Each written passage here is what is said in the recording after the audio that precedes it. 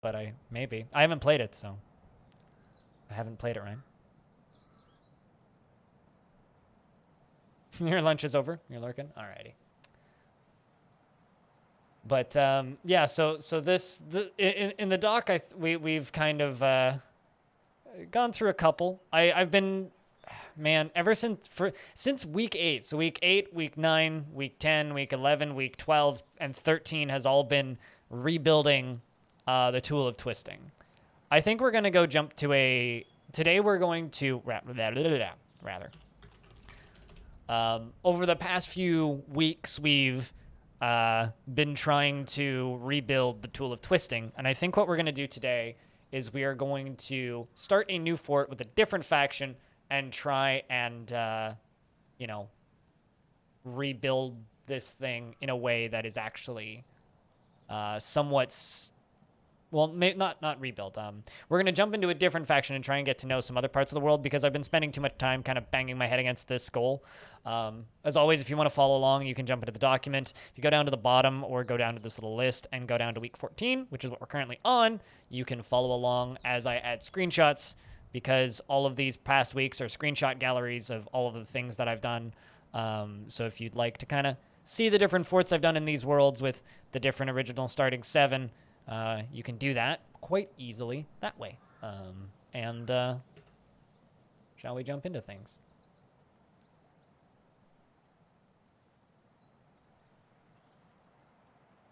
Yeah, looks like Evil Trick is continuing to play.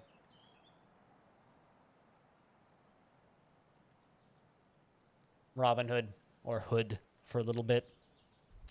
If you want to watch some of that, Ryan. Oh. Also forgot to update the save. We'll just do that in the background. You got him up on your other monitor? Gotcha.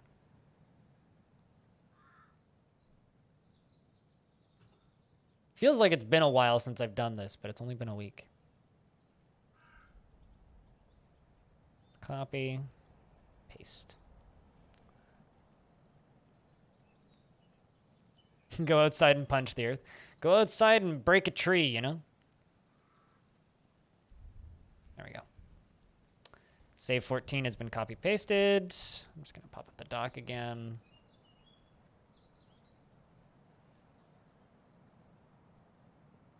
Def first. Well, garden. Def first. It's uploading to the Google Drive.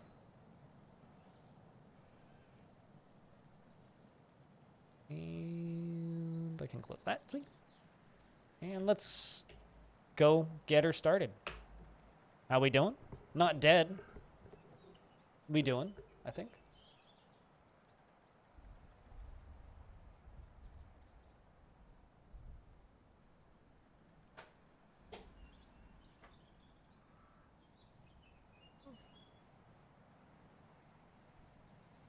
So doing okay.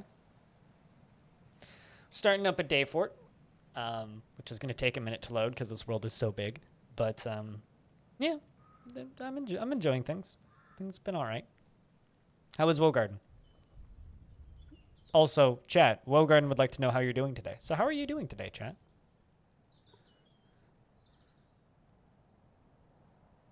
So goal is to find somewhere with a heavy aquifer and play a faction I haven't played before and focus on cheese. And I'm not allowed to bring plump helmets or harvest plump helmets or do anything with plump helmets. So our food is going to mostly be like hunting, gathering, and surface farming, or fishing even, cheese making, and being up on the surface. So it should be pretty fun. Should be pretty fun. Hopefully we'll get a were creature attack and everybody will die horribly. Find desired location. Okay, so let's just set this to heavy aquifer. Do search. That's gonna take a bit.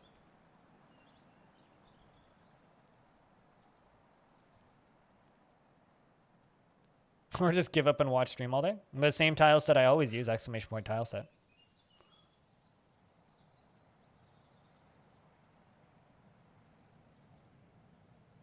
As a member of chat, you're good. As a human being outside of chat, you're not. Like, what does that mean?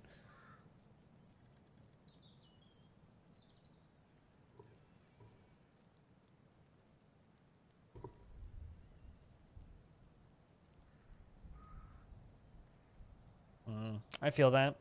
Lizards. I feel that.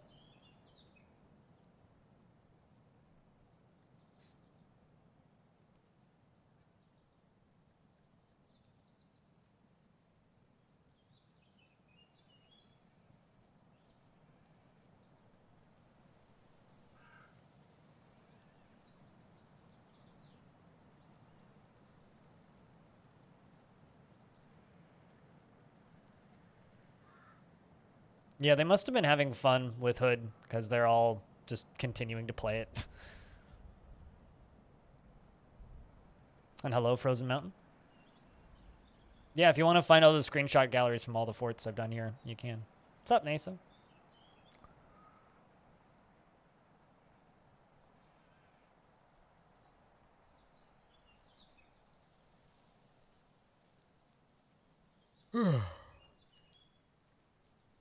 You almost choked on your English muffin. That's not good. You shouldn't choke on your English muffin or your French muffin. Or your Spanish muffin, for that matter. Some musicking, some reading, and now enjoying the stream ski. What musicking did you do? I was unaware that my stream could ski, but I guess the more you know.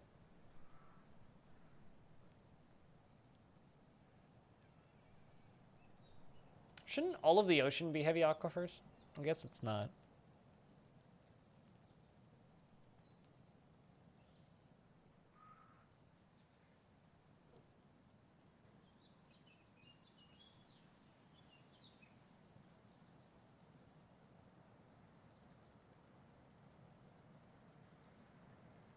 Yeah, I did quite a bit of reading yesterday. I read really slowly these days, but did my best. Cleaning stream on while you clean. Should do that. Cleaning's important. Stream schedule might get a little weird in the next 2 weeks, though, because I've got some people coming in to paint. I don't know when, because I still need to get that quote. But working on getting these corners painted so I don't need to be reminded of my ex's awful cats every time I look at my walls. All right. Browse results. All right. Who do we want to play as? The Scalded Books is a good name, and they're down in the cold section, which could be fun if we're in like a colder region. The problem is this whole region is an absolute clusterfuck. Like, there's just evil shit everywhere, which is, you know, not necessarily a bad thing, but like, boy. I mean, we could go like up here, because I kind of want to do like just a cozy tavern town. All of this is like very temperate-y woodland. Ice Castle? Well, if I'm doing above ground farming, Ice Castle's not going to be very successful. So my kind of selected things I want to do.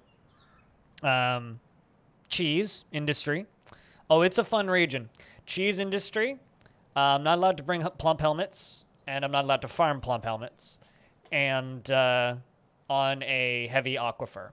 So I'm probably not going to punch through the aquifer until winter, which is how I like to do it. And this whole region is a lot of fun, quite literally. I mean, like, look at this. Temperate savanna. It's cold, sparse trees, moderate vegetation. So, like, that sort of thing. So, basically, it's going to be more of a, I need to actually, I kind of like this spot.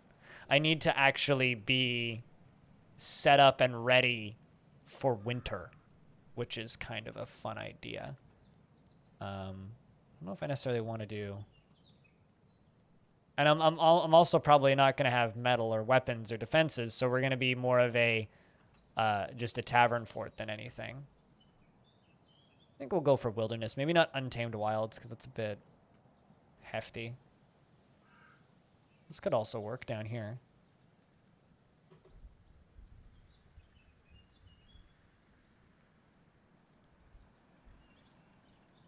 I hate Kindles. I hate Kindles. Do not like Kindles. Not a fan. I used one once. Do not like. I mean, you can zoom, so in that sense, yeah, sure, it's easier, but I do not like it. Kind of defies the whole purpose, in my opinion. I mean, if I'm not going to be worrying about metal industry, I don't think I'm even going to bother.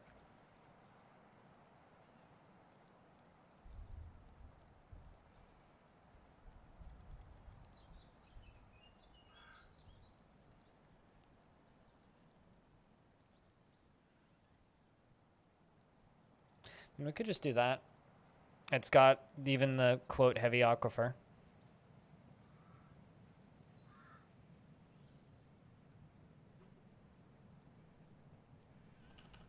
What's this? Because that's a fucky little cliff feature there. Might be kind of fun. It's just the one biome. So it's woodland trees. So it's pretty well forested. It's a temperate freshwater marsh. It's cold, so we'll get snow in the winter. Moderate vegetation surroundings. It's calm. So a lot of this fort is going to be about prepping and surviving for winter.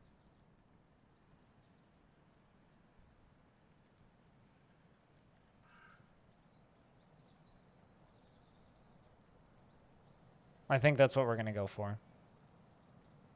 I think that's what we're going to go for. So we do have humans and goblins in range. We are at war with the goblins, but they won't attack us immediately. We are the Scalded Books. And I think before I forget, I'm going to screenshot our location and what we're bringing. The Waxy Mire. The Waxy Mire. The Waxy Mire. It's a good name. Let's screenshot the location. All of these are going into the document if you want to follow along. And embark. Prepare for the journey carefully.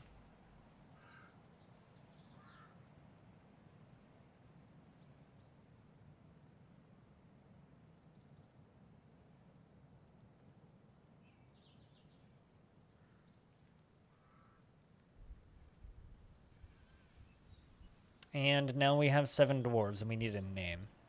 So if we're doing kind of a farming / survival of the survive the winter fort. Whoops! No! Do not embark. That's not what I wanted to do. I wanted to hit Y, not E. We need an image. I wonder if I could do like fields of.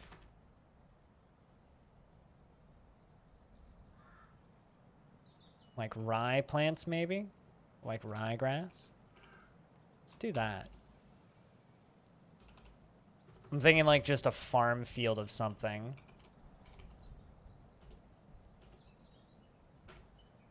An image of ryegrass. I mean, I'm not allowed to bring plump helmets, so why would I bring plump helmets if I'm not allowed to bring plump helmets?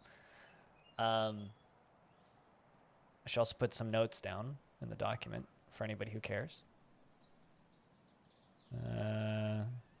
Week 14. Notes. As a joke. I mean, that's like dangling water in front of somebody who's dying of dehydration.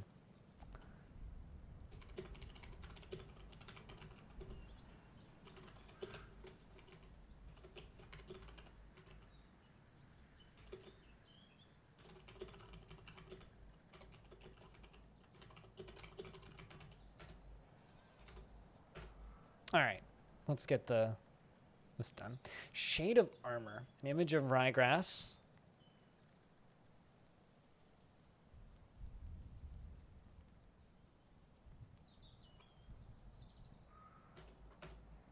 And 2 dwarves. And I don't think I can, there's no like, yeah, there's no harvesting. So I guess contemplating? Please.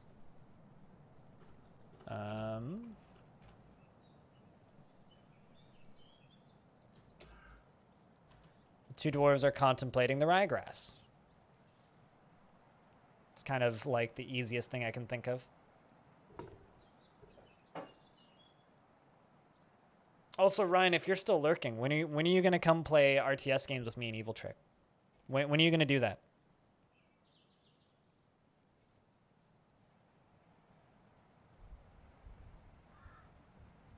You're more than welcome to come play some Age of Empires 1 with us on Monday. Or 2, depending on what we feel like playing.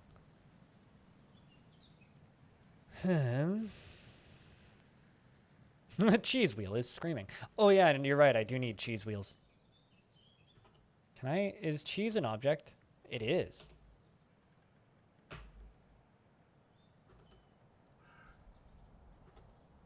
There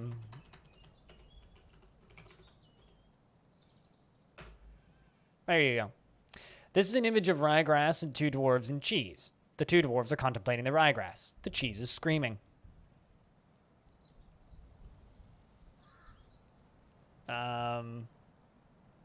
For everyone, yes.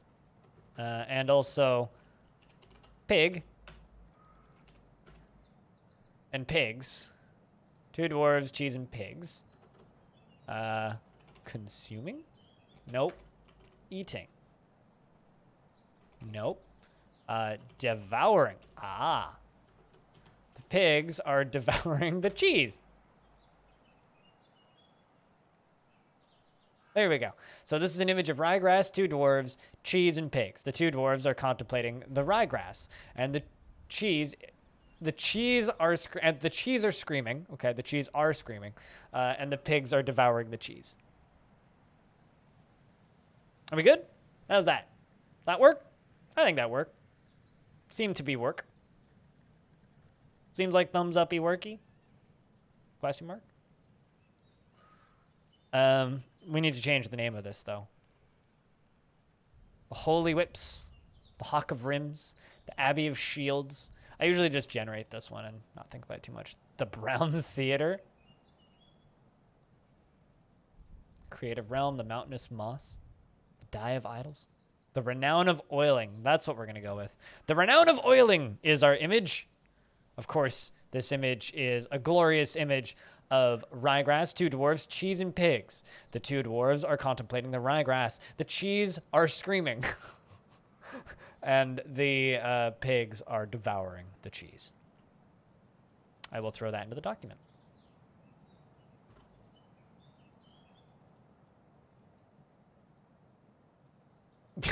Dwarves, ryegrass, yes.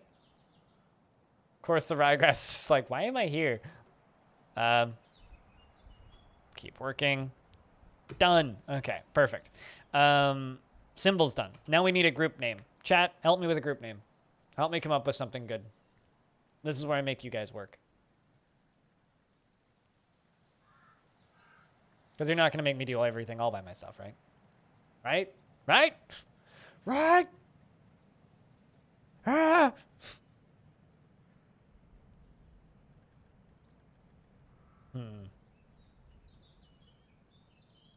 The Yarn of Wheels.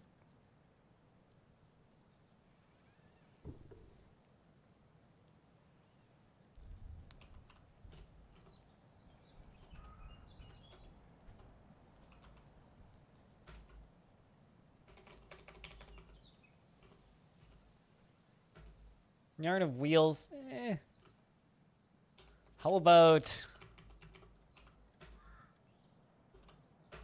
the Yarn of Cheese? Although I need an adjective. Simple Yarn of Cheese. The Bloated. The Blind Yarn of Cheese.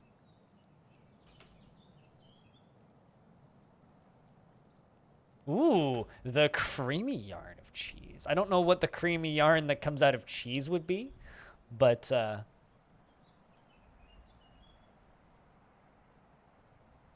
Chasers of Dairy.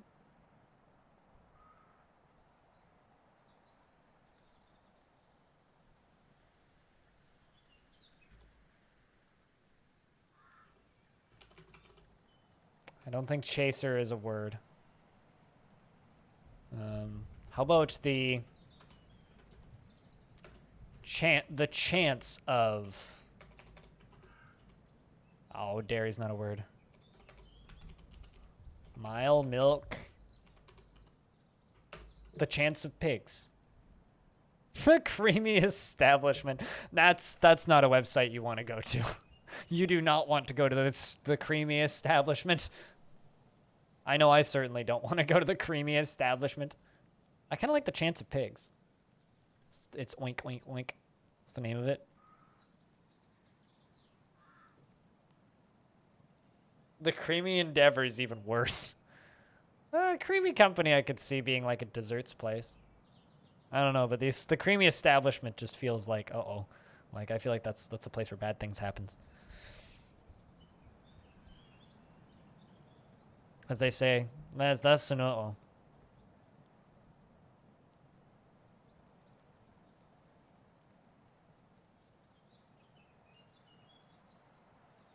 The Cheesecake Factory? Yeah, very, very, very, very, very bad, dark, evil place where people die of caloric overdoses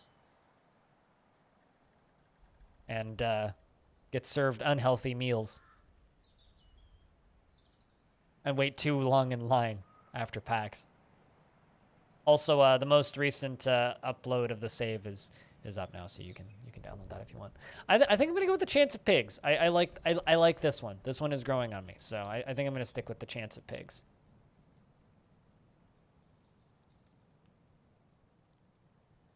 Gives kind of like a nice pig oinking sound to the fort. And then the fort name. Word. Part shot. Paddled Thames. Gravel River. Bones Paddles. Bones Paddles is a really good one. Gorge Healing. Mirror Howls. Trumpet Locks. Bowsmith. Page Labors. Lance Termit. Whip Scorch. I mean, that's a little backwards. Should be Cheese Freeze.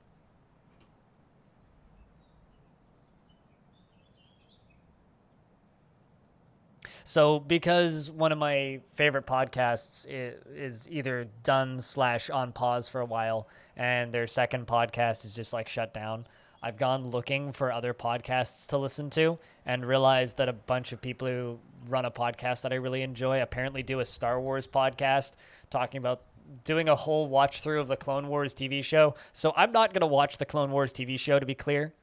But I'm going to listen to a bunch of nerds talk about the Clone Wars TV show for way longer than the actual TV show is, one episode at a time.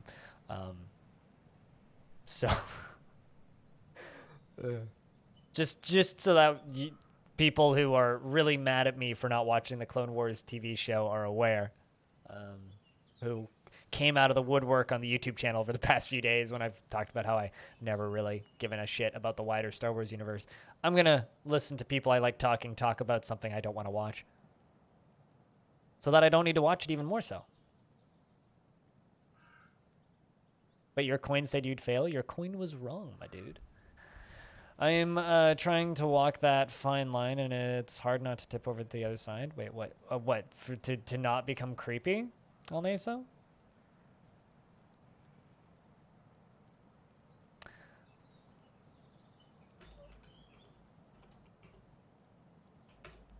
How about diamond cheese?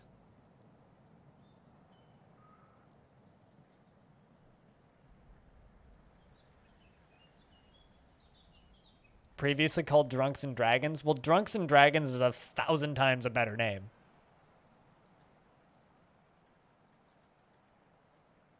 Well, it's just like for the foreseeable future, Giant Bombcast is on pause, and the Giant Beastcast is now done, meaning I now have space in my week for another 3-hour podcast and maybe a second 3-hour podcast until further notice. So,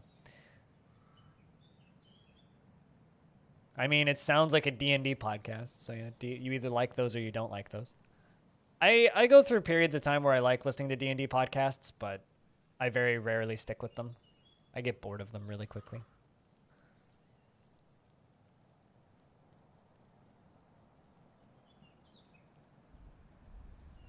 All right. So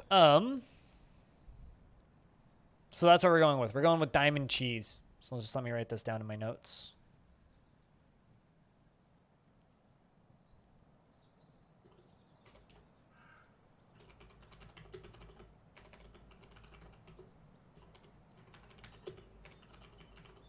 Diamond cheese. And now I need 7 dwarves. So if you'd like a dwarf, considering this is a new faction, doesn't matter if you've got a dwarf alive in this world, we probably won't see them. So if you would like a dwarf, raise your hand in the chat, and we'll get you dwarfed. Also, it's nice to say dwarf again and not Jawa. Good lord.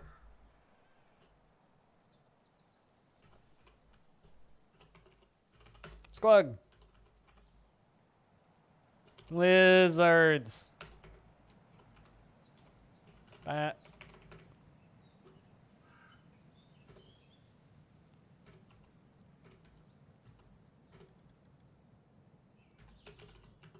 Past it. Anybody else? El Naeso. El Naeso.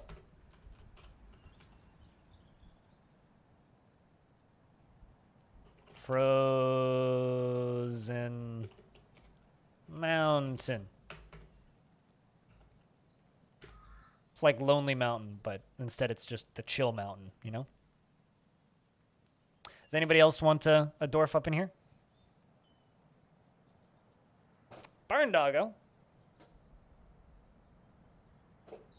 Isn't a barn just a big shed?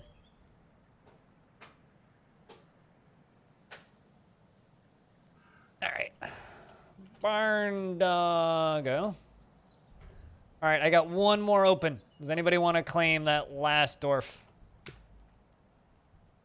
Anybody? It's open to anybody. We just need one person to raise their hand. This is where I wait. It's like sometimes on Saturdays we have busy starts and it's just like 25 people want to name. And then sometimes on Saturdays it's like 6 people want to name. And I'm just like sitting here hanging going, anybody? I'm just going to give one to somebody if nobody asks for it. All right, Stone. There you go. Stone gets the last one because I know that you're lurking. All right. So let's go. Everything's all right, says Squug. He is 74 years old, born on the 18th of Sandstone in the year 306. His very long sideburns are braided. His very long mustache is neatly combed. His very long beard is braided, and his hair is clean shaven. He is thin, and his teeth are widely spaced. His slightly protruding gold eyes are round, and his nose bridge is convex. His somewhat tall ears are splayed out, and his hair is flax. His skin is dark peach. He likes gypsum plaster, pig iron, and shell opal, and beds and giant monarch butterflies for their coloration. The words of the diamond of taxes, and when possible, he prefers to consume giant puffin, river spirits, and cacao beans, and absolutely hates rats. Giant puffins, eh? I wonder what a puffin would taste like. I don't want to eat a puffin. I'm just curious what a puffin would taste like. He personally thinks working hard is an abject idiocy, values tranquility and a peaceful day, and finds those that deny their impulses somewhat stiff. He doesn't care if others take the time to master skills and dreams of creating a great work of art. He is made deeply uncomfortable by differences in culture or appearance, and he tends to not reveal personal information. He prefers that everyone lives harmoniously as possible, and he generally acts with a narrow focus on the current activity. He isn't given to flights of fancy and doesn't handle stress well. He tends to be a little wasteful when working on projects, and he is quick to form negative views about things. He isn't particularly curious about the world, and he's grateful when others help him out. He tries to return favors and is often nervous, and tends to be a bit stubborn in changing his mind about things, and needs alcohol to get through the working day. Likes working outdoors and only grumbles mildly at crappy weather. Are a delicacy in the Faroe Islands? Why did I think that they were endangered and that you definitely shouldn't be doing that? But I thought that for some reason puffins were endangered, but maybe they ain't. I don't know. I don't know.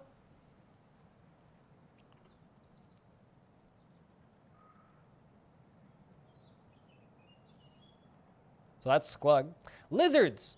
Says, I could do without all those creatures and the tangled greenery. He is 85 years old, born on the 9th of Limestone in the year 295. He has very long sideburns that are braided. His very long mustache is neatly combed, and his very long beard is arranged in double braids. His hair is clean shaven, and he is average in size. His nose bridge is convex, and he has slightly rounded gold eye. He has slightly rounded gold eyes that are slightly protruding. His dark peach skin is wrinkled, and his hair is flax with a touch of gray. Is vulnerable but not endangered. I'm not sure how I feel about that, but he personally values a harmonious existence and dreams of creating a great work of art. I guess now I guess I could figure out my question of what does a puffin taste like. Still no interest in actually eating a puffin, but puffins are way too cute, in my opinion, to eat. He is easily moved to mercy and does not easily fall in love and rarely develops positive feelings. He isn't particularly ambitious, and he prefers that everyone live as harmoniously as possible. He takes offered help and gifts without feeling particularly grateful, and he can sometimes act without deliberation. He isn't particularly interested in what others think of him, and he is moved by art and natural beauty. He is troubled by this since he dislikes the natural world. He doesn't seek out excitement and tends to share his own experiences and thoughts with others. He tries to keep his things orderly and doesn't mind wearing something special now and again. He has a certain stare when he gets annoyed, and he needs alcohol to get through the working day. He likes working outdoors and only grumbles mildly at shitty weather.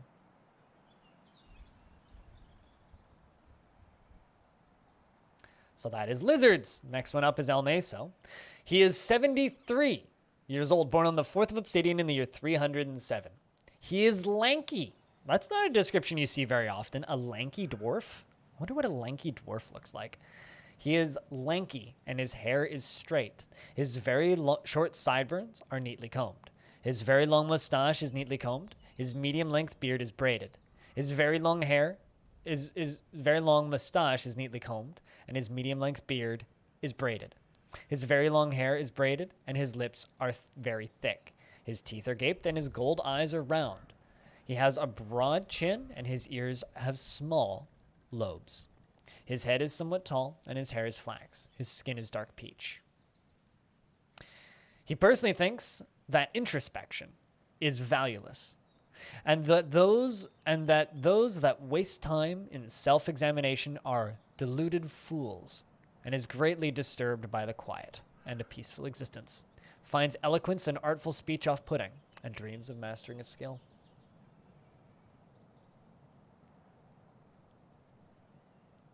He rarely feels discouraged and isn't particularly curious about the world. He tends to form only tenuous emotional bonds with others and tends to avoid crowds. He isn't particularly ambitious and generally acts with a narrow focus on the current activity. He needs alcohol to get through the working day and likes working outdoors and only grumbles mildly at crappy weather.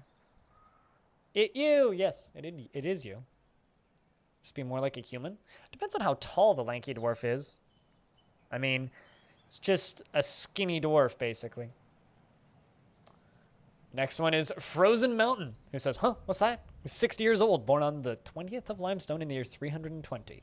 He is tall and incredibly skinny. See, there you go. All these this whole faction is like tall and skinny, and they all have dark peach skin. His long sideburns are neatly combed, and his very long mustache is arranged in double braids. His very long beard is arranged in double braids, and his long hair is braided. His teeth are widely spaced, and his nose bridge is convex. He has a broad chin, and his slightly protruding gold eyes are slightly rounded. His nose is somewhat narrow, and his hair is flax, and his skin is, of course, dark peach. He personally values eloquence and finds blind honesty foolish, and sees no value in holding back complaints and concealing emotions. And he dreams of mastering his skill. He very rarely develops negative feelings towards things, and he is quite polite. He takes offered help and gifts without feeling particularly grateful, and he doesn't mind wearing something special now and again. He tends to assume the worst of two outcomes will be the one that comes to pass, and he can sometimes act without deliberation. He has a tendency to consider ideas and abstractions over practical applications, and he generally is quite confident in his abilities when undertaking specific ventures. He can handle stress, and he can occasionally lose focus on the matter at hand. He tends to be swayed by the emotions of others, and he occasionally overindulges. He finds obligations confining, though he is conflicted by this for more than one reason.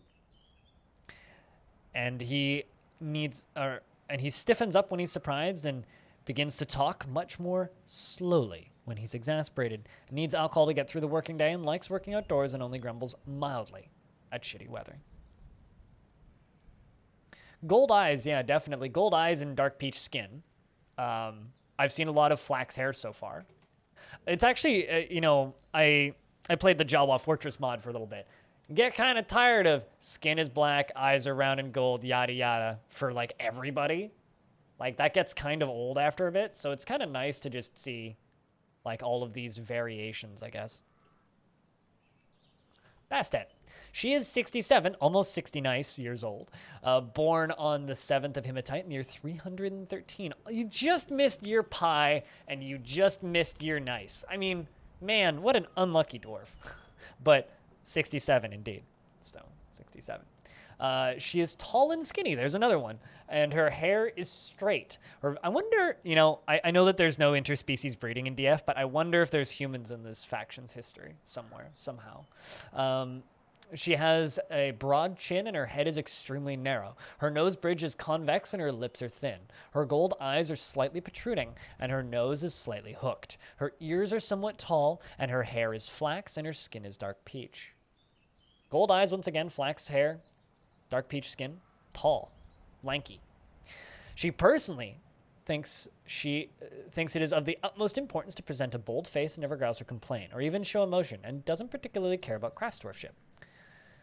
Dreams of creating a great work of art. She has a good spatial sense and a good feel for social relationships, and a really poor focus.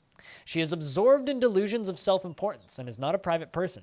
She freely shares details of her life, and she struggles against this tendency, as she finds such an open expression offensive. She is inattentive to detail in her own work and does not easily hate or develop negative feelings. She is assertive, and she could be considered rude. She enjoys the company of others, and she occasionally overindulges. She's not inherently proud of her talents and accomplishments, and when she becomes exasperated, she clicks her tongue. She always takes a deep breath whenever she is surprised, and she needs alcohol to get through the working day. She likes working outdoors and only grumbles mildly at crappy weather. All these dwarves look like beans from Honeysuckle. I was kind of thinking that, yeah, but that's a bit of a deep cut at this point. But Beans is one of those dwarves that like sticks in my memory. Next one is Barndoggo, who says, art is life, life is art. He is 84 years old, born on the 9th of Slate in the year 296. An older dwarf. Well, I think one of the oldest ones in the run so far. He is loaded. He has loaded a tall body with incredible muscles. That was just a weird sentence. He has loaded a tall body with incredible muscles. His nose bridge is very convex, and his sideburns are clean shaven. His long mustache is neatly combed, and his long beard is neatly combed. His hair is clean shaven, and his somewhat splayed out ears are somewhat narrow. His dark peach skin is wrinkled, and his gold eyes are slightly wide set. His nose is slightly hooked, and his hair is flax with a touch of gray. He likes basalt, iron, fire opal, giant gray squirrel parchment, and the color mahogany, gems, low boots, and sheep for their wool, and giant ostriches for their long necks, and when possible prefers to consume hornbill and river spirits, and absolutely can't stand blood gnats. He personally sees competition as reasonably important and values tranquility in a peaceful day, and dreams of raising a family. He is greatly pleased by his own looks and accomplishments, and he is very ambitious and always is looking for a better way to better his situation. He feels a strong need to pay back any favor done for him, and he has a tendency towards forming deep emotional bonds with others. He often feels envious of others and likes a little excitement now and again. He is conflicted by this because he considers tranquility preferable to tumult. Conceptually, he has a tendency to go it alone without considering the advice of others. He's not particularly interested in what others think of him, and he is rarely happy or enthusiastic. He is conflicted by this because he values parties and merrymaking in the abstract, and he does not easily hate or develop negative feelings, and he needs alcohol to get through the working day, and wonder why, and likes working outdoors, and only grumbles mildly at crappy weather. This poor dwarf. Last one on the list is Stone, who is 60 nice years old, born on the 15th of Timber in the year 311. What is the color of your energy, chat? He is tall, and his hair is straight. His very long sideburns are braided, and his very long mustache is arranged in double braids. His medium-length beard is arranged in double braids, and his very long hair is arranged in double braids. His teeth are widely spaced, and he has a broad chin. His nose bridge is convex, and his slightly protruding gold eyes are round. His nose is slightly hooked, and his hair is flax. His skin is dark peach, and his lips are slightly thick. Posted it on Discord. You found something while looking through the Civ's history, and you posted it on Discord. Hold on, let me take a peek. Moses was taken by a fell mood. Okay, so in 64, Moses was taken by a fell mood in Hope Handles. Moses murdered Zulban. Sword balances in Hope Handles.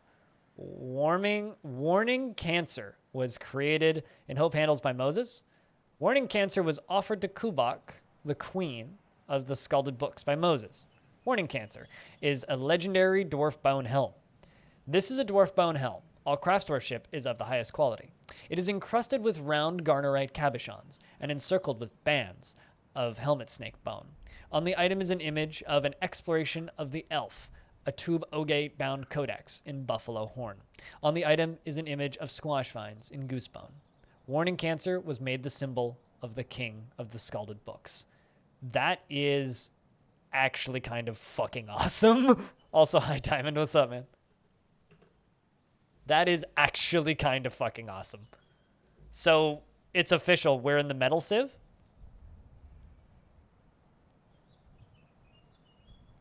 We are in the metal civ.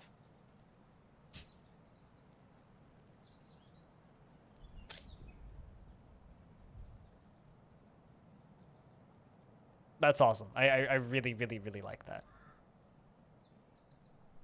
I'm going to snipe that little image that you screenshotted, and post it in the doc.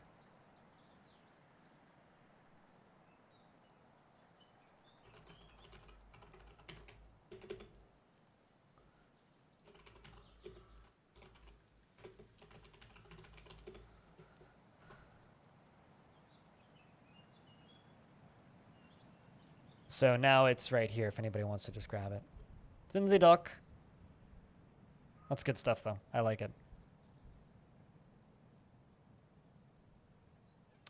He has a strong sense of duty, and he tends to not be swayed by emotional appeals. He likes a little excitement now and again, and he isn't particularly ambitious. He is somewhat quarrelsome, and often overindulges. And he occasionally overindulges. There we go. He has a noticeable lack of perseverance, and he is grateful when others help him out. He tries to return favors and tends to hang on to grievances. He generally acts with a narrow focus on the current activity and does not easily fall in love and rarely develops positive feelings. He whispers when he's thinking hard about something and inhales sharply when he's angry. And he needs alcohol to get through the working day. Likes working outdoors and only grumbles mildly at shitty weather. Definitely wore his dad's bones on his head at some point. I mean, wouldn't you? If you were given a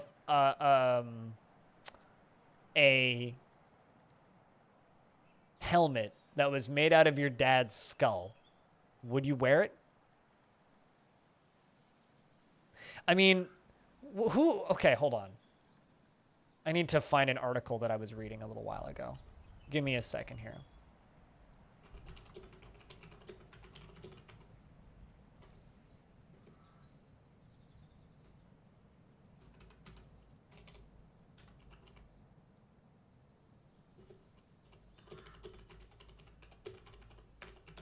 Let's see if I can find this. Yes, this. Found it. Man builds guitar out of dead uncle's skeleton and uses it to play black metal. The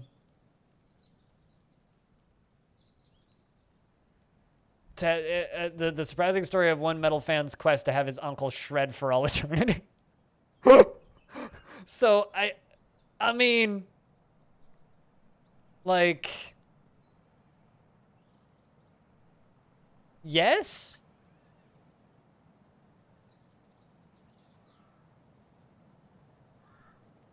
That's all I have to say to that is yes?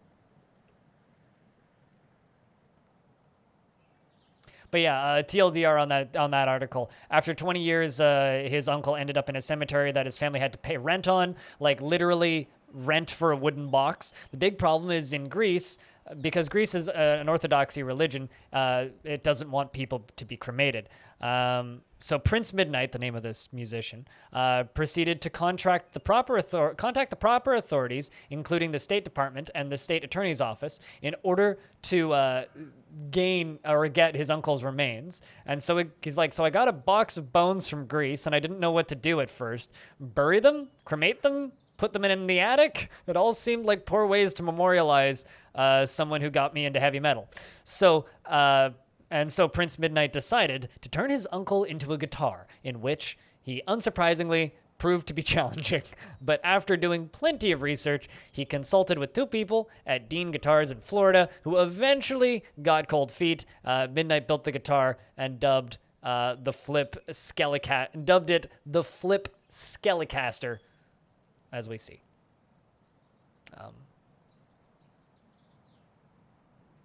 Want to spot pay rent? Not everywhere, no. Ours are paid for by taxes, and eventually they will replace you. So, yeah, no, that's not that way everywhere. But yeah, if you want a spot in a graveyard here, it's paid for. It's not a rental thing. All right, we need to do items, so we should probably do that. I'm thinking we bring an extra battle axe. Ooh, steel anvil, meaning my faction has no access to anything. So I'm not allowed to bring plump helmets. So plump helmets. No plump helmets. Ooh, rainbow trout. Fish. Maybe we'll be doing summer fishing. Maybe that's the thing we'll be doing, because that's totally an option. So for those of you who maybe tuned in while I was reading dwarves descriptions and whatnot, the theme that we're running with this time, or the limitations that we're running with, I'm not bringing plump helmets. We're on a heavy aquifer, and it's very cold, very cold. So we're gonna have to deal with winter and seasonal growing. But most importantly, we have to make cheese. So I'm gonna bring us some piggies so we can make pig's cheese, pig cheese. Big cheese. I don't really want to bring things I need to worry about grazing, because it's going to snow. It's cold.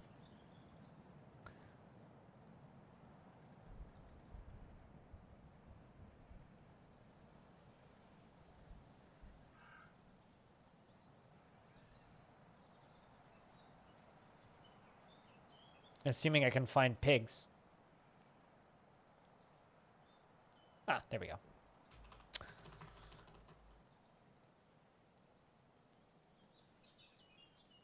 I'm not going to need to worry about buckets or step ladders or anything, so I can save some points there.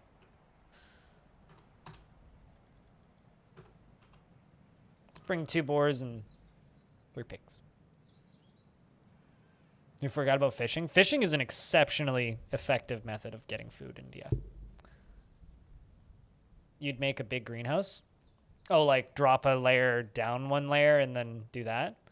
I mean, I'm going to try and not do year-round growing. I'm probably going to focus a lot on picking a lot of food over the summer, and harvesting a shit ton of food over the summer and preserving it. That's what I'm going to try and do. I mean, we'll either die in the first year or we'll be fine, so we'll see how this goes. And hopefully have a couple of hunters. I'm hoping that We'll get some dwarves with crossbows, and we can send them out to go hunting and do dwarfy things of that sort. And that'll be hopefully an option. So we'll do something like that. We'll figure out something that works, probably. But you know, we still have 132 points though, so I think I'm gonna bring more rainbow trout. Not too worried about food, but I'm a little bit worried about food. And I'm going to crank up the Dwarven Ale. Dwarven Wine. And Dwarven Beer. Got 2 of those left. And that's us. That is us, I think. All right, let's snipe a screenshot of the starting 7 for easy memory access. And I think that's it. I missed this. You have arrived after a journey from the mountain homes into the forbidding wilderness beyond. Your harsh trek has finally ended, and your party of 7 is to make an outpost for the glory of all Kadisthakat. There is almost no supplies left, but with stout labor comes sustenance, whether by bolt, plow, or hook. Provide for your dwarves. You are expecting a supply caravan just before the winter entombs you. But it is spring now, enough time to delve secure lodgings ere the ravid soldiers get hungry. A new chapter of tall, lanky dwarven history begins here at this place. Doran Shockmug. Diamond cheese. Strike the earth. Chat, can you do me a huge favor? And while I put some music on, type in strike the earth. Or just give us a round of beers for the fresh start. Whatever you prefer, really.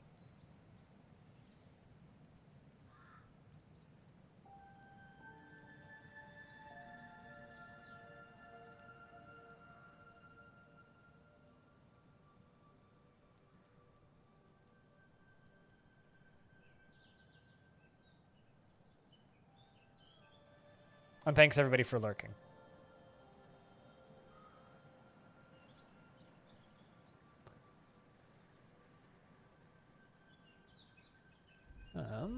What's the plan for this fort? So we're on a heavy aquifer. I'm not really planning on digging down. The point of that is to kind of, it's a surface fort. We are in a very cold biome. We're not allowed to grow stuff underground, really. Or rather, we're not allowed to depend on plump helmets because I've brought none. We have to make cheese and survive above ground, and it's cold. It's cold. Like, it's cold. So we're going to have long winters. So it's going to be more of a farming game than, you know, more traditional Dwarfy game. But I like this spawn already. The spawn looked interesting. So we'll have to see how it turned out. I like this spawn a lot already. Look at this. Oh, this is pretty. Wisconsin. I mean, it's a lot of places in North America or Europe could be attributed to that. Wisconsin, sure. This is a beautiful embark. Seriously, look at this. I was really excited when I saw the really tall hill here. But this is pretty. I really like this. Could build something on this plateau nice and easy. What do we have around? Marsh thistle. Okay. Not much I can do with that. Prickleberries. Tons of surface prickleberries. Prickleberry wine. Asparagus. Spinach. Soybean. Persimmons. All right. We're pretty muskmelon. I'm pretty sure that's brewable. Foxtail mullet. Foxtail mullet beer. More soybeans. More asparagus. All right. So far, so good. And also just this big, beautiful, open, like, drop area. If I turn on the dig button, do I see the aquifer at all? Because this is all a heavy aquifer. Although, fortunately, there is some stone here, I think. We have marble. Ooh, so I could even, like, do a little quarry mining. Well, that's fun. I don't know how long before we bump into an aquifer, but... Because this is the classic heavy aquifer. This isn't even a varied aquifer. This is a heavy aquifer. So we get to deal with the classic funds.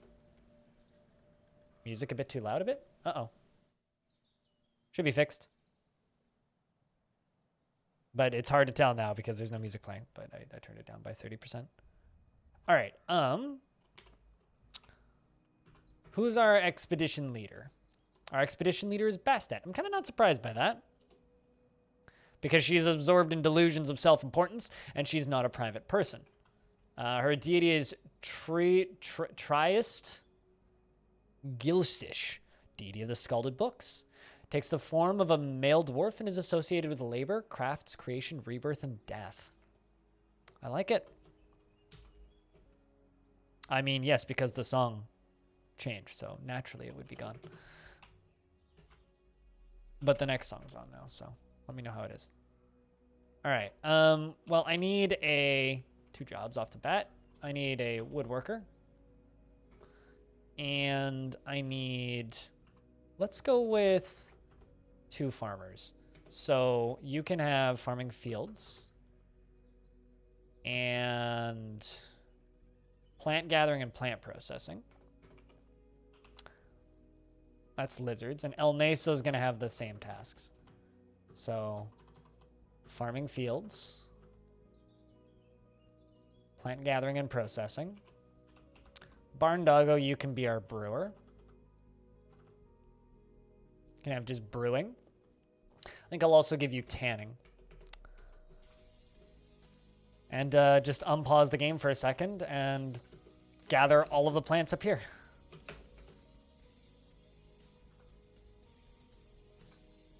And we're in early autumn. Oh my god, that's like not great, actually. We're in early autumn, so we just have to do our damnedest to gather all of the foodstuffs. I was like, we must be like in spring, but no, we are in early autumn. But how have you been, Jack Nick? How's life been treating you recently? I hope pretty well. I think Squug we're going to give mining. Frozen Mountain we're also going to give mining. We're going to jump down to here and we're going to start mining into this side of the wall. At least until we hit water. Because I would like this marble to start constructing our fortress out of. Or rather, our living space out of. I mean, maybe I'll just carve into this area and we can live underground and the tavern can be up top, maybe? I'll figure something out. Depends on how much stone we dig into. Your capstone? I don't know what that means, but I hope the presentation went well. Now they start mining, hopefully, once I unpause the game, naturally.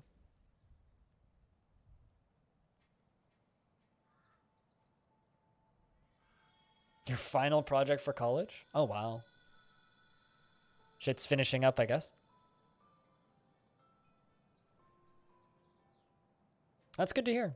Glad stuff's moving along and getting finished.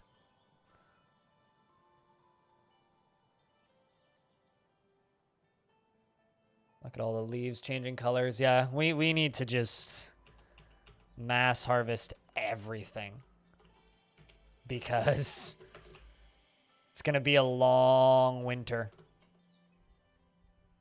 Damn slow peasants. Ah, they'll learn.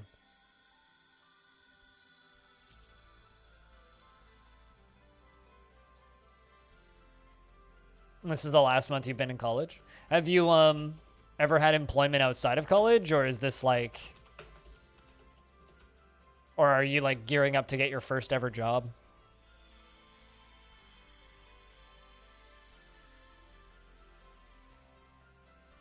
Because that's always like kind of an interesting to think about. There we go. El Naeso's become a herbalist. Lizards and El Naeso have both immediately become herbalists. Barn Doggo, before I forget, I'm going to give you mechanics. Actually, no, not mechanics and engineering. You're going to have different tasks. We're going to give Bastet architecture, mechanics, and masonry.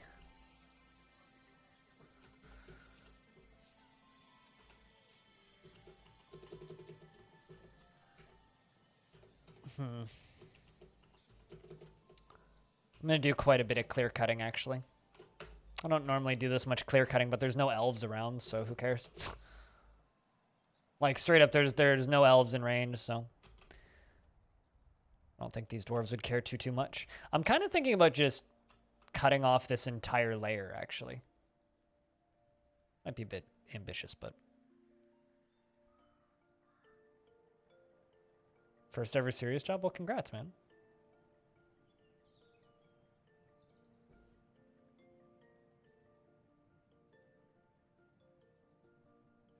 I've never been to any kind of higher education, I think is the word. College is one of those things that I kind of feel like I missed in life. Like, it's one of those experiences that a lot of people are like, oh, it's great, yada, yada, or like, oh, it's something that everybody should do regardless of whether or not it's good. And I kind of look at it and it just makes me a little bit sad that it's something that I missed, that I'll never get to do or experience. But, you know, such is life. I think I'm going to assign you to woodcutting. Go help.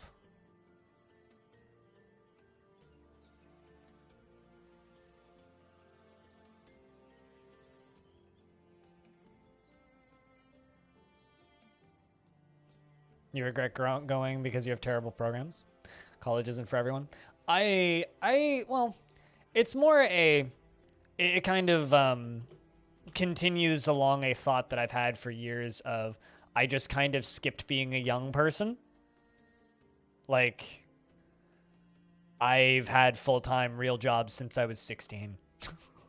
Like, I've never really had a point of rest or a point of break or a point where it's like I can just depend on somebody else for anything since that point in my life, right? So when I look at college, it's just kind of one of those things where it just kind of adds into that feeling of I feel like I just kind of missed being a kid.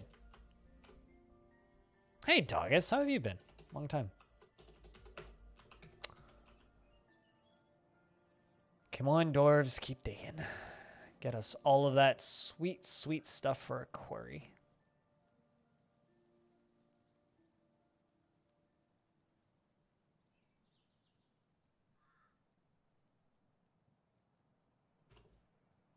You are indeed a miner. Hopefully soon you'll be a slightly better miner soon. Also, it's good to see you again, Side Scoop. Oh, am I? Absolutely terrible, but getting by, Doggus. That's how you know I'm a real human being, is because I don't lie when people, you know, ask how I'm doing. It's like, I'm fucking bad. Life sucks. It's really difficult to get through the week. But I'm here. I'm streaming. Doing that bit. To be clear, it's not because of my job that my life sucks. Oh, it won't, but that's okay. I'll live.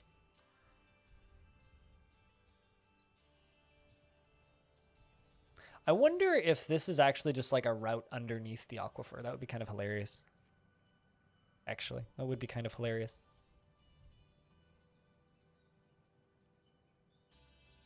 Picking out everything bit by bit. Is my mood different than it was last Saturday? I'm trying to think what my mood was last Saturday. My mood was pretty shit last Saturday. What was that? Something just flew by. We got ravens. Oh boy. We're gonna get dive bombed by ravens.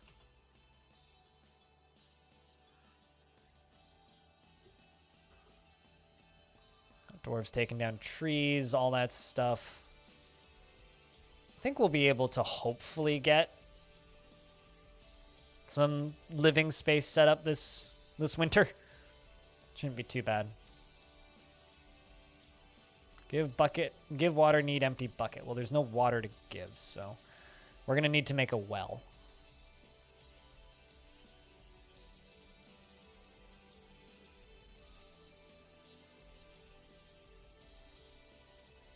But yeah, I'd say my mood was probably better than last Saturday. I'm just a bit more nihilistic instead of just plain down. I'm always worried that that's something that's going to, like, impact other people's enjoyment of my broadcasts, but hopefully the honesty is at least positive in some respect. As it's kind of impossible for me to answer that question any other way. I'd feel like I'm lying when people ask me how I am. Or you're not going to handle it professionally. If you're not going to handle it professionally like a job, stay away from it. The young person college life that I think you were alluding to is a myth. Oh, I know that. No, I'm more specifically talking about the fact that I feel like I missed getting education. It's like I'm well aware that that shit's a myth, just like partying actually being something that people enjoy is kind of a myth. You know, no one feels good after drinking way too fucking much, but everybody still talks about it and does it. No one feels good the next day. Everybody hates themselves for doing it, but they still do it, right? It's just like I partially think that happiness is a myth, but there's things that I wanted to do in secondary education that life and circumstance didn't allow me to do, and I have regrets because of that. I really, really, really wanted to go into music production and music theory, but it was just too astronomically expensive, and there isn't enough work in those industries. I really, really, really wanted to go that route with my life, but it just didn't happen. Heck, I recently learned that one of the kids that I went to music school with back in the day actually is a score composer now. Like, he made it. And this was a kid that I was winning contests against. Like, I was actively better than him in everything that we did. Which kind of sucks. So that's more what I'm alluding to.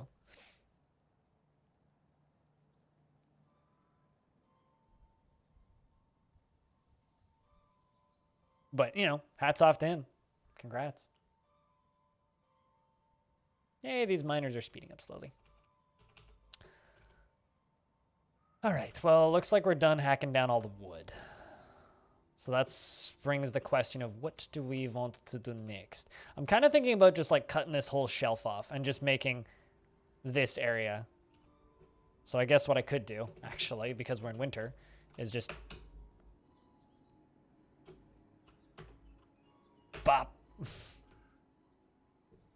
That's going to train them on mining real fast.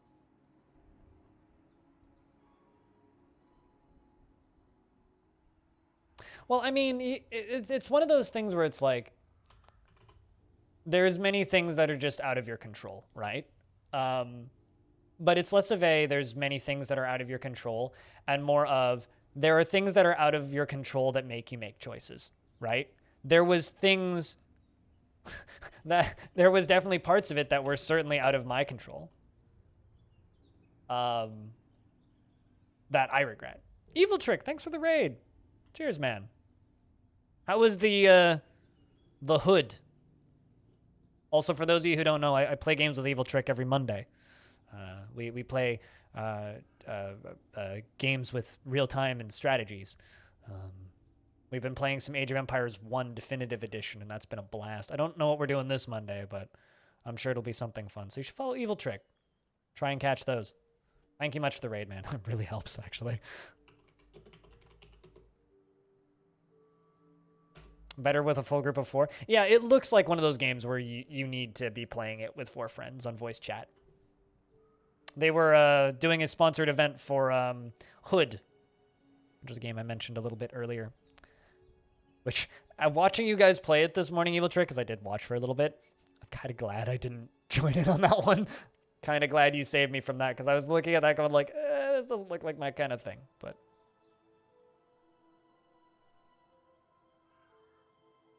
doesn't look like something I'd put a lot of time into.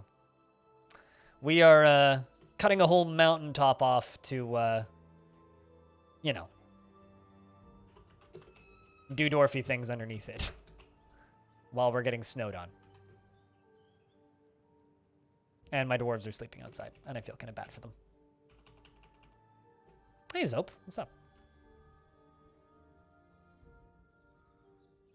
But yeah, glad that the stream was good. Evil Trick. Glad to hear it.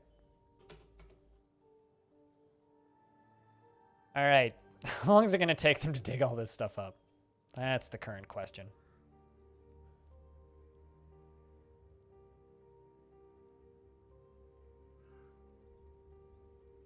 We're currently in mid-autumn. I've noticed a little bit of snow popping up too.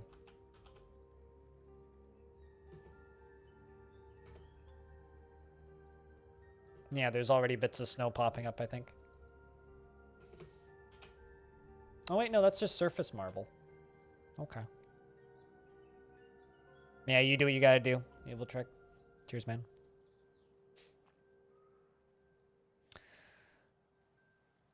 And for those of you who don't know, who just came over from Evil Trick stream, if you type in Trick Cheese, my bot gives you wine.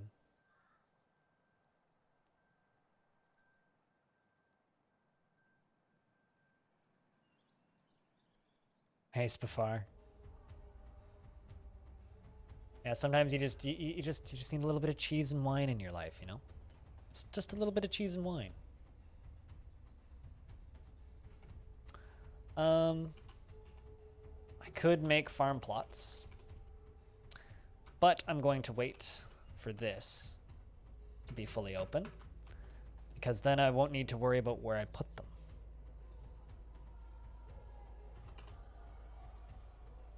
Yeah, there you go, Side Scoop. If you're subscribed to Evil Trick, then you get that glorious piece of cheese with his face on it.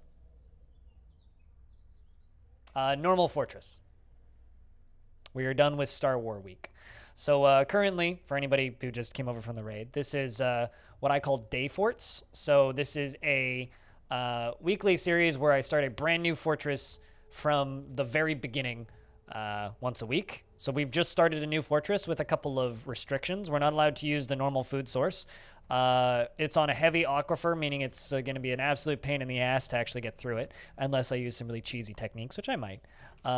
Basically, that means if you dig down, water is going to seep in to whatever trench I dig, and I won't be able to drain it.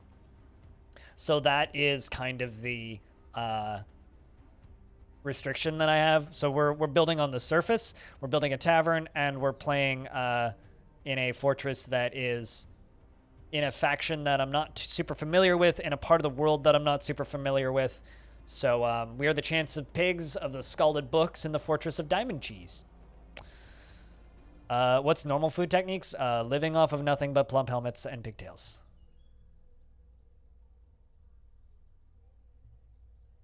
Why can I not drain the water? I mean, I can drain the water. It's just going to require a lot of work. There are multiple ways I could drain the water. But the thing is, okay, so in real life, we have aquifers. It's when you dig down and you hit well water, right? That's an aquifer. In Dwarf Fortress, there's a thing called heavy aquifers, which is such a torrential torrent of water, it's virtually impossible to get through unless you are very smart about it. I know how to get through them. I haven't decided whether or not I'm going to get through this one. I might just let it be and live and let live, as they say. Just kind of for the fun of it.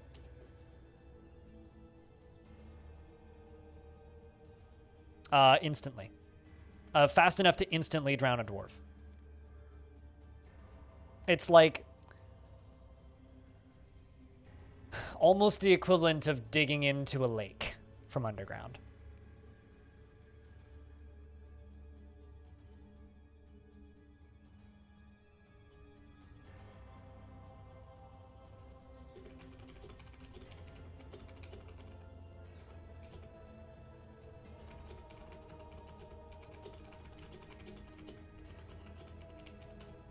Like, the reason all old tutorials tell you to not go through them,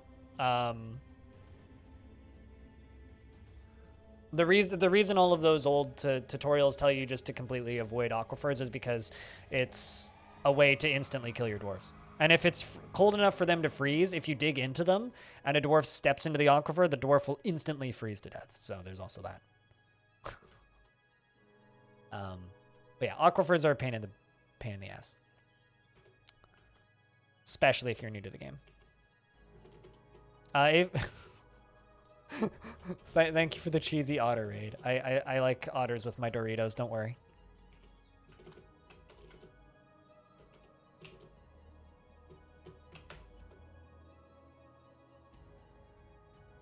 It's all good, Infinity. Sometimes you gotta step away.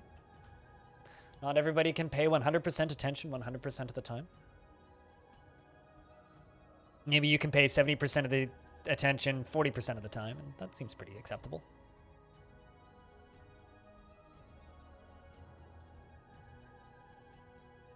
I mean, aquifers for a while there were the easiest way to get fun percent speedruns, which is simply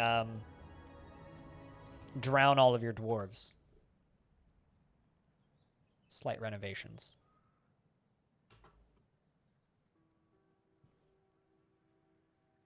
Slight renovations.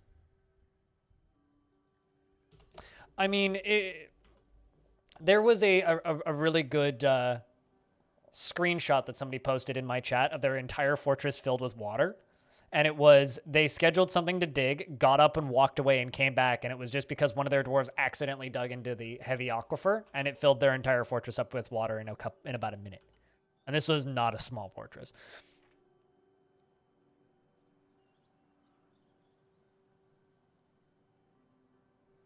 So on one hand, I'm not super worried about the aquifer because I know how to get through it. But on the other hand, it's just kind of there to kind of force me into building an above ground fort mostly.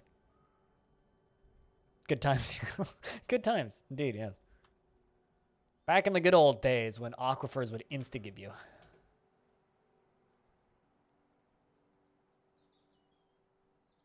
How's the fort? Stream's been all right. Kind of quiet, but all right. How's the fort? We're just getting started. How's the day been? I woke up 20 minutes before I started my stream, so still sleepy. How have I been doing? I've been better. I've certainly been worse, but I've been better. In a relatively nihilistic mood today, I would say. Wonder if I brought 3 picks. I don't think I did.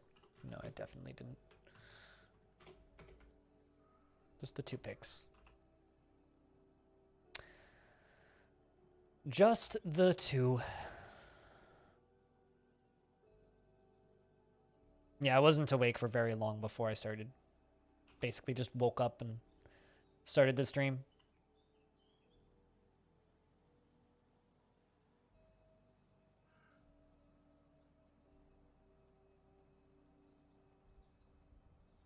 And super critters down there? What do you mean by super critters? Lots of birds on this map. Osprey.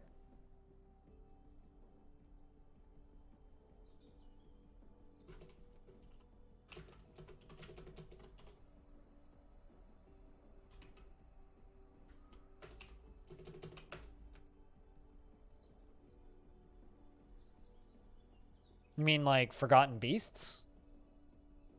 Because Forgotten Beasts can't be hurt by water. They breathe underwater. Same with demons. They also breathe underwater. And in lava, for that matter. They don't need oxygen. Ah, yes, it's that time of year where you have a panic attack in Dwarf Fortress because you can't figure out if it's if the leaves are falling from the trees or if it's raining blood. I assure you the leaves are simply falling from the trees.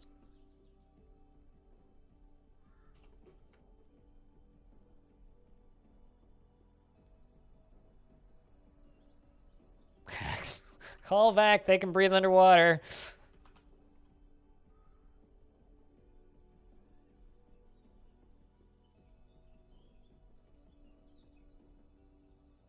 The guy, okay, so the guys in the literal glowing pits, yeah, they don't care. I drained a whole ocean into hell once, and yeah, they didn't care. Because also the glowy pits are a infinite resource suck, so you could just throw stuff into them, so they will drain water and stuff endlessly. So you can't like fill hell up with water or anything fun like that. As fun as that would be, but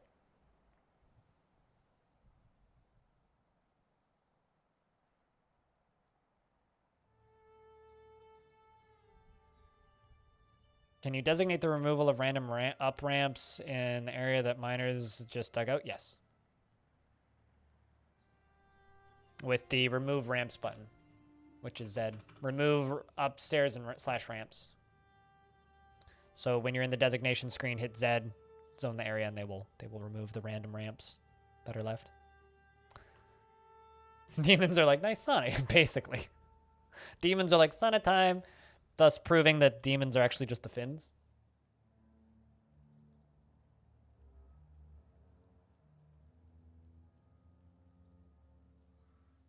When the ocean drained into hell, the game did not crash. The game did crash once when I tried to drain a volcano into an underground ocean, but that was a bit different. I'm not actually sure why the game crashed there. It really shouldn't have, but it did. So.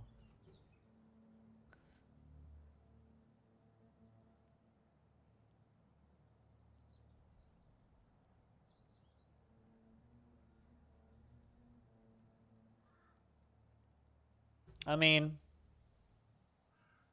hell's actually like a couple layers down. Out here.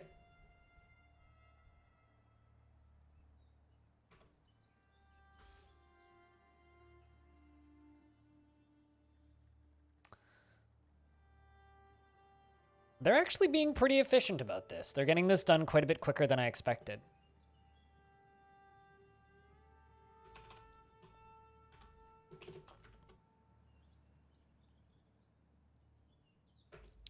We'll get that made out of persons. And Barn Doggo, I want you just on the foodstuffs. And then this is gonna start making blocks. Let's make us a stone stockpile.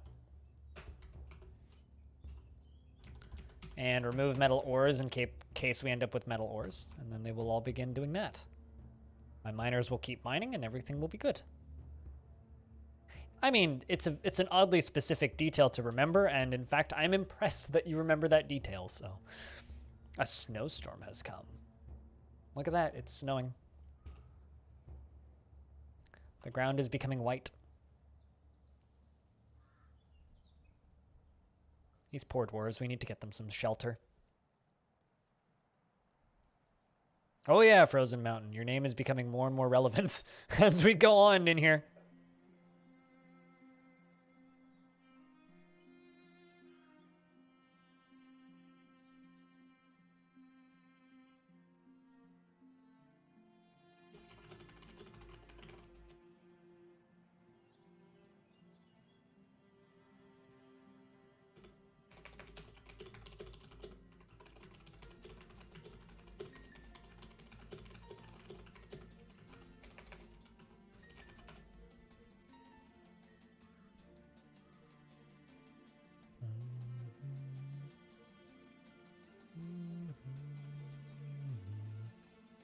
I'm flattening the world, not the whole world, just this top layer. Just this top layer. Maybe this top layer over here too. I'm making this plateau a bit bigger. Because like if I zoom out, it'll give me a lot more working space because the rest of it is very sheer cliff. Well, not sheer cliff, but pretty steep. So I'm giving myself some building space.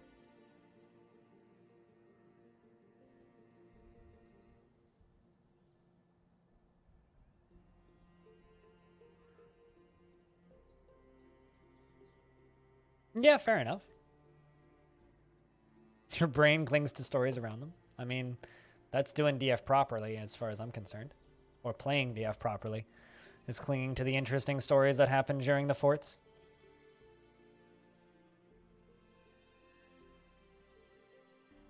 Don't worry about spoilers. Side scoop. Why did you hear steep as sheep? Pretty sheep. Pretty sheep hill. Because I started saying sheer, as in like a sheer cliff, and then corrected myself to steep because it's not really sheer. It's more just steep. So that's why you heard me start saying one thing and then finish with something else. Because I started off with one thing and then finished with something else.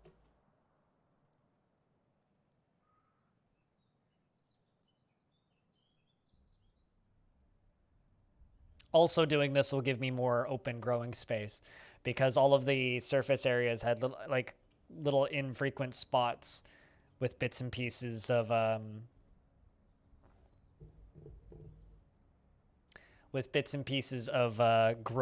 growable sand around it, or mud around it. But if I cut this one layer off, then I will just have a whole area where I can farm openly. Yeah, that's the word. I was like, I'm like losing my sentences mid-sentence today. No sheep yet. No, only birds so far. Although, oh, no, yeah, only birds so far. Ravens and osprey we've seen. Although we are in wilderness, so maybe we'll see some stuff. We're only one tile away from untamed wilds, and only one tile away from calms, so it could go either way. Because, like, we're right here, right? 2 spots over. This is untamed wilds, and this way is all calms, so. I could get some raven eggs. I'd have to catch them. Sounds like more work than it's worth. I could also just hunt the ravens, which is more likely what I'll do.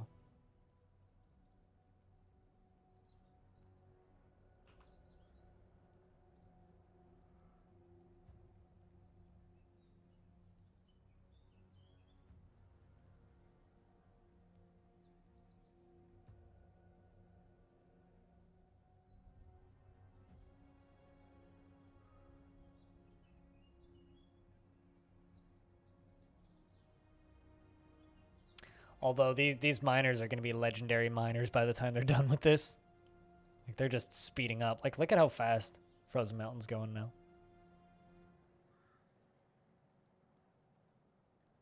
Y'all right, love. I don't think the Raven said that, but... Good piece of poetry, though.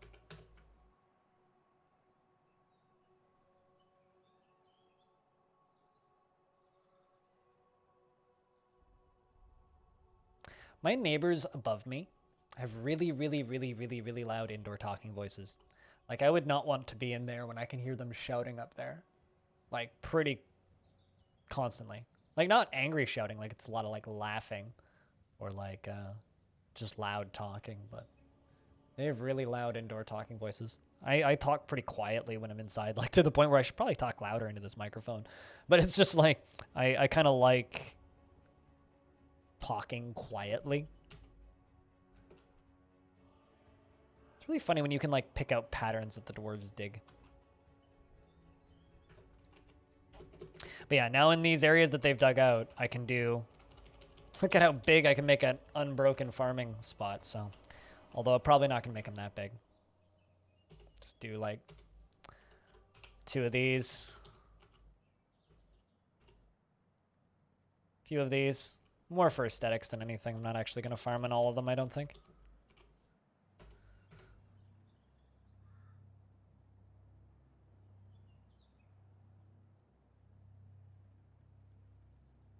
Off topic. Stone. Off topic, probably.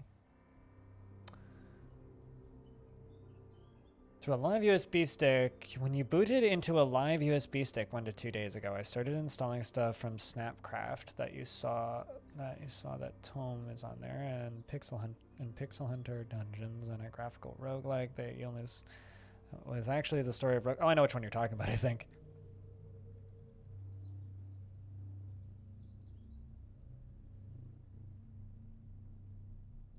Yeah. Yeah, no, I've heard about those. Infinity. It's neat.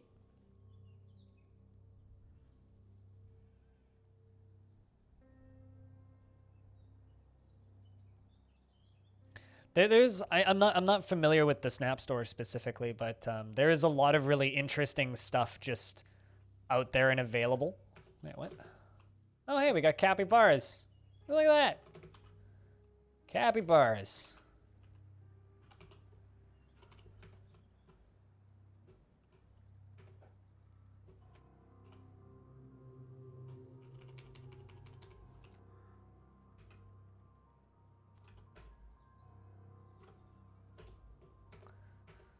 Well, we can begin constructing things. It's going to be a slow process, but...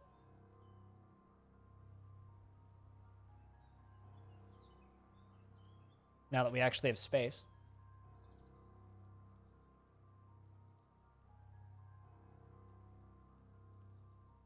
I'm a little bit worried about migrants, but I'm sure we'll be fine.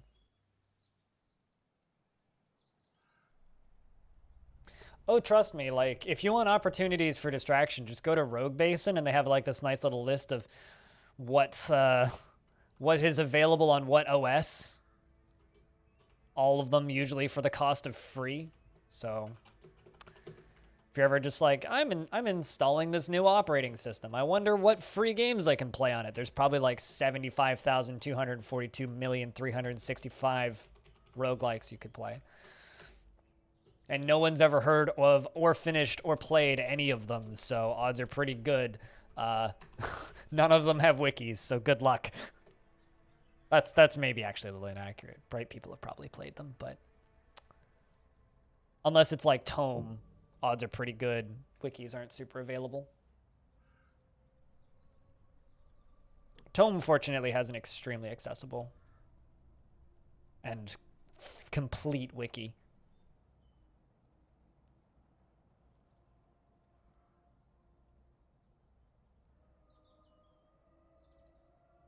Okay, we're powering through our booze supply pretty quick.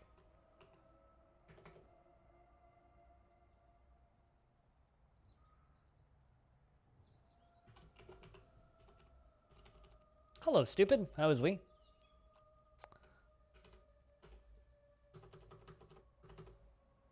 Oh boy, running low on marble blocks.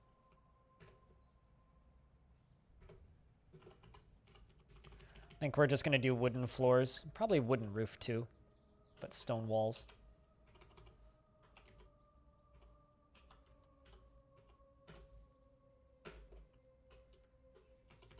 So wood floors, wood roof, stone walls.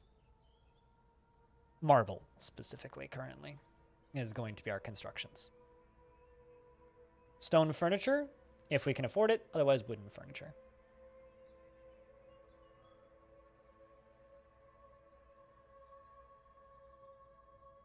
What are we making here? So this is a day fort, exclamation point day forts if you would like to follow along as I take screenshots periodically and build a screenshot gallery slowly. We are building a above ground fort above a heavy aquifer on a pretty steep cliff. This is a faction I've never played before, so I don't really know what to expect from the actual faction itself. We are not allowed to use plump helmets. I want to survive mostly off of above ground farming, and I'm slowly carving away the top layer of the mountain just to give us some building room. And we're not using plump helmets and not doing any underground farming. So primarily above ground farming and foraging. It's a really long winter, meaning food is actually going to be kind of hard to come by. We're into midwinter at this point. Fortunately, there's still stuff growing, which is nice, but not that much growing. So I won't be able to farm in the winter. So we'll have to do a lot of like harvesting and stuff. So hopefully food will be a little bit more scarce and harder to come by. I might just like not harvest any food in the winter as kind of like a RP thing. But yeah, no, it's pretty much, that's pretty much it. So no plump helmets. There's no metal on the map, and heavy aquifer. So building a little above ground settlement to kind of get to know a new faction that I haven't really messed around with much.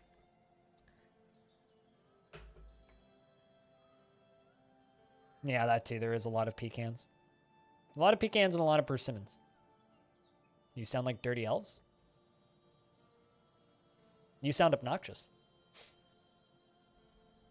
And I need more coffee.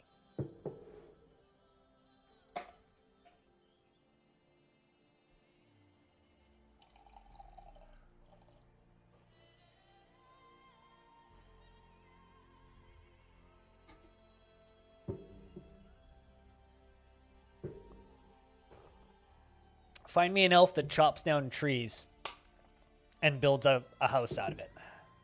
How long am I planning to go? Well, the whole shtick of this series is I finish a fort within one stream. So we will go until I get tired of the fort or bored. One of the two. Or until I run out of time. Which is... Stream time is done. That feeling when a dwarf falls asleep on the thing that they are constructing. Ay-ya.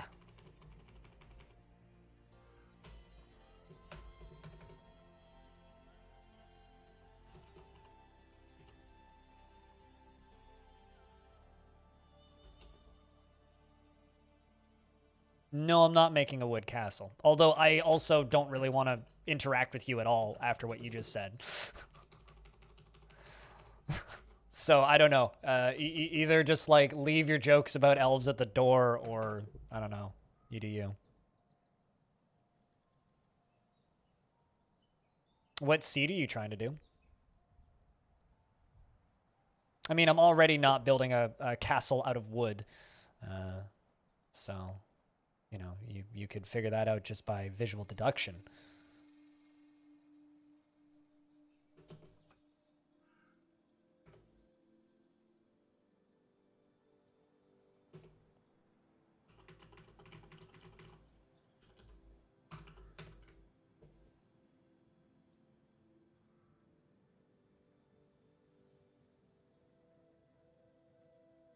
Do you have a link if it's on the forum? I'm just curious to know, like, what seed you're trying to do and what you're trying to debug out of it.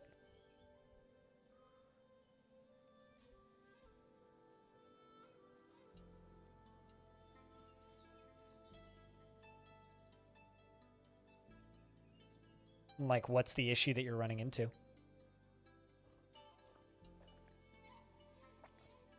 Second jab done. Congrats.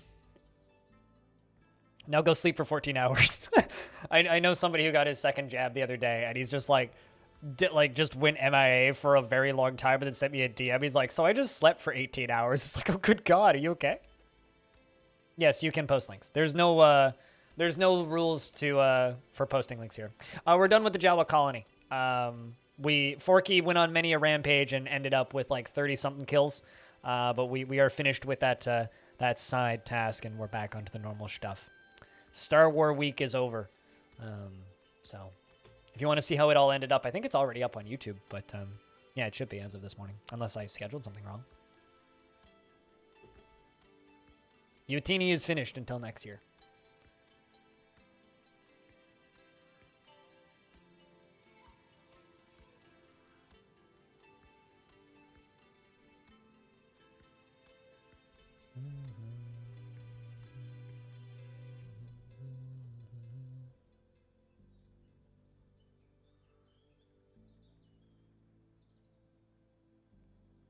Oh boy, that's a fun seed.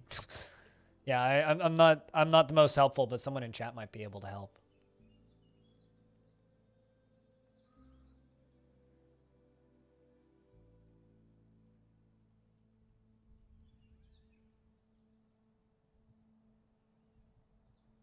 Long artifact Jawa hunt. Yeah, those Jawas taking a very long time to find a weird artifact. Yes, need a carpenter shop.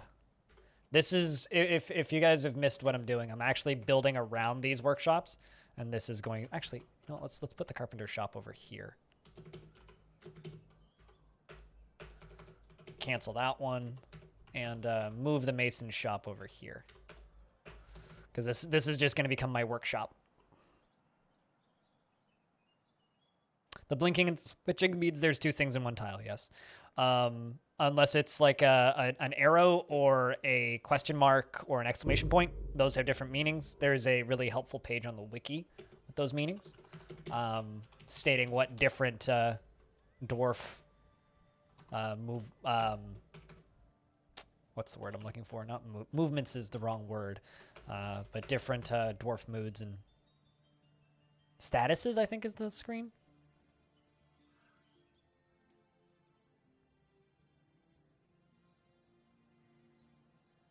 Jawa's still world tour is still circling the earth to this day. Yeah, I mean, that fortress ended on a pretty good little climax. Like, they're still alive and well, but I did retire it. It ended pretty well. I'm quite happy with how that fort ended. It was fun. It was a good time. I enjoyed that mod. I still need to make a tutorial on how to install it for people who want that, with a little review of it. Because I have problems with that mod, but... Are they demolishing that forest? I've already hacked down all of the forest because there's no elves within living range, so I don't have to worry about upsetting anybody. But we are just cutting off this entire upper layer of mountain so that we can have space to build. Because we are constructing a little marble castle with wooden floors. Because when I'm exploring a new faction that I've never visited before and never interacted with in a world, I like to start off with a tavern fort and build kind of a semi-above, somewhat below ground fort area that actually... Nah, I am going to do my dwarves' bedrooms underground, assuming I don't collide with the aquifer because we're on a heavy aquifer. Then I'll need to pump it out or do whatever with it. But I'm going to make underground housing for the dwarves, but all of our storage and stuff is going to be above ground.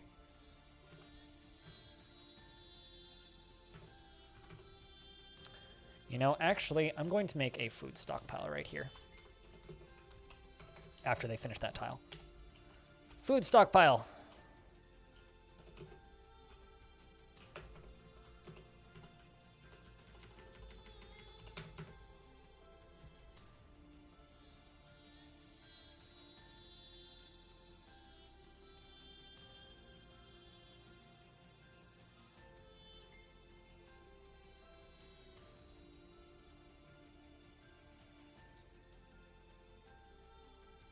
Funniest thing about talking ravens is they either have very high pitch or very deep voices. There used to be a crow that could talk. That I would see early in the mornings at the end of my shifts when I worked in the restaurant. This crow would hop up to me and it would say hello. Or what sounded to me like hello. And it sounded enough like a hello that when one of my coworkers happened to be in the vicinity when it did that, she was like, holy crap, that crow just said hello. So it was clear enough that that crow was speaking that other people noticed it. Which end was its voice? Like a more squawky parrot. Maybe it was someone's pet. It's illegal to keep crows as pets, so I doubt it. My bet was it probably just lived in a McDonald's parking lot and had people talking to it.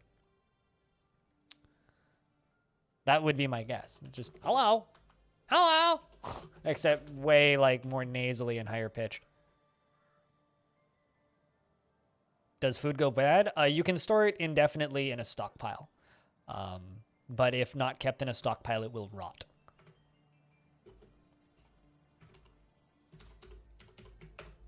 This is going to be my pasture for my piggies.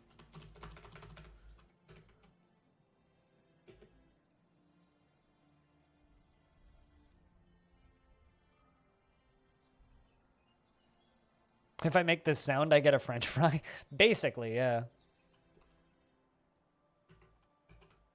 But no, that crow loved me. There was a few crows that I really liked that I would see every day because they would follow me around while I was cleaning up the parking lot, and I would, if I ever found like a burger box or something that still had stuff in it, I'd open it up and toss it to them. So obviously they would follow me. They'd meet me every morning at around the same time. And they'd hop around after me. I actually got scolded at one point for doing it. They were like, no, one of my managers got mad at me. They're like, you can't do that. And it didn't fucking stop me. I kept doing it. I was like, what are you going to do? Fire me for feeding birds? Come at me.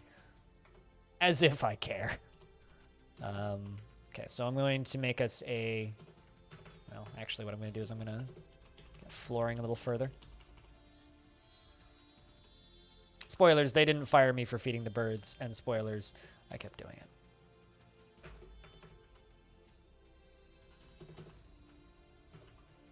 Actually, just going to suspend that one briefly so that you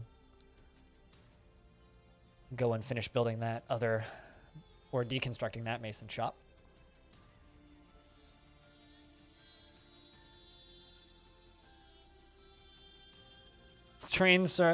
Who trained crows to collect cigarette butts and trade them for nuts. That's kind of awesome.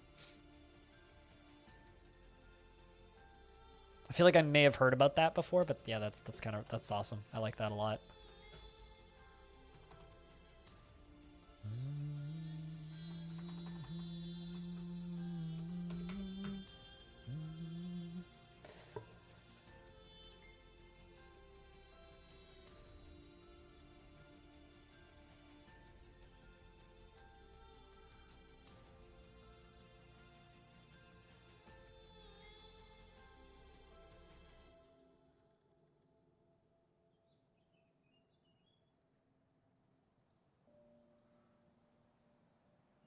You can make an enemy of a crow, and your enemies of their next generation too. I don't know. I've always been friends with crows. I like crows. They're good critters. Crows are good people.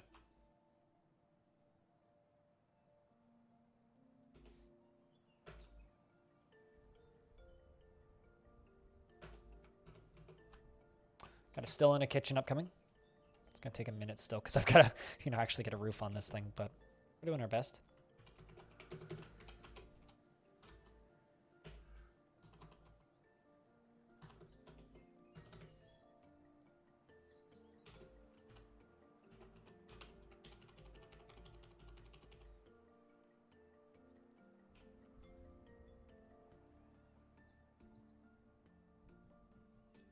You would totally build tiny wooden sleds for them out of balsa wood and everything. What, for the dwarves or for crows? What are we talking about here?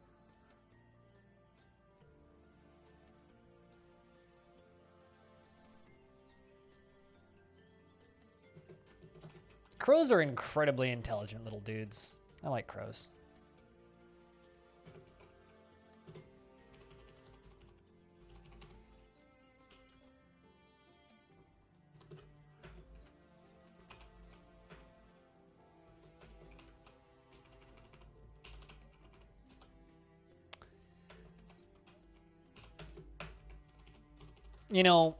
It's kind of funny. There's a lot of sayings of like animals don't feel, or animals just don't have the same level of intelligence as us, or birds are stupid creatures, and there's a lot of sentiments from a lot of people that birds and animals are really, really dumb.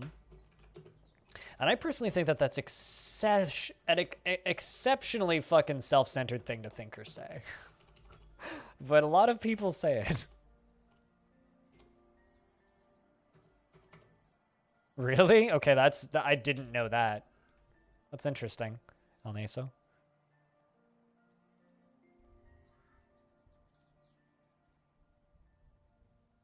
It's always, I don't know, it's always bewildered me a little bit why people think that. It's always bewildered me a little bit. Animals typically don't have the same amount of arrogance as humans. That's a damning thing to say, but you're not wrong.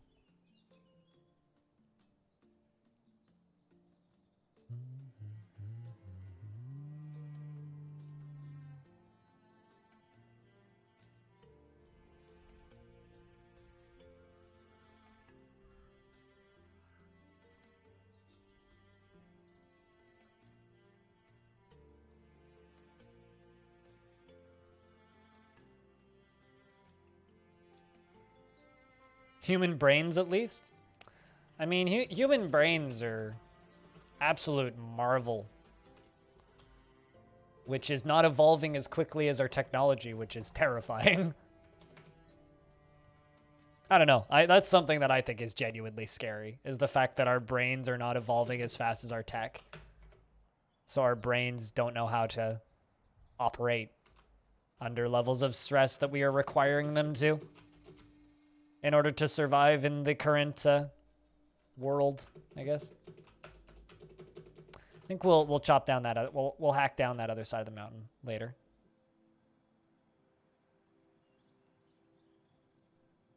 It's pretty outdated views that a lot of people still see,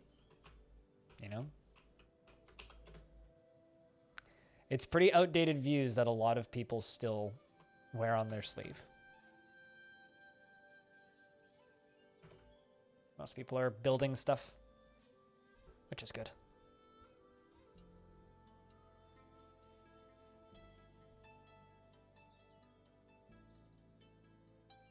Pets have the easy life, man.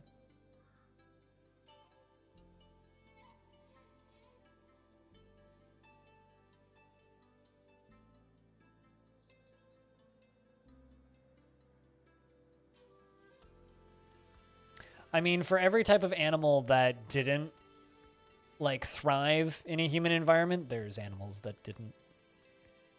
For every animal that did, rather, there's plenty that didn't.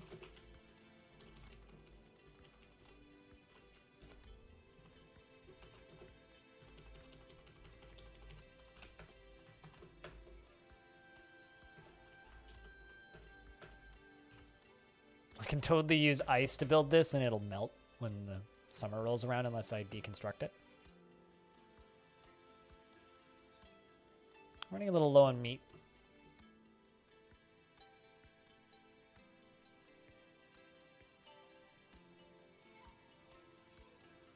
And there are kids under 12 years old in the greater Seattle area. That's scary for a different reason, in my opinion. That's very scary, actually. I don't know. I don't know if I think that's a good thing. There being more dogs than kids in an area. I didn't know that. That's, I don't know. That's kind of spooky to me.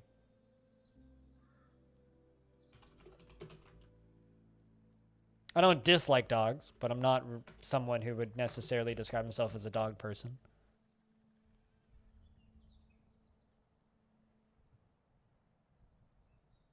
Ice constructions have melted for a while, yeah. If your temperature goes above a certain area, also smoothed ice melts. They don't have to pay for dog college. Well, people want kids, but kids are expensive. And people want kids, but people are nihilists and don't believe the world will be around for very much longer. So they get dogs because dogs don't last as long as kids. And don't have to suffer in the world that we've destroyed.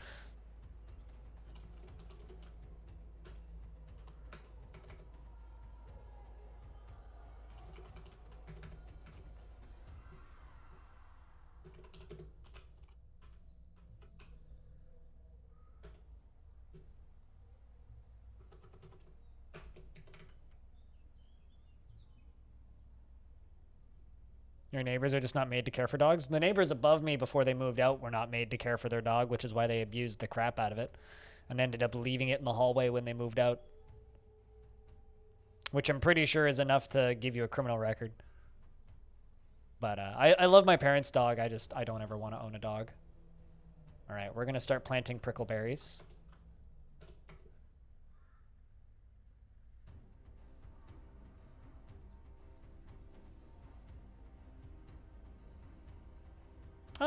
Dogs and cats you have to teach morals to. You have to teach manners to a dog and a cat, and you have to house train a dog specifically, which is kind of the equivalent of giving them morals. Gerbil, on the other hand, yeah, no, you don't need to teach no gerbil morals, rather.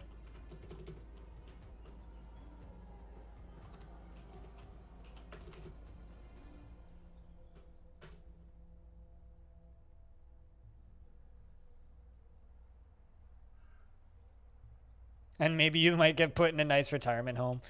Yeah. So it's kind of true. I mean, that's the idea with kids, right? Is you have kids, you suffer for a number of years, and then hopefully they take care of you when you get dementia. Hopefully. If they decide they like you.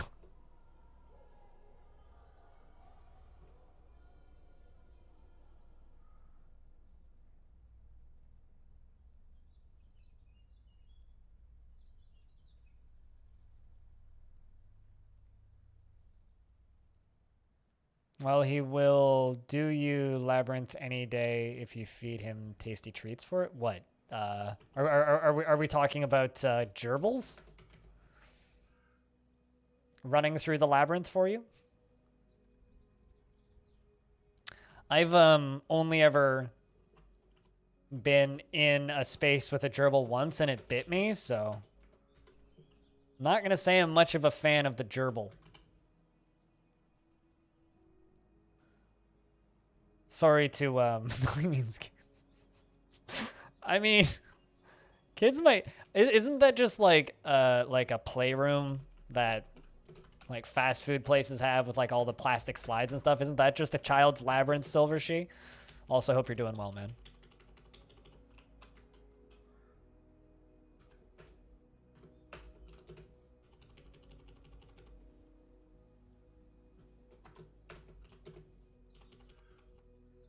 There you go.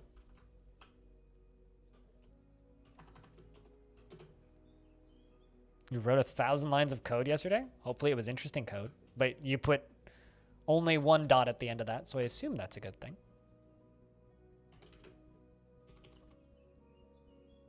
Hey, Club Penguin. What's up, dude? Thoughts on guinea pigs? I've never eaten one, so I don't really have an opinion.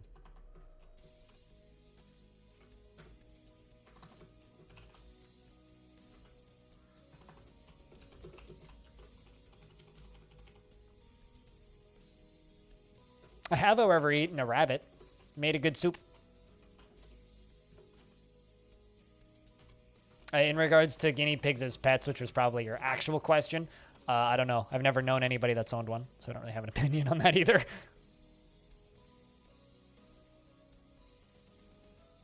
The other was rewriting the other 500. Oh. Well, hey, progress is progress, right? Even if it's slow progress.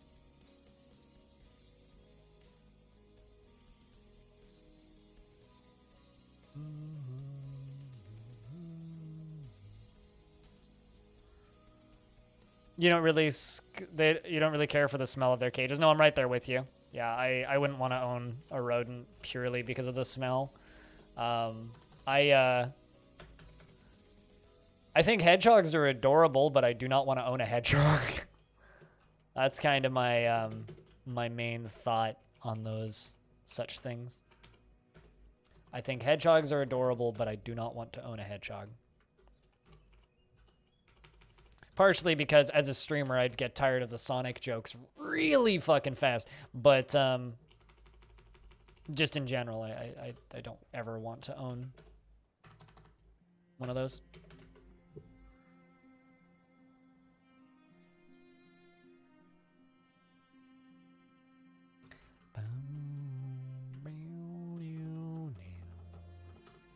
One, two, three wheelbarrows.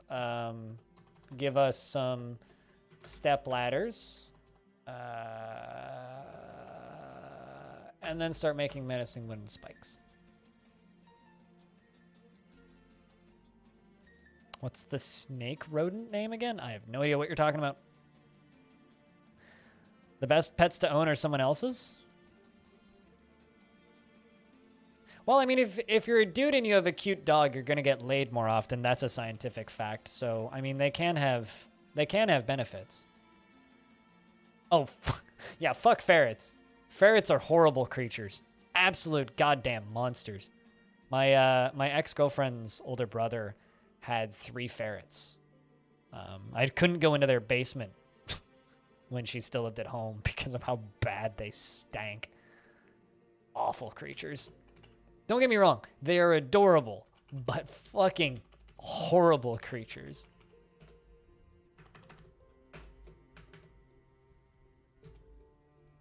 This is why I like building above ground stuff. It's very satisfying to build roofs in Dwarf Fortress once you're quick at it and good at it. Like, this kind of process is very satisfying.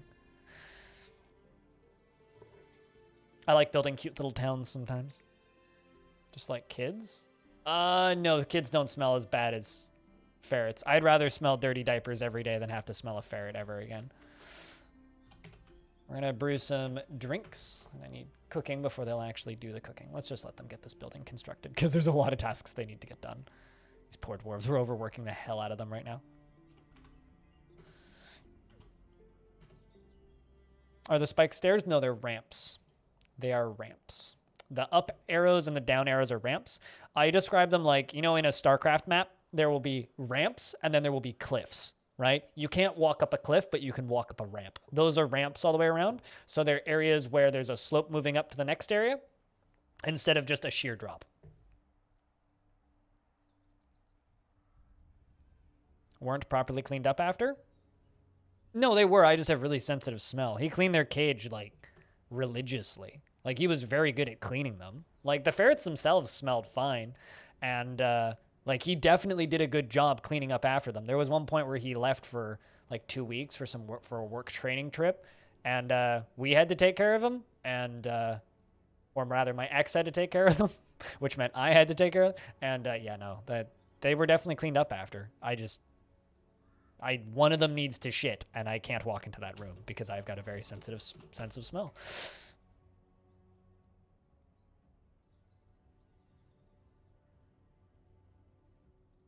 It's your own crotch spawn, which makes it easier to care for them. As somebody who's never made my own crotch spawn, can't speak to it. I've just had to deal with other people's kids. And as somebody who lives in an apartment building, I wish my neighbors would stop having kids because it's fucking annoying. Life would be so much better for me if they would stop having children. And I realize that that is the most like thing ever. Crotch spawn, compets. They're your competions. I was trying to merge compets and companions, but crotch goblins. I like crotch goblins. Crotch goblins is pretty good. I can second that one. How you doing, Kukra? It's good to see you. I'm adjusting my back support.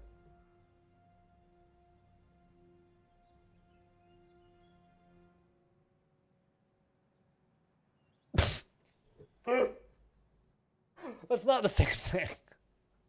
That's queuing up a worker in Age of Empires and then immediately hitting the cancel button. Diamond. Not the same thing.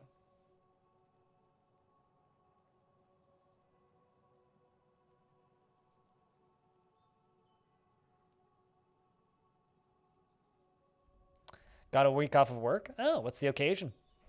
If there is one. Unless it's just mandatory vacation time I had to take, so gotta take it. Otherwise, I'm not gonna get it, so thus gotta take it, you know?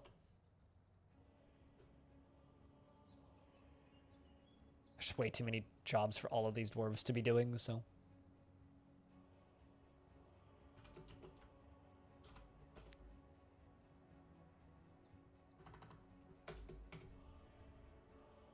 I gotcha.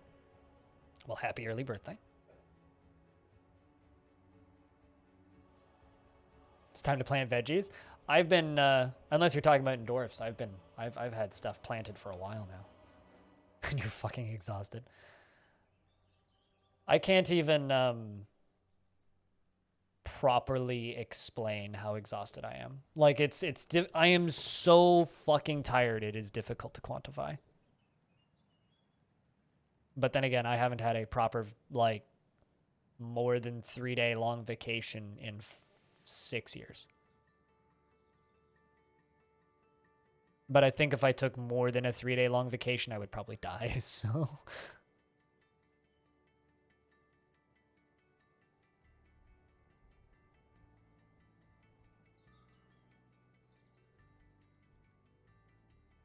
Seems like May is full of people's birthdays. I'm a June baby, so I just missed May because I'm first week of June.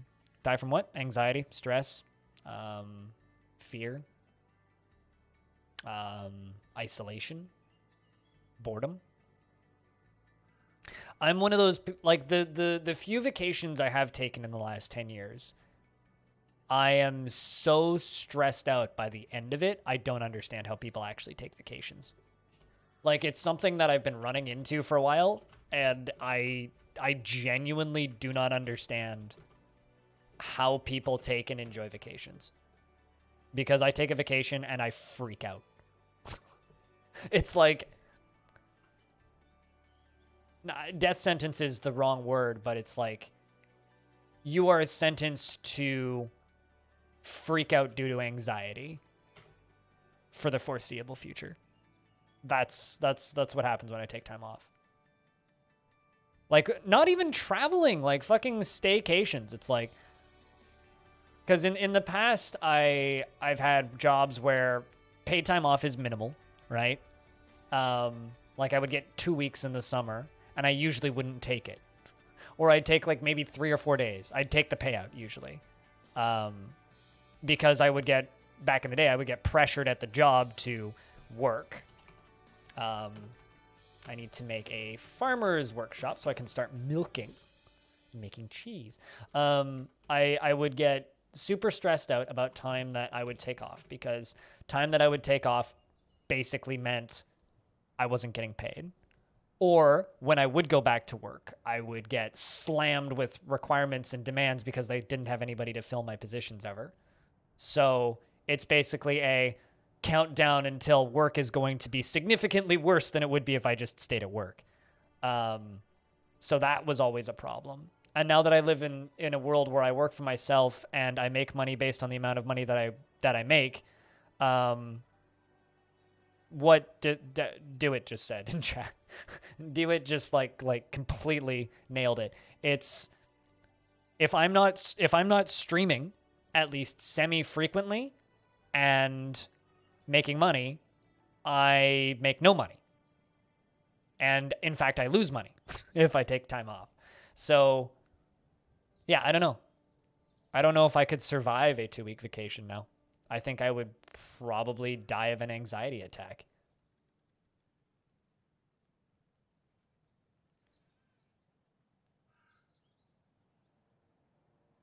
Well, I mean, one of the highest causes of substance abuse and alcoholism in the Western world is being overworked.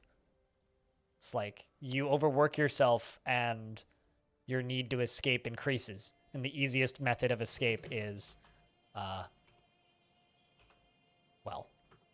escaping. We need a milker. Might also give you gelding, because I'm going to need that.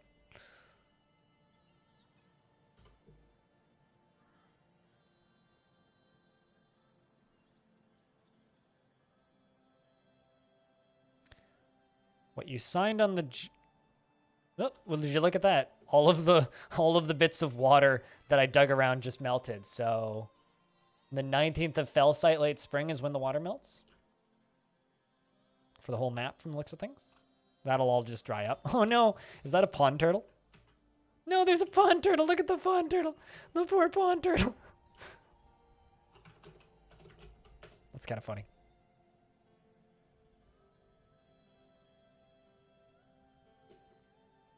Well, that's what I should tell people. But what I tell people doesn't matter, right? I make money while I'm streaming. I don't really make money when I'm not streaming. It doesn't matter what I tell people, because if I'm not streaming, the odds I'll make money is null to zero. When I'm streaming, the odds I'll make money is hopeful, right? Today, in the time I've been streaming, I've gotten 1 resub. That's about half of $5. I've been streaming for 4 hours. Last night, I got a handful of resubs, which equaled up to about $10. And I make about $15 a day, approximately, off of my Patreon money that I get at the end of every month, or at the beginning of every month, rather. I make a little bit of money off of YouTube, which is not very much. It's maybe $2 to $8 or so a day. So I have a little bit of guaranteed money every day. But actually making a living only happens when I'm streaming. So it doesn't matter what I tell people, because people don't really tell me that I should stay longer. Generally, people are pretty reasonable about when I want to end my stream. It doesn't have anything to do with that. But it has all to do with, oh, I'm actually making money now versus not making money. Somehow you ended up here? Hello! Where there was graphics. Were you watching one of my teammates and then you got raided into here? Because if you were watching a Hood stream, that was probably one of my teammates. We need empty food storage items. Well, it looks like we got like 200 booze, so we're doing good. Raid right here? Oh, well, hello. It's good to see you. Yeah, you're probably raided into Evil Trick from somebody. And then raided into me from Evil Trick, probably. I guess.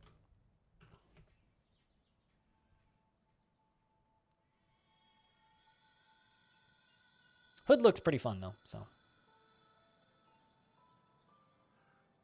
I don't know if that explanation helps at all, Side Scoop. But I'm not getting paid an hourly salary to stream. So I'm like a busker on the side of the road. If I'm out there busking, there's the chance I will make money. If I'm not out there busking, there is no chance I will make money. So I better get out there and fucking busk. Right? If I'm not standing outside and on the side of the street and playing whatever musical instrument or doing my magic tricks, there is a 100% chance I will make no money.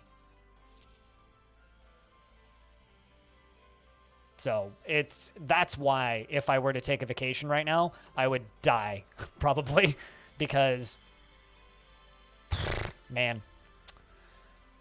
All right, so we're going to make another food stockpile here, but I'm going to make a food stockpile specifically for cheese.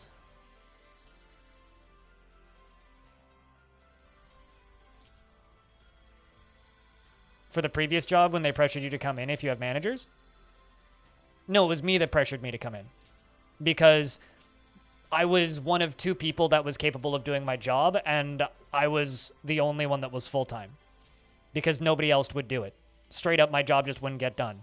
So if I did take a large period of time off, I would get harassed because everything was in a disarray because they did a shitty job keeping stuff up and running and managed and, working, right? So if I would leave for an extended period of time and then I'd come back, I'd have hell to deal with because nobody would upkeep my job while I was gone.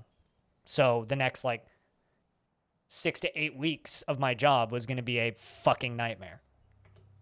Now it's all self-inflicted because I know I need to pay bills.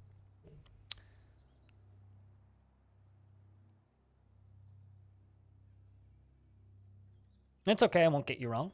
I just wonder why you say hello in the first place. We'll see you when we see you.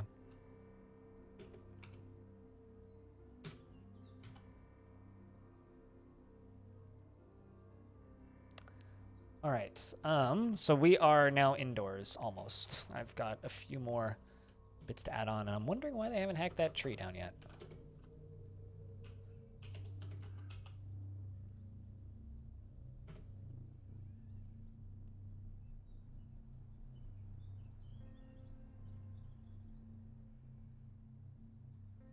There's so many bits of water that they think there's ramps there for some reason, but there isn't.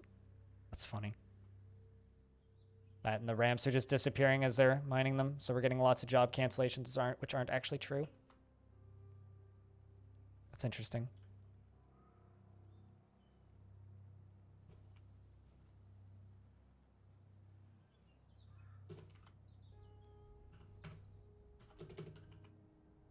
Go knock that tree down for me, will you, Stone?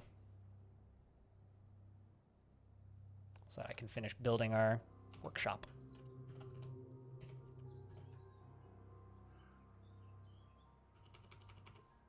Why? Because you have big bills to pay, or because you spent a lot of money on something?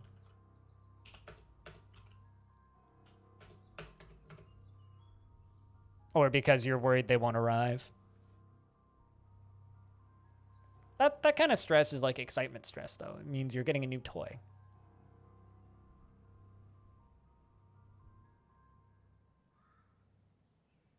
Until you don't get post. Yeah, right? I don't know. I enjoy the process of building computers.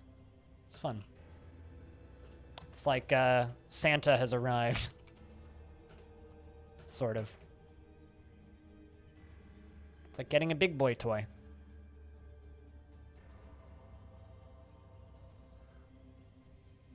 But paying the bills isn't fun. So I understand that bit.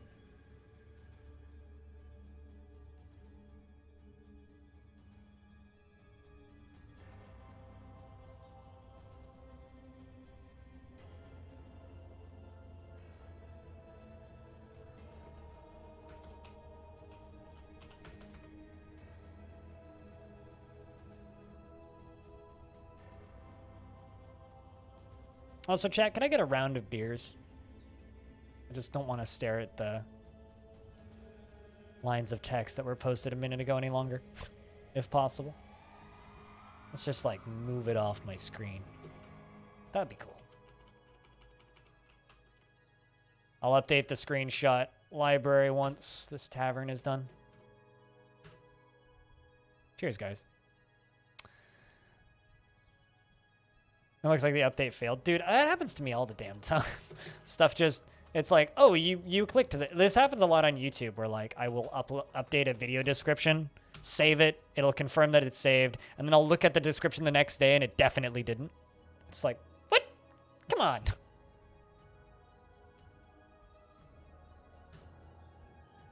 So because we started in late fall, it feels like we just haven't had a migrant wave yet. Because we haven't. But I feel like I should have had one by now.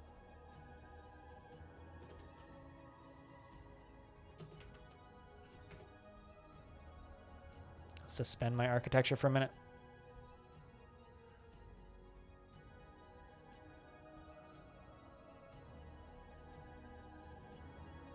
To not screw up the delivery. I don't know how consistent delivery stuff is over there. At least over here, deliveries are very consistent. So.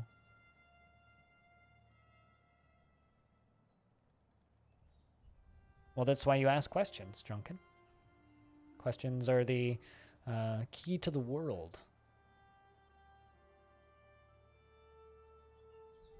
7 dwarves. 7, because no more have arrived. Hence why I was talking about how it's weird that we haven't had a migrant wave yet. Because we started in the late fall and migrant waves happen in the early summer. Usually, depending on your location.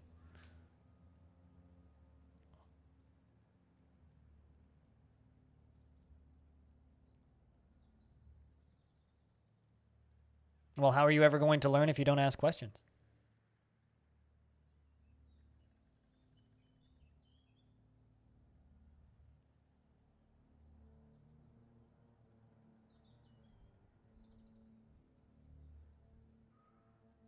Of course you get one with a dead pixel. Ugh. That's I don't believe I've ever actually had a dead pixel on a monitor. I've always been very lucky in that regard. Do I have any MIDI experience? Like how so? Like just playing MIDI files, making MIDI files. I mean, I have a MIDI keyboard. There we go. Now some dwarves have arrived. We have more migrants. Got a stray horse and a peachick. Neither of them are claimed. All right, we'll just let them all run in. If anybody wants dwarves, we've got a handful of more dwarves. Bunch of livestock, too, which I'm probably just going to eat all of.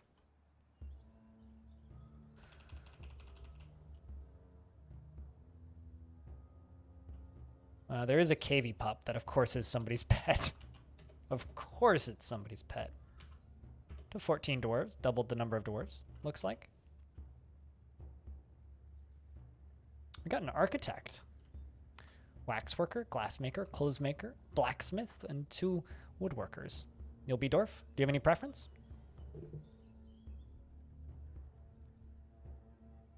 Let's give you the architect, actually. Kukra. She is married to Muthcat, Mine Dunes, and she is a worshipper of Detan Cobalt Gems, the Mines of Gold.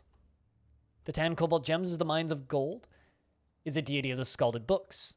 Most often takes the form of a female dwarf and is associated with metals and minerals.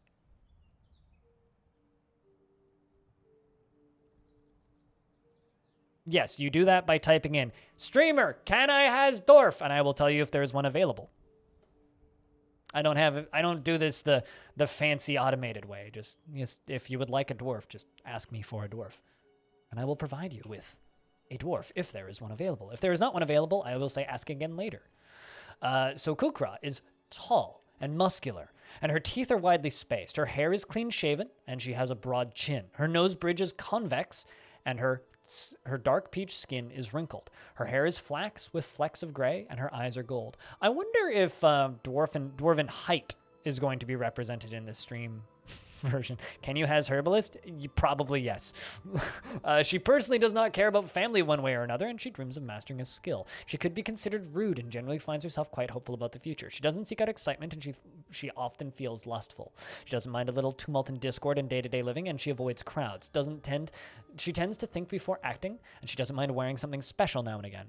She is very humble, and she tends to make a small mess with her own possessions, and she lives a fast-paced life, and she is not particularly interested in what others think of her. She generally acts with a narrow focus on the current activity, and she needs alcohol to get through the working day. She likes iron, chalcedony, giant snowy owl leather, and the color lavender. Goats for their eating habits, and squids for their ability to spray ink and the words of the aquamarine of songs. You are going to have the tasks of milking and the coveted task of cheese making. And you would like a... so I can't actually give you a herbalist because we don't have any available, but I can give you a dwarf and give them herbalist tasks because that's what I'm doing with most of them anyway, so it doesn't matter. So we're giving you a actually legendary wax worker who is a competent axe dwarf. I got no idea what the fuck they were doing at the mountain homes to make you a legendary wax worker, but that is what you are. In this instance, we are going to give you plant gathering because you wanted to be a herbalist, and farming because I need more of those. We're also going to give you gelding and milking.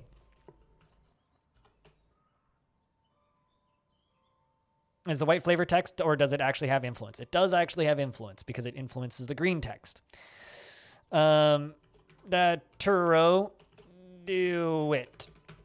Reading through this, so dark blue text, or turquoise text, I guess, is your family tree and history, right? White is your description, doesn't really affect much, but is impacted by your family history. So your family history impacts your description because you gain the visual looks of your parents. You are 145 years old, born in the 1st of Granite in the year 236. Her nose bridge is very convex, and her hair is clean shaven. Her gold eyes are round, and her lips are thick. She has a broad chin, and her somewhat splayed out ears are somewhat tall. Her hair is white with some gray, and her skin is dark peach. Almost thought someone was knocking on my door, but it was just somebody doing something upstairs. Personally does not care about fairness and dreams of raising a family. So she'll gain a happy trait if she raises a family, and personally does not care about fairness. Doesn't care if I actually do anything with the law. She feels a strong need to pay back any favor done for her. If somebody rescues her, she'll want to do something for that dwarf. She has little interest in joking around, doesn't care about hanging around people who are telling jokes in the tavern, and won't get positive moods from that. She likes to keep things practical without delving too deeply into the abstract. Doesn't really care about reading books about religion, probably won't care too much about praying, even though she is an ardent worshiper, but cares more about things that are practical. She sometimes acts with little determination and confidence. Okay, so she's probably less interested in going into fights and arguing with people. And she generally acts impartially and is rarely moved to mercy. So she doesn't care so much if she kills something, or if somebody dies next to her. She tends to think before acting. Okay, so if I give her a task, she might hang around a little bit before doing it. She doesn't seek out excitement. Okay, so she won't go out of her way to start a fight with somebody. She's not going to go arguing with people. Probably less interested in joining into a fight if a fight breaks out. She generally acts with a narrow focus on the current activity. Okay, so she will just kind of do the thing she's doing until it's finished, and is less likely to cancel a task and go do another one if the opportunity shows itself. She does not easily fall in love and rarely develops positive feelings. Okay, so she's not going to go becoming lovers with people, and is less likely to develop friendships. She has a menacing stare when she's angry. That's flavor text. And she is often and she often wait, hold on. And she often gets distracted during conversations. I'm not sure if that's flavor text. And when she's exasperated, so she gets distracted from conversations when she's exasperated, and she needs alcohol to get through the working day.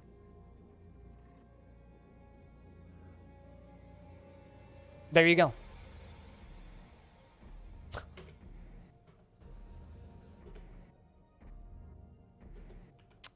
You were gonna go herbalist for smoking weed every day? I mean, you're just a farming hippie, dwarf. So kind of close to that anyway.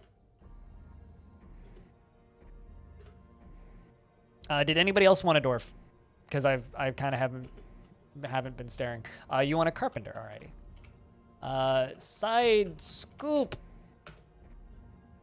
which I always want to read as side scope. He is a worshiper of Titan, cobalt gems, the mines of gold, who of course is a deity that most often takes the form of a female dwarf and is associated with metals and minerals. He is a citizen of the Scalded Books and 69 years old, born on the 18th of Malachite in the year 312. Diamond Destruct is typing. He is tall and his teeth are widely spaced. He has a very broad chin and his sideburns are clean shaven. His medium-length mustache is arranged in double braids and his very long beard is arranged in double braids. His very long hair is braided. His slightly protruding gold eyes are close set and his nose bridge is convex. His small, lobed, tall ears are somewhat narrow and his hair is flax and his skin is dark peach. He personally sees denial of impulses as vain and foolish, sees perseverance in the face of adversity bullheaded and foolish, finds artwork boring, and sees sacrifice as wasteful and foolish, dreams of crafting a masterwork someday, is brave in the face of imminent danger, and tends to share his own experiences and thoughts with others. He has an active sense of humor and isn't given to flights of fancy. He is particularly curious about the world and tends to avoid crowds. Does not easily fall in love and rarely develops positive feelings, has a greedy streak, and often feels envious of others. He generally is quite confident in his abilities when undertaking specific ventures and can sometimes act without determination and needs alcohol to get through the working day. Doesn't mind working outdoors, at least for a time.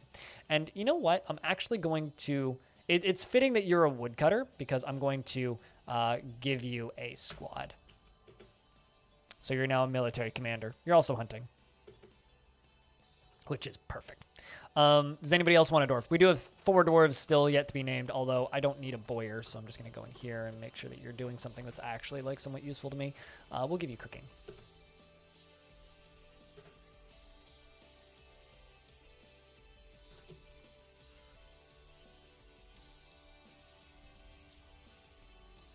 Groceries to buy and all that. Gotcha. Did I miss anybody? Feel free to repost if you would like a dwarf. All right.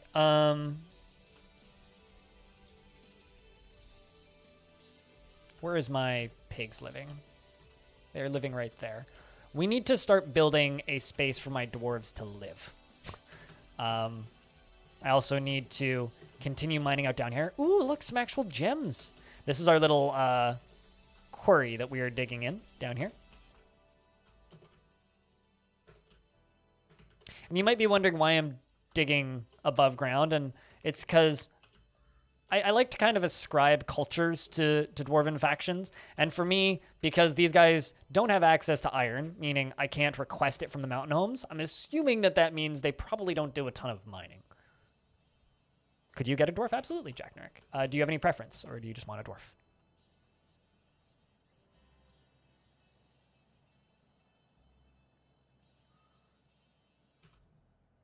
Because if you don't have any preference, Jack Nurk, I can just give you.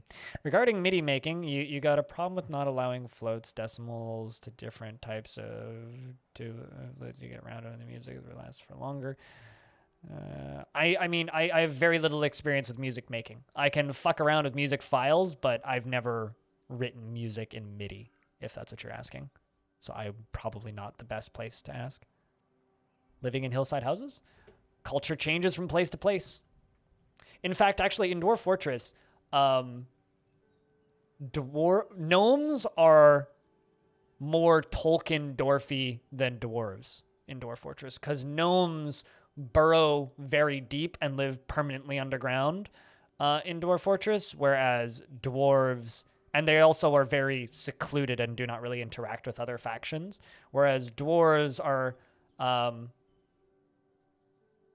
lot more flexible in where they live. So sometimes they're super above ground and sometimes they're super below ground. It depends on the particular faction's culture. You'll take a peasant. The one peasant we do have has been taken already, so I will give you I'll give you that boyer, which is the next best thing.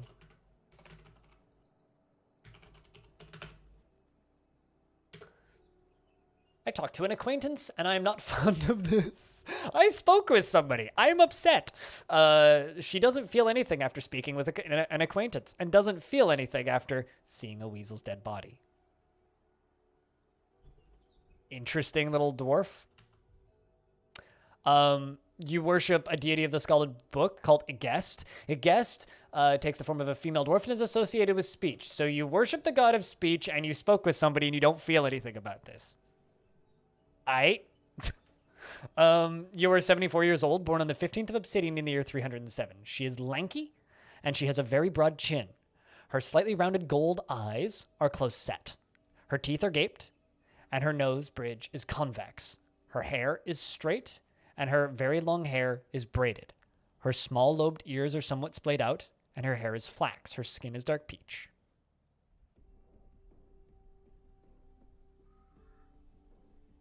Steel is top tier. Adamantine is better. But if you want to make a heavy if you want to make sharp weapons, if you want to make a heavy weapon, then it's about weight. So the heavier the thing, the better. So if you want to make a blunt weapon like a mace or a hammer, you want something like silver or something that's heavy. But basically, you want iron or steel. If you want something that's cutty. If you want something that's blunty and thumpy, then you want heavy.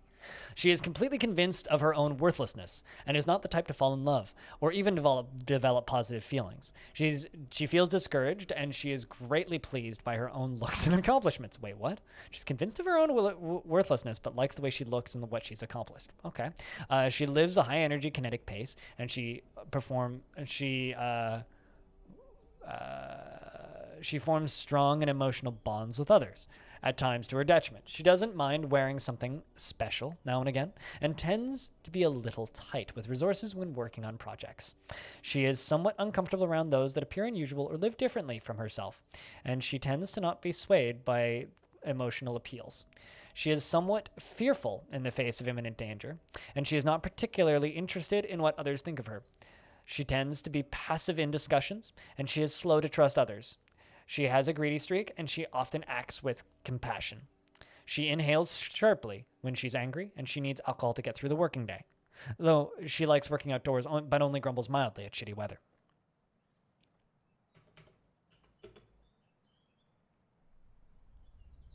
What do you have? What do you have? What are the metals that you do have? Because it is perfectly possible and plausible that you could end up in a space with absolutely no useful combat metals. That doesn't mean you have no usable metals. It just simply means that you have no useful combat metals.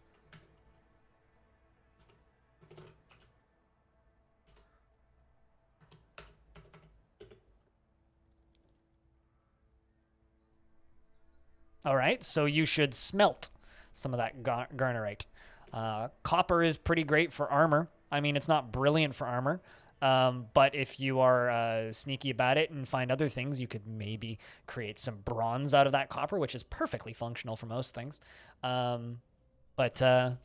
I mean, if you want that real good shit, yeah, you're gonna need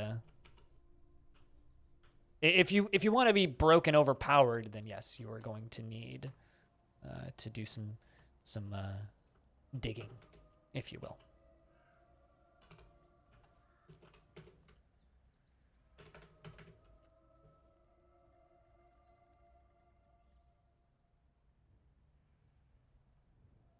I think I'm going to build over that ledge. Like our actual tavern. We're going to build an overhanging ledge. Of course, the option of importing metals is always there too. You can also import alloys, and brass is not very useful for weapons, but great for furniture. Brass actually makes really good furniture. A lot of dwarves really like brass furnitures.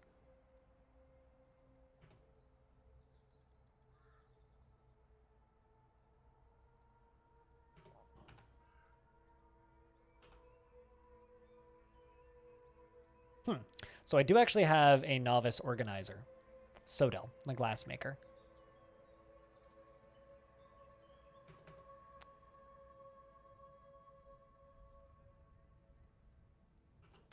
Should also start constructing rock blocks again.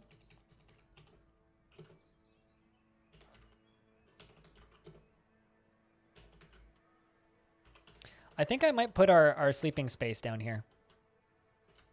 I don't know how I will do that necessarily.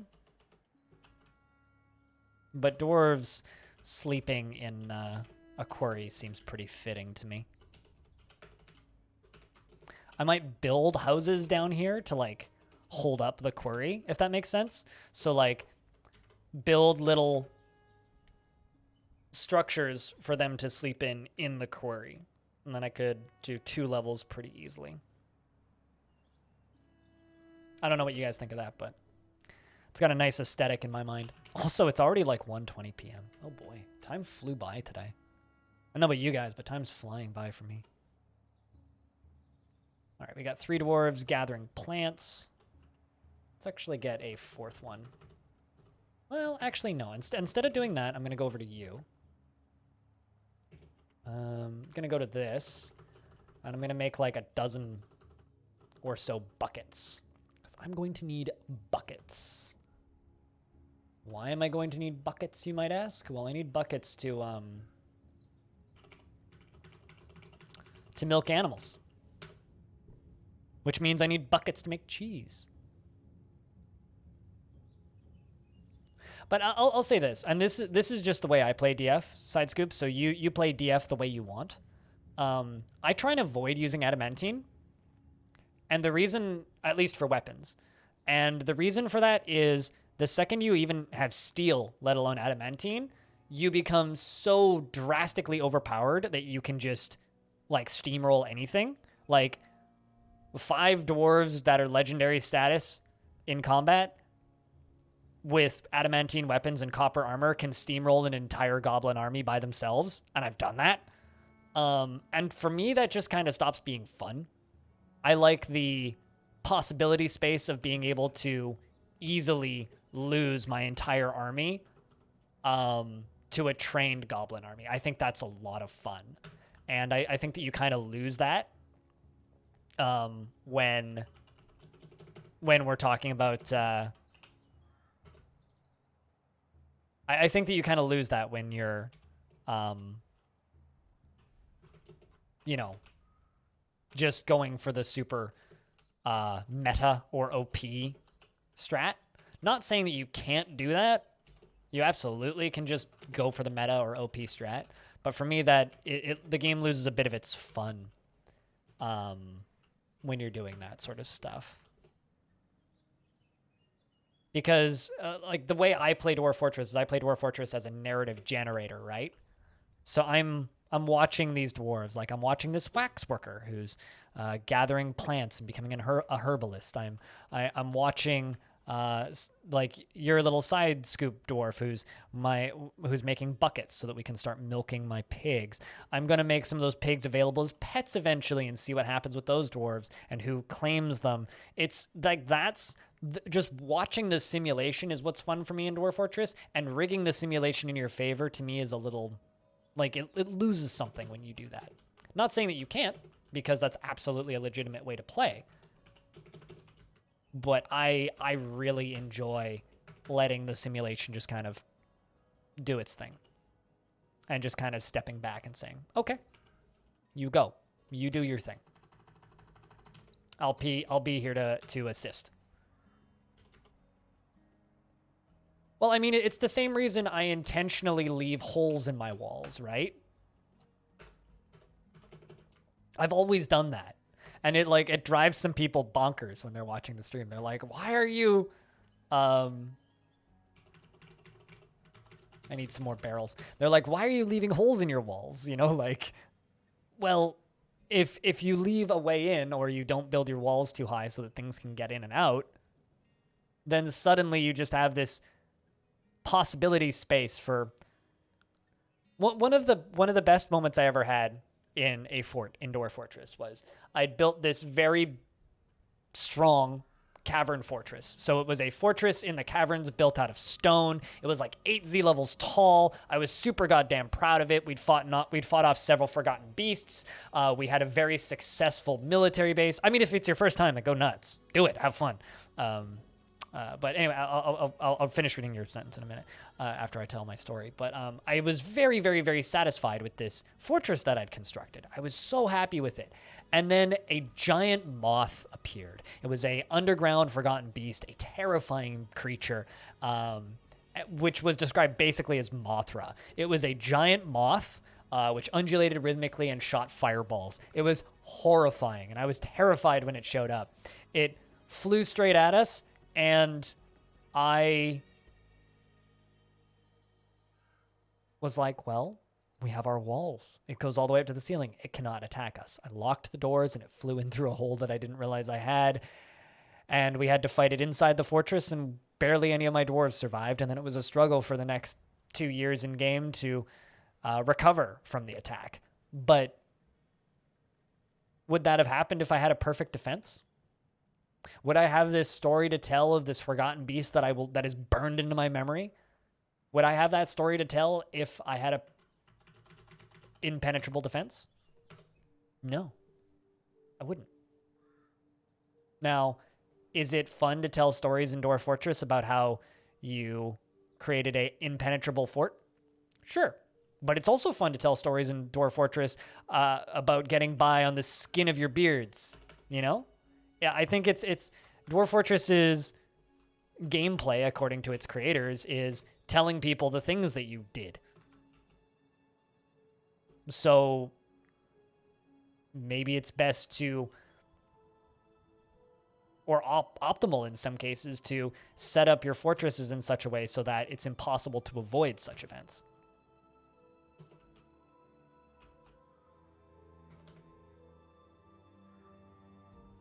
By the beards of our what now, Kukra?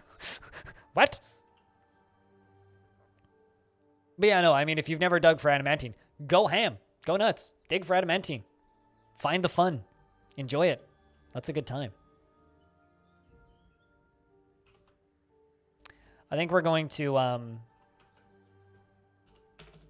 go 1 Z level down into the mud.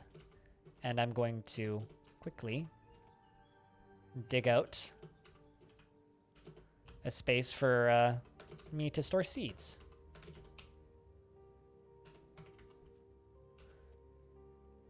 Because we need a place for us to store seeds.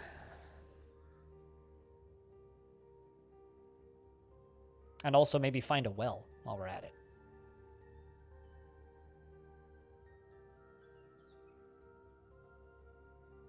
What do you need to make bronze? You need the correct alloys. I need to look it up on the wiki because I'm not that much of a wizard. I'm going to make a food stockpile. Also, another reason why I love making tavern forts is they are a place for me to go to in adventure mode. When I do infrequently play adventure mode, they're also good spawn points for adventure mode. So everything is off except for seeds. Turn off the barrels. Bring the seeds down. Going to milk animals on repeat. I'm going to milk some animals. Then we're going to make some cheese.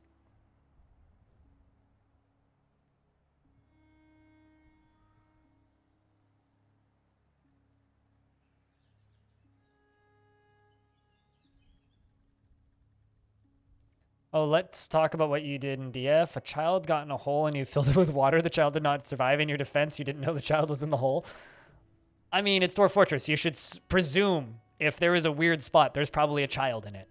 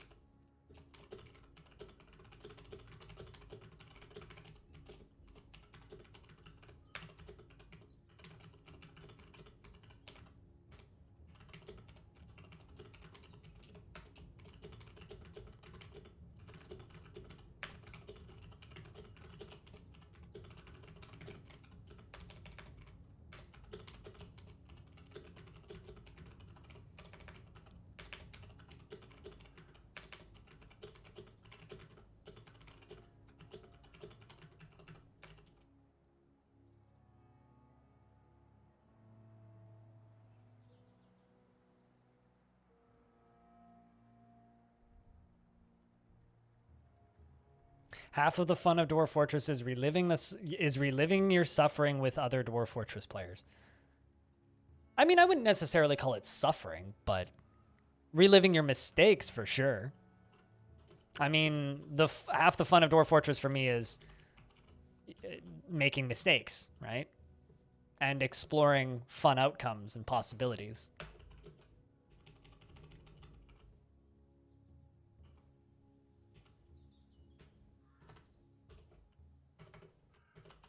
And exploring weird creative ideas and coming up with fun stuff.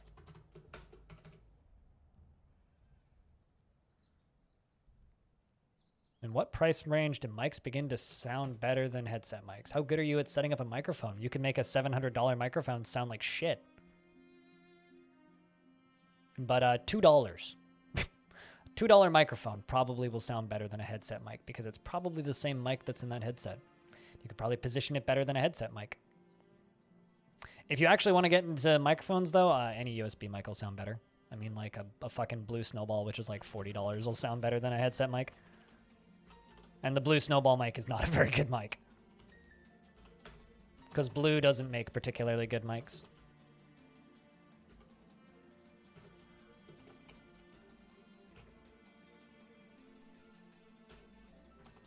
Fucking Rock Band microphone will probably sound better than a headset mic.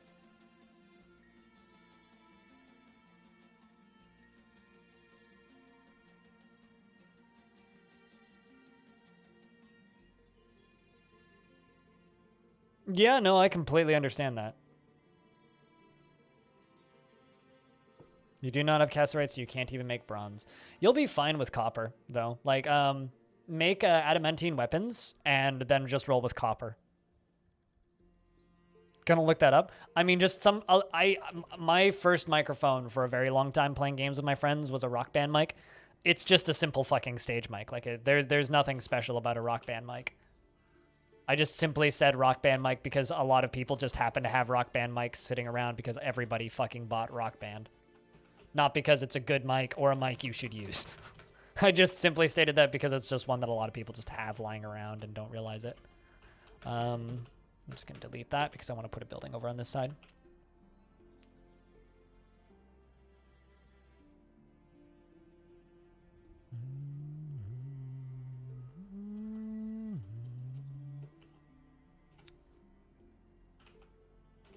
Okay, so I'm going to put a downstair there.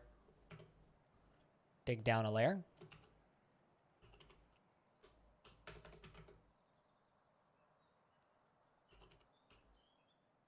Dig down a layer. Finding that aquifer. Seeing how far down we can go.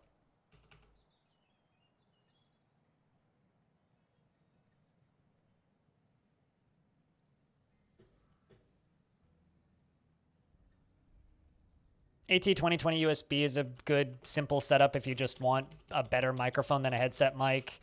An AT2020 is a good setup if you want something that's better than a headset mic. If you want to spend a little bit less money and you still want something that's better than a headset mic, Blue Snowball's totally fine. Even though, like, I will talk smack about Blue Snowball mics all the time because they're not very good, but it's still way better than a headset mic.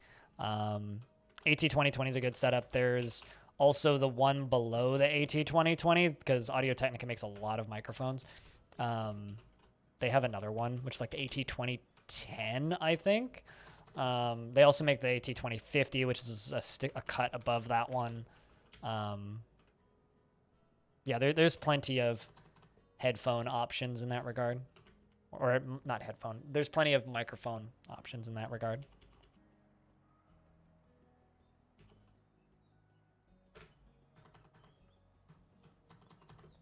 If you're talking about, like, it depends on what you're trying to do with it. If you're trying to make YouTube videos, get something a little bit better.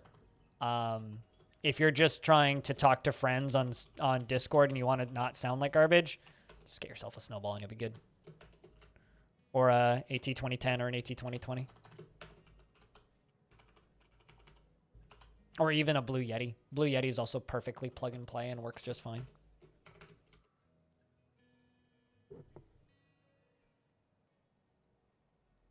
Oh, 1,000%. It's still better than a headphone mic, because that's all that we're talking about here. It's still better than a headphone mic. And it's a fuck ton cheaper than the AT2020. But yes, no, I completely agree with you. The Blue Snowball is way worse than the AT2020. Better than a headphone mic.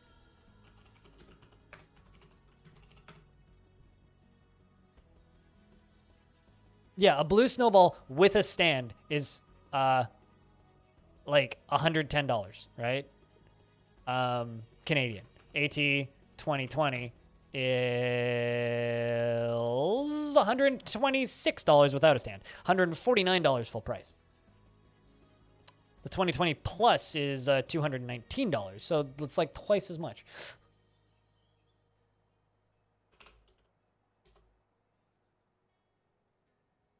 But yeah, if you're just looking for something to talk to friends with, like $100, you're good.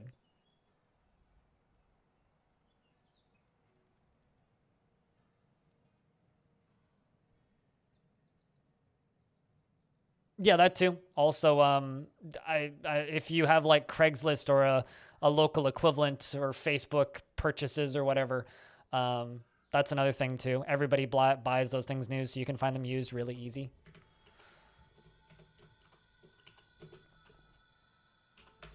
A friend of mine actually used a Blue Snowball mic for a very, very, very, very, very, very, very, very, very long time that he bought used for like $10 on Craigslist. So. Okay, well, you are an asshole, Ryan. Holy shit, you're an ass. That is mean. I have a friend who has an awful HyperX headset who I talk to on Discord on a relatively decent basis. And he always bitches about it and how bad the microphone is. And if he bumps the cord at a certain way, it just makes this awful static screeching sound instead of his voice, and so he has to position it perfectly, but refuses to spend more than $20 on a new microphone, and refuses to buy a new headset that he bought for, I think it was like $130 like a year ago, because HyperX makes garbage. So, you know, HyperX headsets are shit. Don't at me. HyperX, I'll say nice things about your shit if you sponsor me, but you won't, so.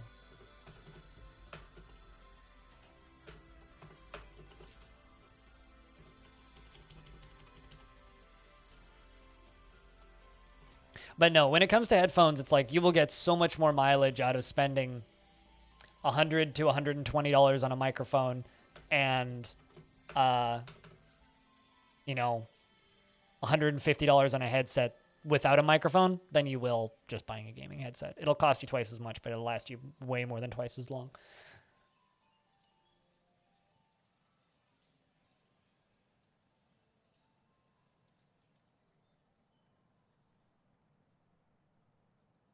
You get a headache talking to him? Okay, don't buy a Blue Snowball. I've got no issues talking to people on Blue Snowballs. Like, you'll hear background noise and shit, but he must have set it up real bad.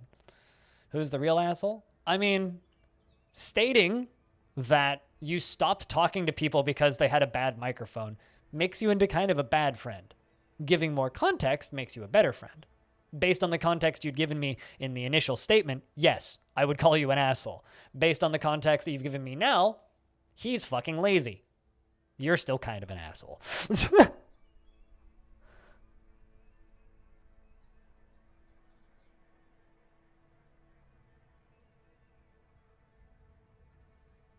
I mean, that's totally fair. Yeah.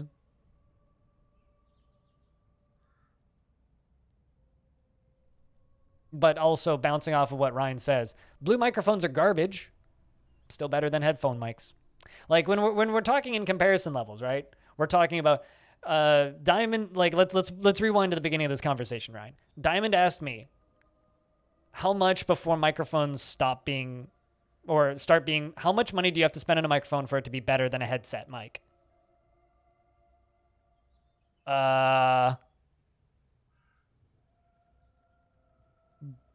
Blue Snowball is about where I say, because that's about the point where they start to sound better.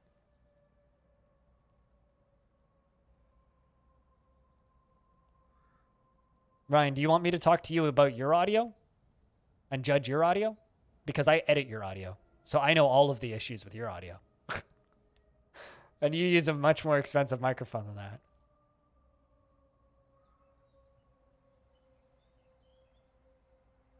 I mean, it probably sounds like shit, but as long as people can hear you, who cares? Like,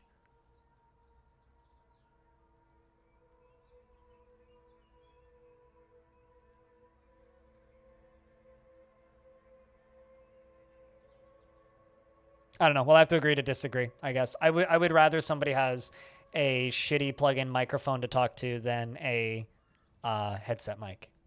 I would rather listen to somebody on a Snowball than a headset mic. But also, I listen to people with way worse audio than a Blue Snowball. So if someone's got a Blue Snowball, then they're like a high roller compared to somebody without a microphone or somebody using a webcam mic, for example.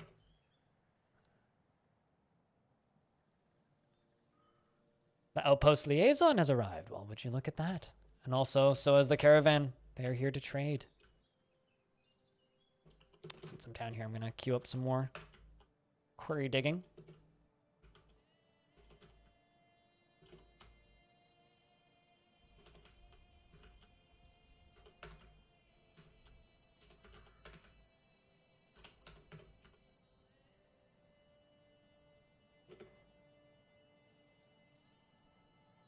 I don't know. I would consider a Blue Snowball to be beginner upgrade from, especially if you can find when used, beginner upgrade from a headset audio with minimal effort. Once you get to Audio Technica, that's $200 in the bin. That's expensive. Whereas a Blue Snowball is $79.99. So it's a bit of a difference. And Shem says, I am your liaison from the mountain homes. Let's discuss your situation. Does anybody happen to have the save file open and want to look up Shem Doran Lected?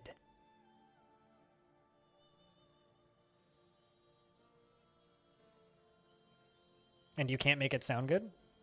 I mean, you sound fine. Like, your mic sounds A-okay.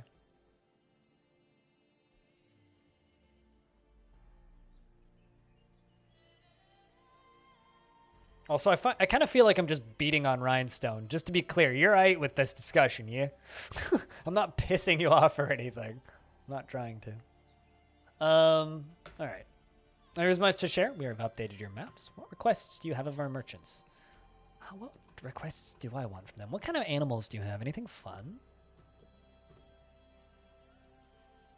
I'm going to request a cat and a dog because I don't currently have either of those.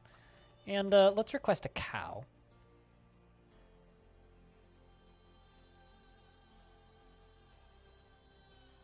I don't know. I'm tired of people accusing me of harassing my viewers, so I just want to be clear that you're just blabbing with me.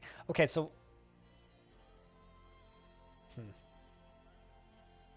Really sucks, because, like, we got all these animals. Cow, bull, goose, gander, yak bull, cow, bull, llama, llama, alpaca, alpaca. All right, I'm just going to assume the top one is female and the lower one is male. Never really thought about that before. Same with dogs and cats. Kind of wish that it would tell me which one is which.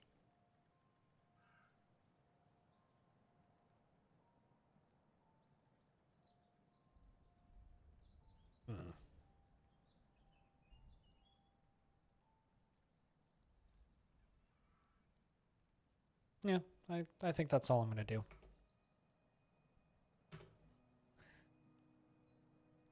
What do they want from me? Spears, battle axes, good luck on those two. Leather, water skins, legwear, cheese,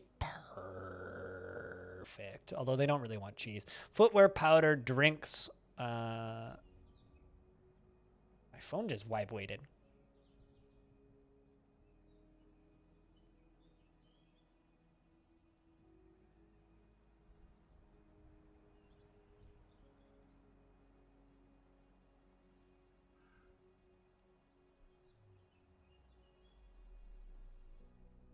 My dad wants to phone me. Hold on, he's asking what's a good time, so I gotta respond to this.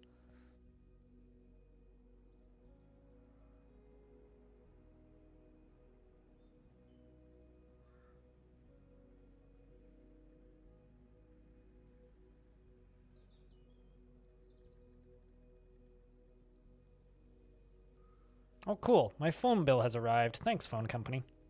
I already paid that yesterday. Why did you just send me a text about it?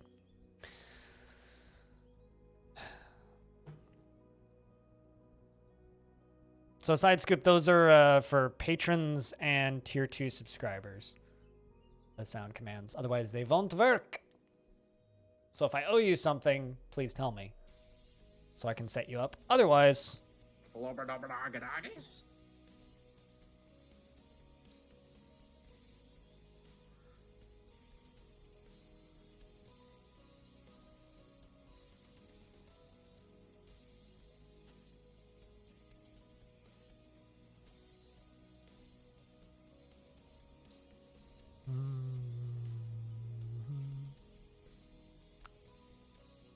And done. Sorry. Also, texting my dad.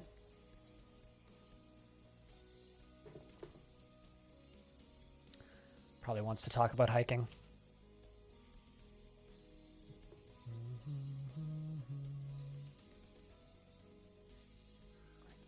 Gotta call my dad after I'm done streaming.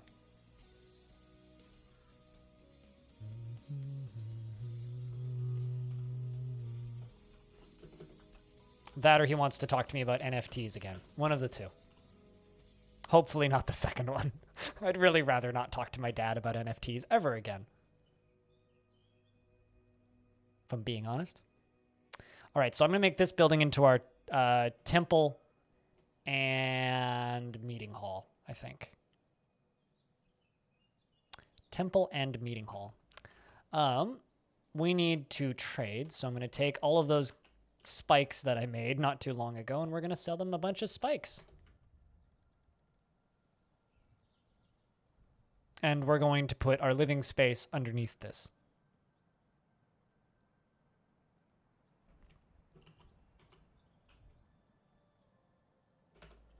What? Is it really underneath the marble? I don't know. I've just had so many like absolutely wild aquifers recently. I'm a little bit shocked that I haven't hit it yet.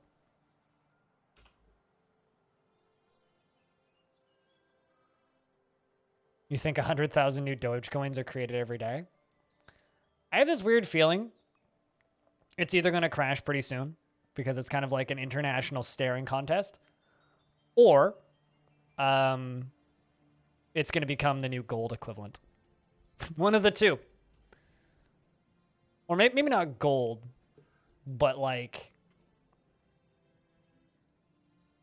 it'll be something that is either around for a really long time or it'll be gone very quick. I'm also going to screenshot all the named dwarves currently. Does anybody want a dwarf, by the way? Because we do have some dwarves available.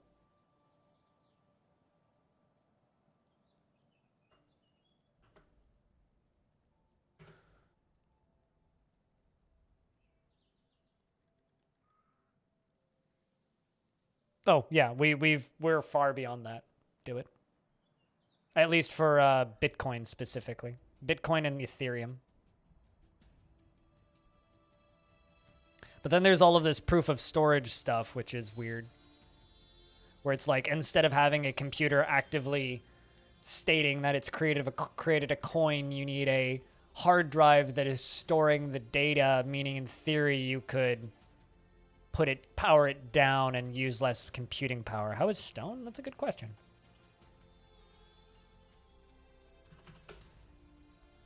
It's bored after leading an unexciting life. Lonely after being away from family.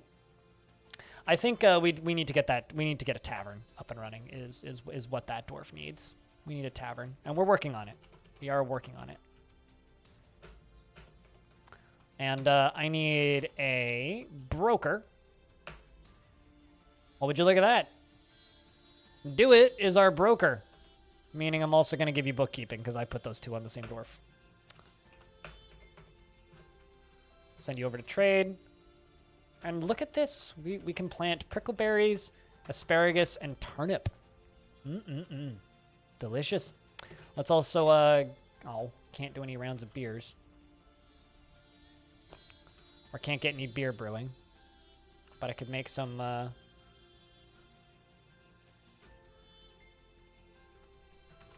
Can make some more barrels, though.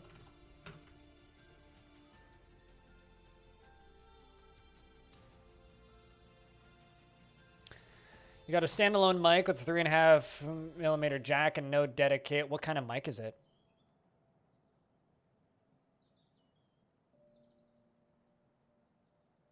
Can you use the... So depending on the type of mic, you might need an amplifier for it. Yeah, you're the broker, so you're going to be doing all of the sales stuff.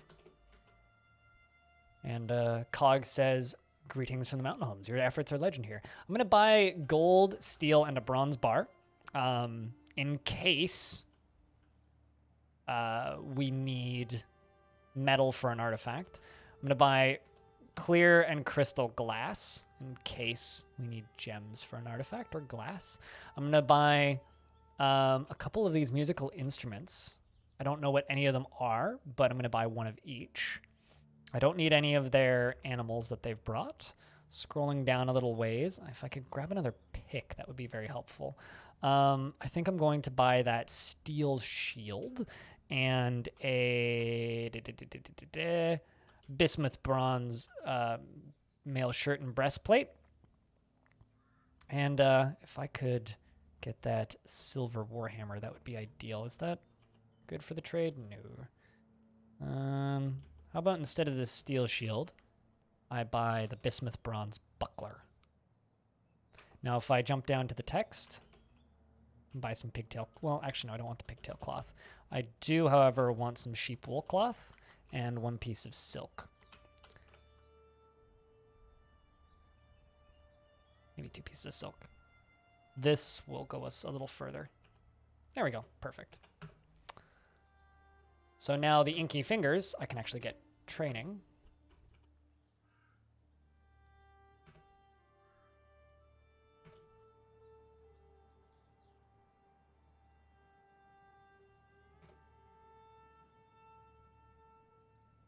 Nice, you're going to break the merchant's wills. I mean, they already broke you, so don't worry about that. Make 2 armor stands, and I can get you training. Or I can get side scoop training.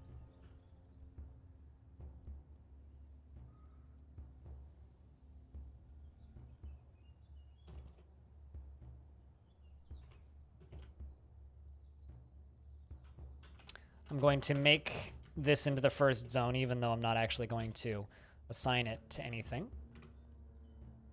It's going to be an inn tavern. The Helmed Harvests is going to be the name of our tavern. I'm going to go to the locations. I'm going to set it to citizens and long-term residents only, just so that they have somewhere to hang out, you know?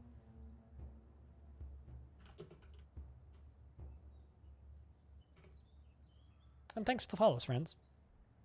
Also, if I've missed anybody who asks for a dwarf or anything, let me know. I can get you dwarfed. Brahms, how have you been? So I had some people asking about cremating dwarves the other day. Made me think of you. What's up? How's things? Chat, can I get a big round of beers for Brahms for keeping that subscription alive for a 9th month? That means somebody gets to throw a baby into the pits for us. Quite a few different religions in this faction. Coven of Oils, the Gloved Haven.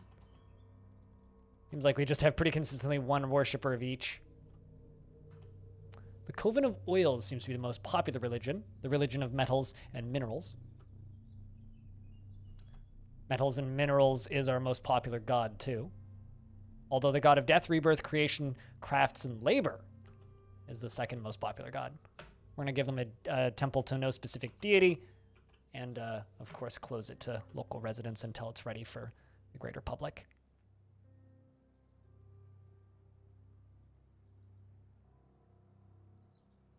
Still has no roof. But at least now they have somewhere to go pray.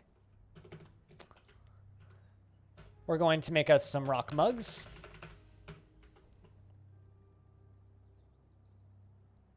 Welcome back, LaFonda.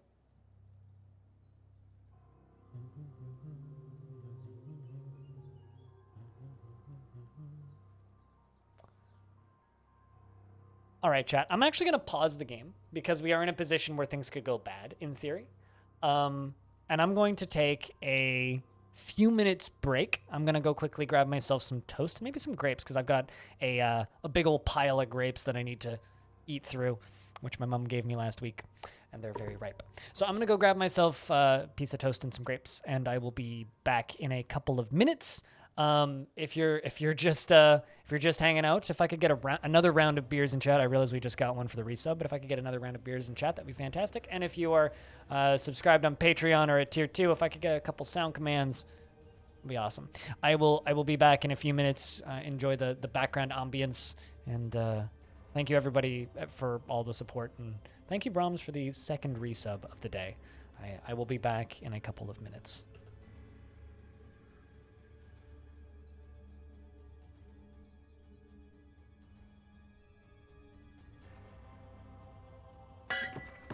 Bring out your dead!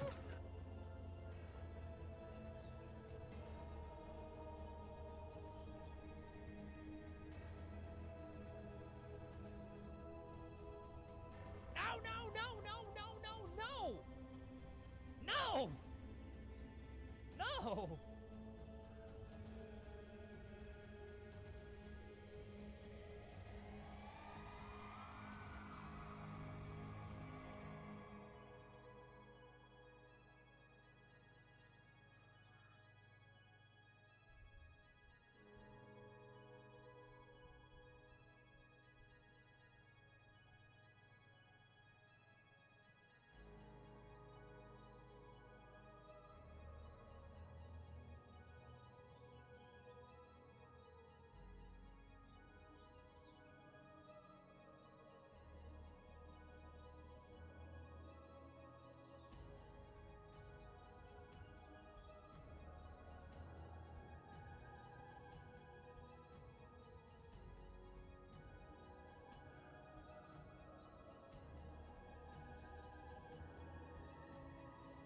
Hero Quest is the best game ever made, and anyone who says otherwise is wrong.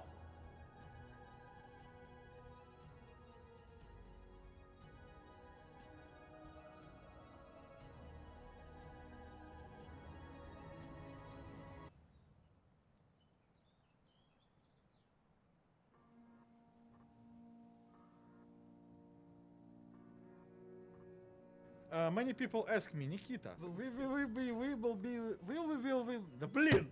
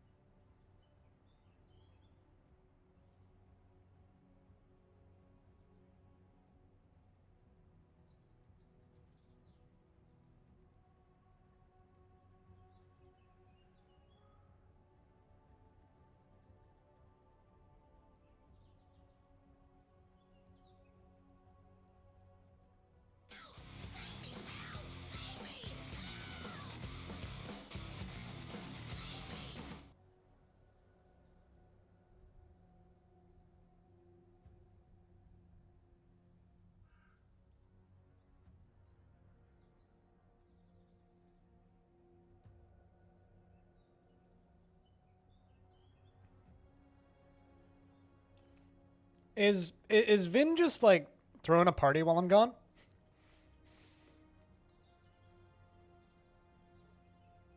But apparently. Anyway, hi, I'm back. The song is a local band that you've never heard of and will never hear of, because I'm not entirely certain they exist anymore. And the voice saying "Help Save Me" is Daffy Duck, which I overlaid over the riff.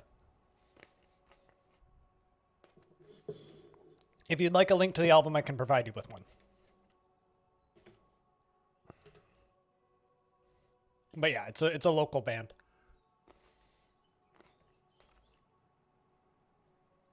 It is a local band. I need to punch something in on my phone.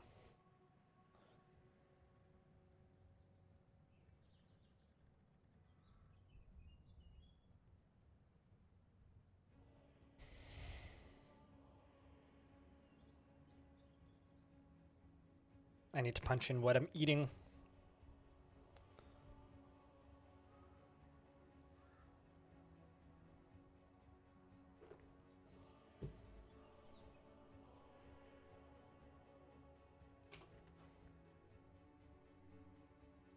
Yeah, the "Help Save Me Help" is Daffy Duck.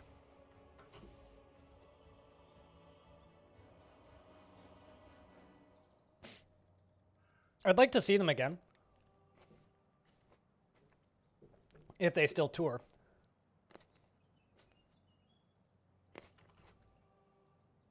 Fortress attracted no migrants. Huh. Odd.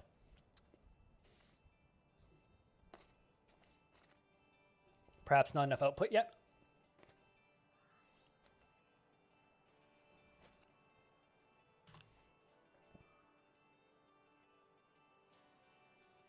It's Daffy. Screaming, "Help! Save me! Help!" Also, congratulations to Infinity and Sidescope for being the targets of the kindness of Vinsati. And Vinsati, thank you very much for more than doubling today's Twitch revenue. Thank you.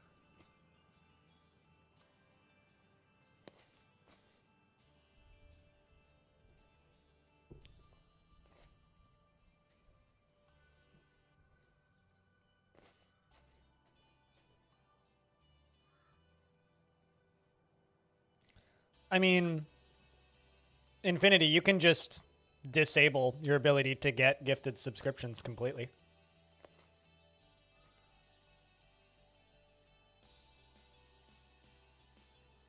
If that is something you consider to be a negative thing, you can totally turn that off.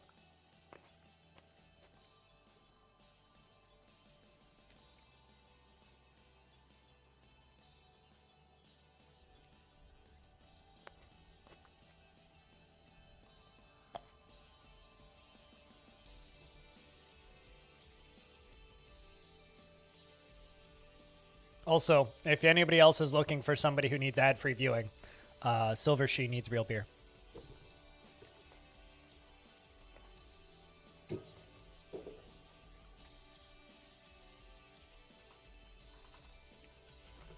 We should milk more pigs. Actually, we should just make cheese first.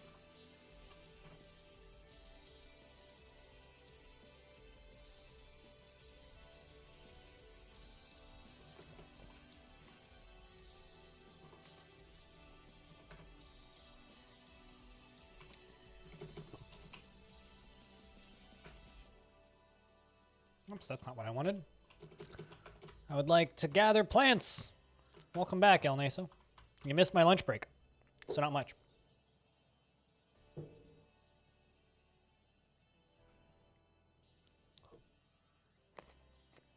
Welcome back, El Naeso.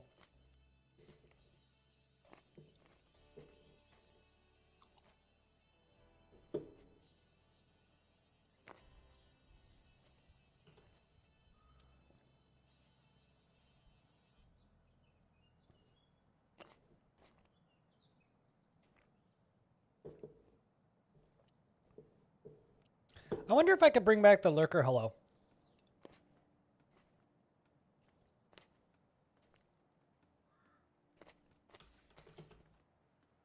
Because it was something that I used to always have in this channel, where people could say hello and goodbye with channel points. It was very cheap. I made it 100 channel points. The idea was that like someone could come in and say hello and then leave and say goodbye without me actually acknowledging it, and everybody would know that they're here. I got rid of it because people ruin good things by harassing me with it. So I disabled it. I wonder if it's been long enough, because it's been maybe close to, if not over a year since then.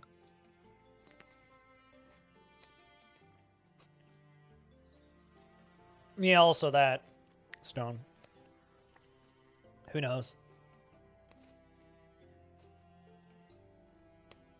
This charcoal beast is currently on the surface and migrants are arriving. Oh, fun.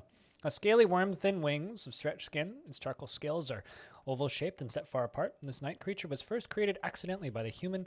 Oh, if it's a night creature? I wouldn't be too worried. Is it a wild animal?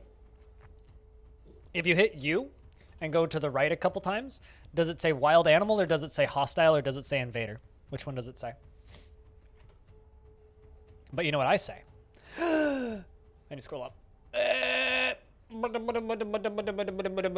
I say, intergalactic hussies are self-absorbed showers salespeople. 6 zebras are learning how to not get caught smoking. Legs exist. Arms do emasculate grass. Funky futurista barista siesta swings sexily today. Noodle factories make noodles. Probably. Nihilistic poodles adopt gloomy. I need something that rhymes with poodles. That's not noodles. Poodles adopt gloomy strudels.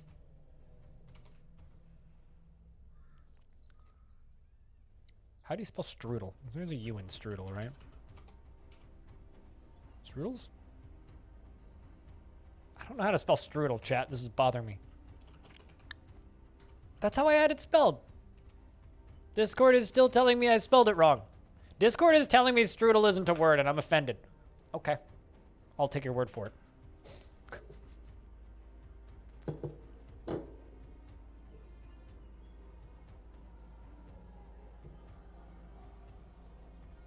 You ordered some Thai? Ah.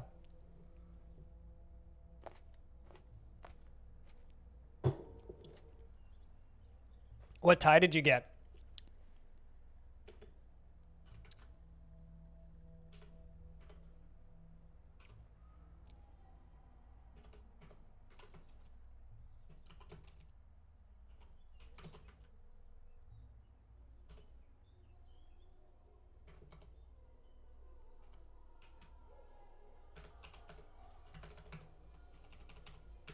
Trying to find that aquifer that apparently doesn't exist. Side of tofu and chili sauce. Sounds fancy. I haven't had Thai food in forever. I had I had sushi last night. I had some salmon avocado rolls, some plain avocado rolls, and some salmon and tuna sashimi. And because I ordered from a Chinese or a Japanese place that shares the building with a Chinese place, I also got myself some spring rolls because I'm a delinquent.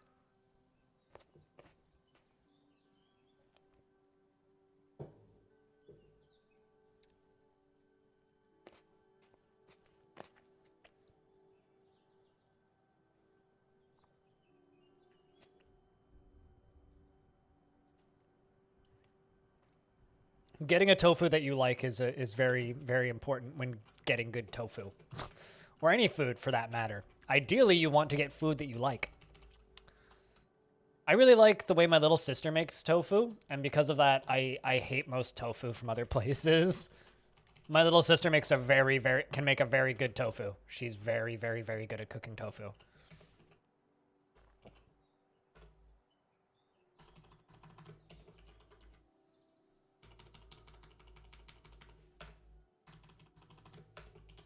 It's very easy to like just completely destroy tofu when you're cooking it. Although a soft tofu in a pan with margarine or some other butter replacement makes really, really, really, really, really good substitute, assuming you put salt on it for scrambled eggs. But I eat eggs, so I don't have a problem with that. It's actually one of my favorite ways to have soft tofu, is just like scrambled in a pan.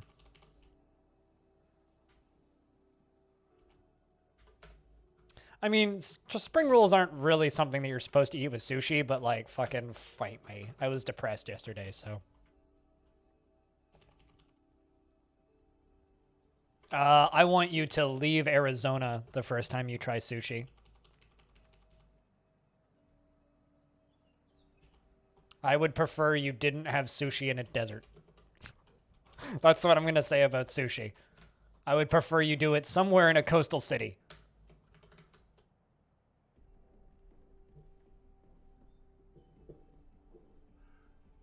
Looks at past experiments. Yeah, I speak with experience in the ruining of tofu.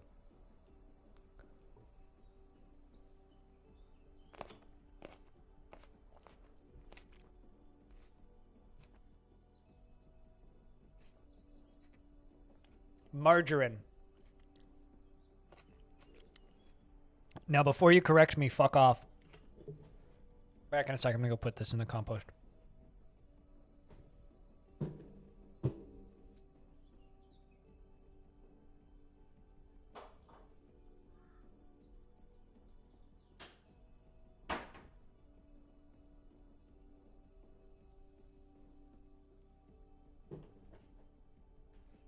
All right, I return.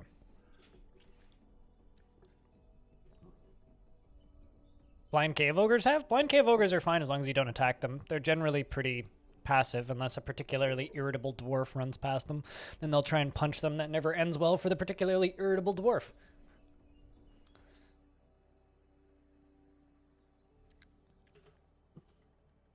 You're going to stay away from tuna regardless?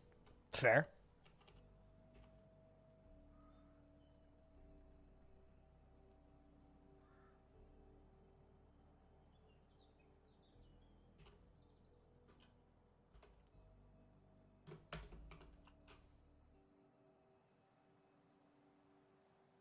I mean, very free. I've had, well, okay. So there are two kinds of Brits in the world, Stone. There are those that believe that the only correct way to speak is the way that they speak, and if you do anything else, you are wrong. And then there are those who will passive-aggressively correct you regardless of what you say. So you are a very rare kind of person. The good old-fashioned, my country is older than yours, fuck off kind of mentality. Which sucks, and I hate it. Because it's just unpleasant for everybody involved. It's like, well... So just by default, I will be like, yeah, no. Schedule, tomato, tomato, potato, potato. Margarine, margarine, margarine.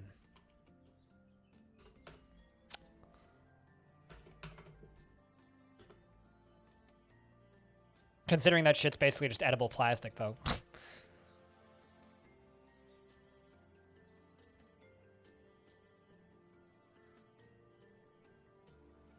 But I will still state, please leave Arizona before you try sushi, Ryan.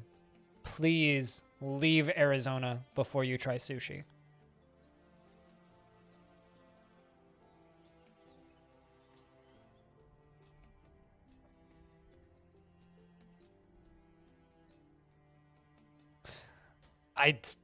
That doesn't matter. That doesn't matter. Doesn't matter if you have a source of salmon.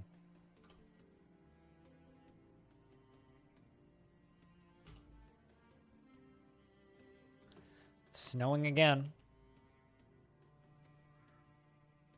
Yeah, exactly. Go to LA at least. You want to be in a coastal city. Like, I will not eat salmon inland. Or I will not eat sushi inland. Doesn't matter how good of a supply of fish they have. I will not do it.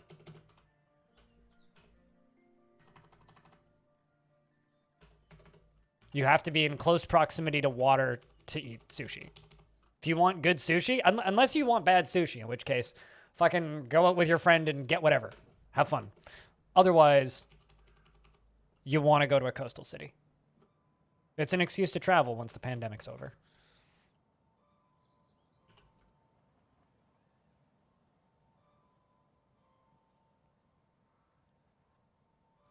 What I said previously, Von Roland. Go to a coastal city. But if you guys don't want my opinions and you don't want my takes, I will just simply smile and say, okay, get sushi wherever you want. Smile. Have a good afternoon. While I get these dwarves to build this roof. And the snow gets thicker. We don't even have beds yet. I feel kind of bad for these dwarves. I feel like I'm kind of abusing them.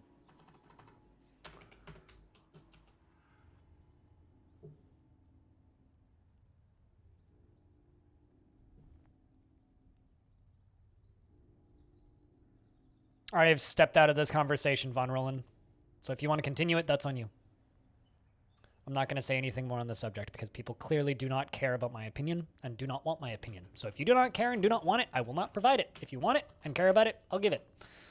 But the way you guys are talking, nobody cares. So that's fine. Can dwarves lose limbs by freezing? Nope. All of those mechanics are like future planned things. Like roadmap things. Dwarves don't actually care about temperature.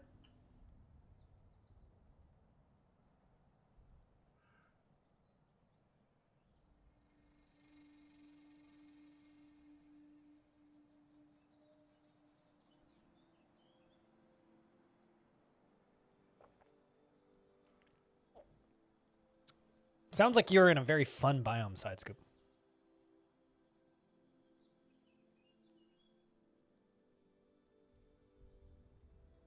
Yeah, no, it was a thing that you were able to do. There's a post on their Patreon and was in the forums and on their website about it, but they stopped doing it last year due to demand.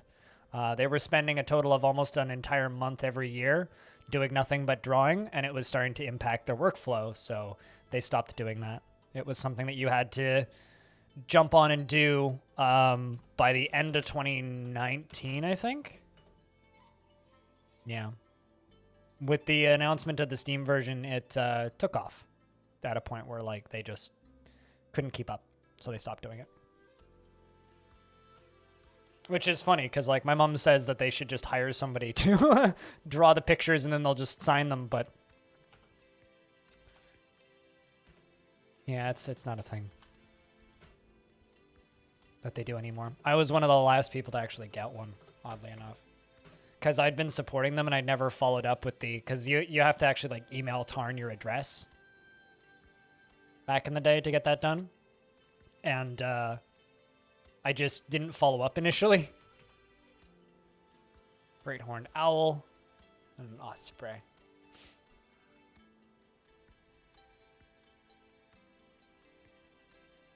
It's odd. Get a beard, yeah, basically. Well, I mean, when I start saying a thing, right? Do it. And then a couple people in chat disagree with me. And then I make my argument and my stance, and they continue to disagree with me. I just give in and accept it. I'm not going to keep arguing it.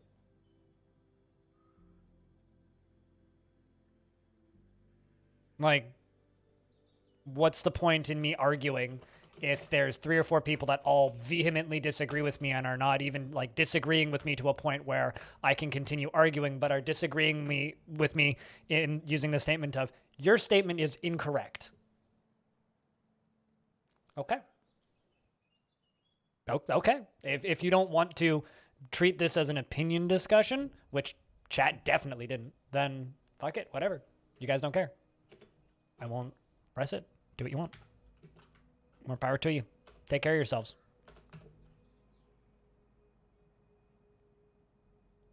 If people wanted my opinion or cared about my opinion, then it wouldn't be a, you're wrong. It would be a, I don't agree.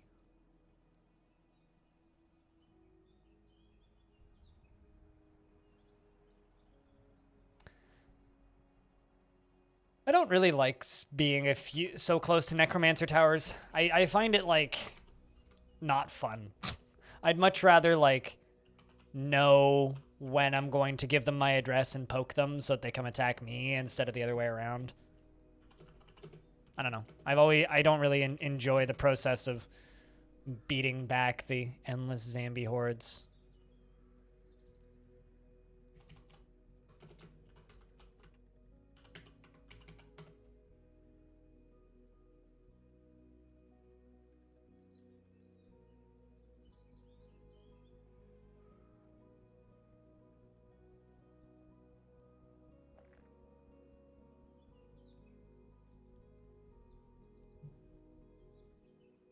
I mean, it's more of this to Churro do it. I used to double down and triple down on my opinions and value my opinions, but chat has taught me over the years that it's just not worth arguing with you guys. If you guys believe something, okay.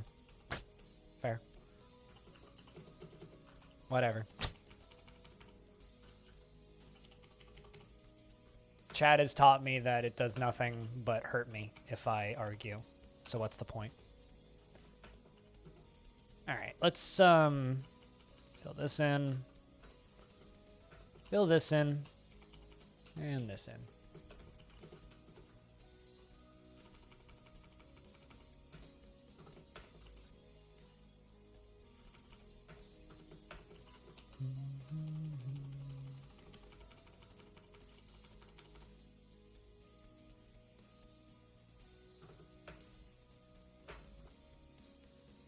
It's a work day. Get a beer and a pick. It's a day off. Get a beer and a pick. It's pretty accurate, actually.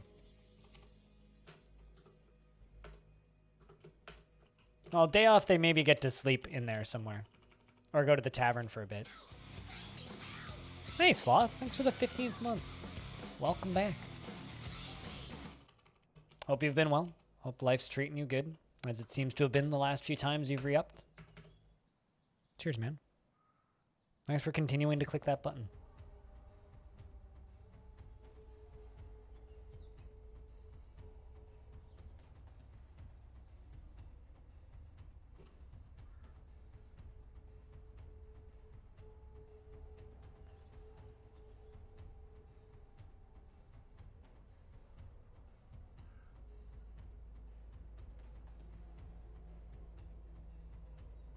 They take months off? You're not wrong, actually. They absolutely do. But they also work for months on end. I mean, that's on you. I've been here.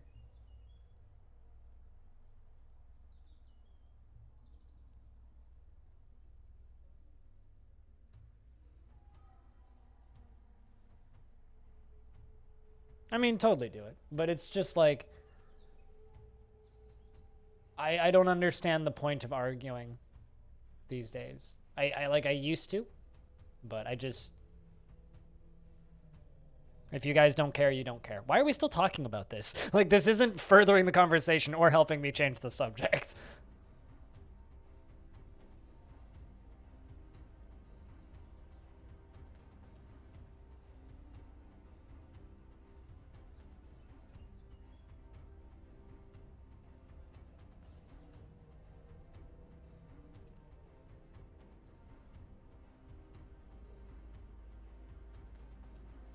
Slightly jealous. I mean, you snooze, you lose, I can do? I don't know.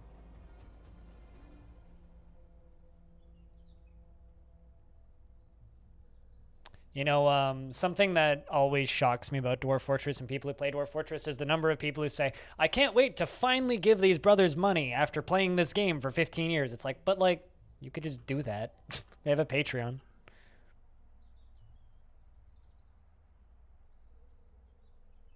There's lots of people that, I don't know.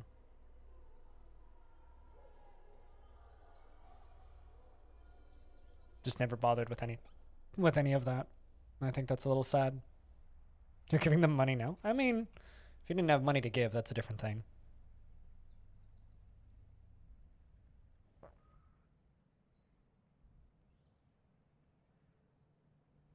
Oh, I've always been giving money to necromancers. Why wouldn't you?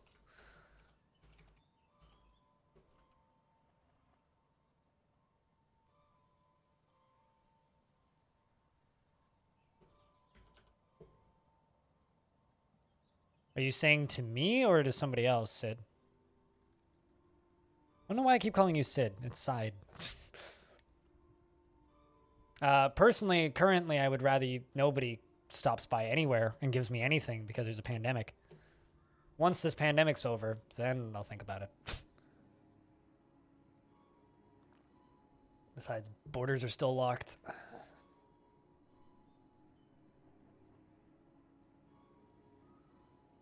We also need to remember that Canada is like 6 to 8 months behind the US on vaccinations, so.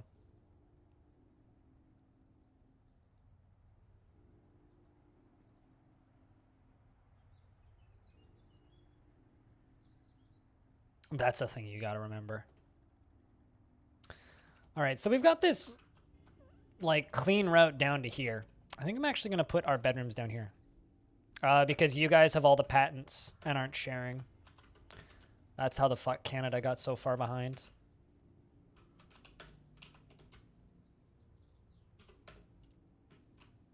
That's the simple answer.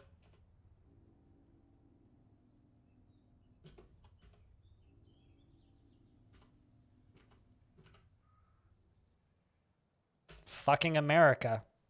Like, it is the country of patent trolls.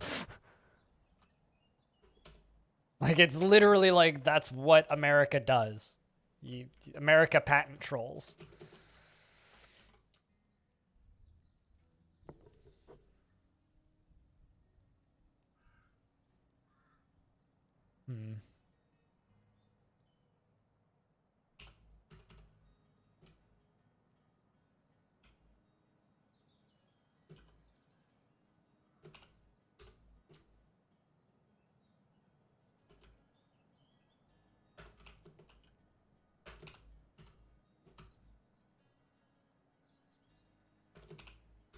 Oh, and also because we kept everybody in lockdown for longer. So, yeah, I don't know. Meaning normal people won't start getting their vaccinations most likely until September.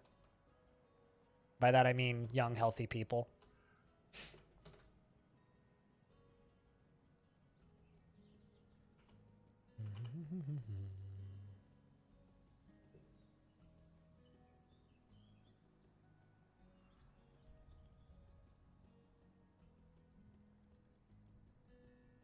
I mean, the first vaccinations we got was from Russia, not from the States.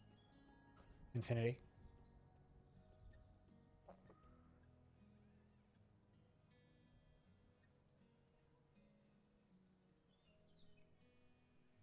Like, we got Sputnik for our healthcare workers before we started getting any of the American doses.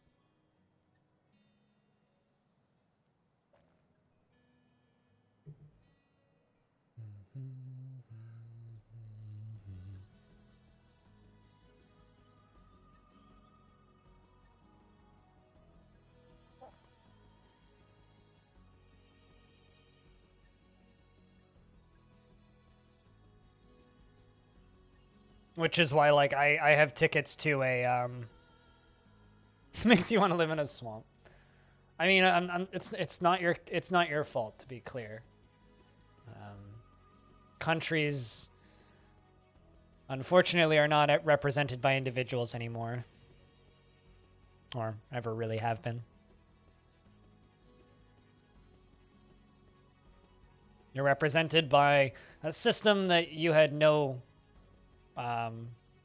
real say in its implementation because it was implemented by a previous generation. And even if you're part of that generation, it's still really not your fault. So it's A-okay.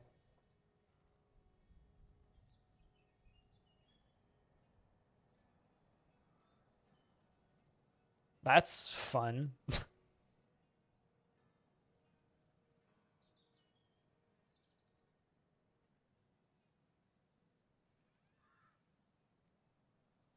When did that happen, Infinity? Besides, AstraZeneca supposedly is exporting like 60 million doses or something. But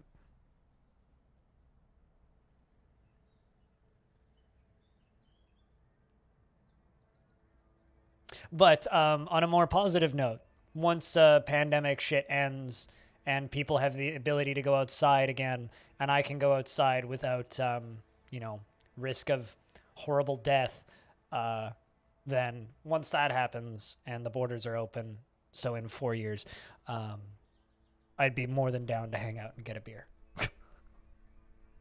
You fucking bet I would. You got one Hammerdorf. So in case of something scary showing up. Side scoop has a silver warhammer or bismuth bronze buckler. And I thought I bought you a helmet. Guess not. Wait, what? You got kills? You killed two? Oh, you killed two weasels here. Right.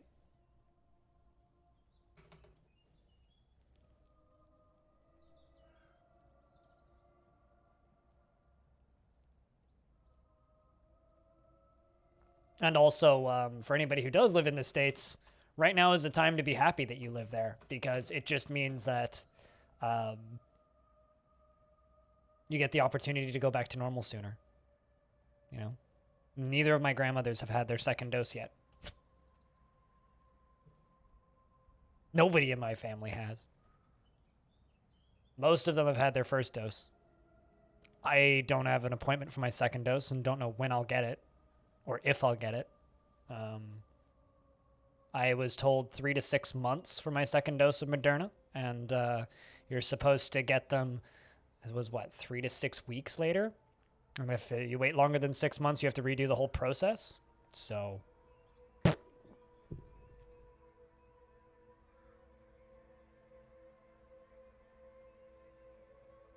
Meanwhile, we have problems with entire families being stuck in India because they went to go visit people and visit family, because apparently visiting sick family is, considered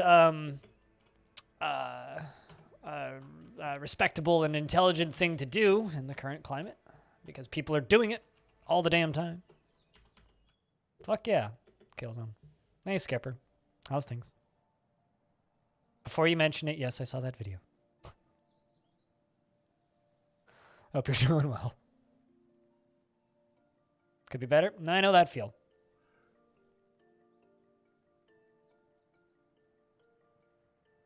Well, of course, America has to reboot the ability for Seattle to function. How else is America going to function without all of its social media and upper middle class to high class people not being happy? I mean, come on. Voters got to be vaccinated first.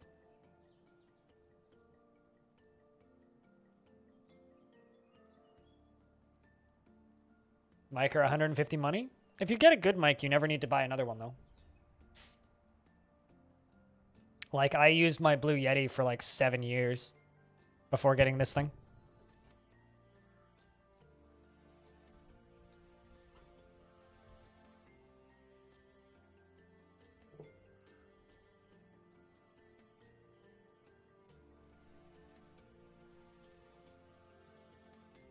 Fun! That sounds fun, Skipper. Somebody stole something off my neighbor's porch last night. So I went out this morning, and one of my neighbors saw me outside and was like, "Hey, is everything on your porch?" I was like, "Yeah, all my plants are here." She was like, "Oh, somebody stole something." So someone's doing something in the neighborhood, which is not okay. Apparently one of my other neighbors saw him. "We're out of prickleberry seeds. Oh no."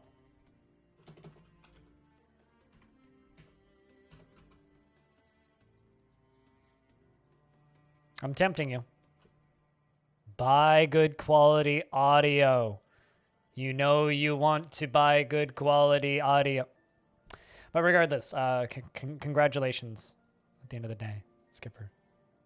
On the congratulations. Do you have any plans now that you've done the graduating thing? You know what you should really do, El Naeso? Just use text-to-speech and type really fast. Just have like a Microsoft SAM up and a notepad file, or whatever the Linux equivalent of that shit is, and then just type really quickly.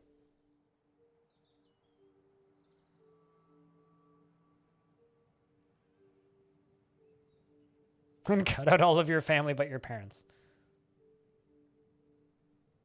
Yeah, that's an admirable goal. Admirable goal. I respect it. Since the aquifer wasn't where I suspected it would be, we're just going to live down here. This is where we're going to put our bedrooms.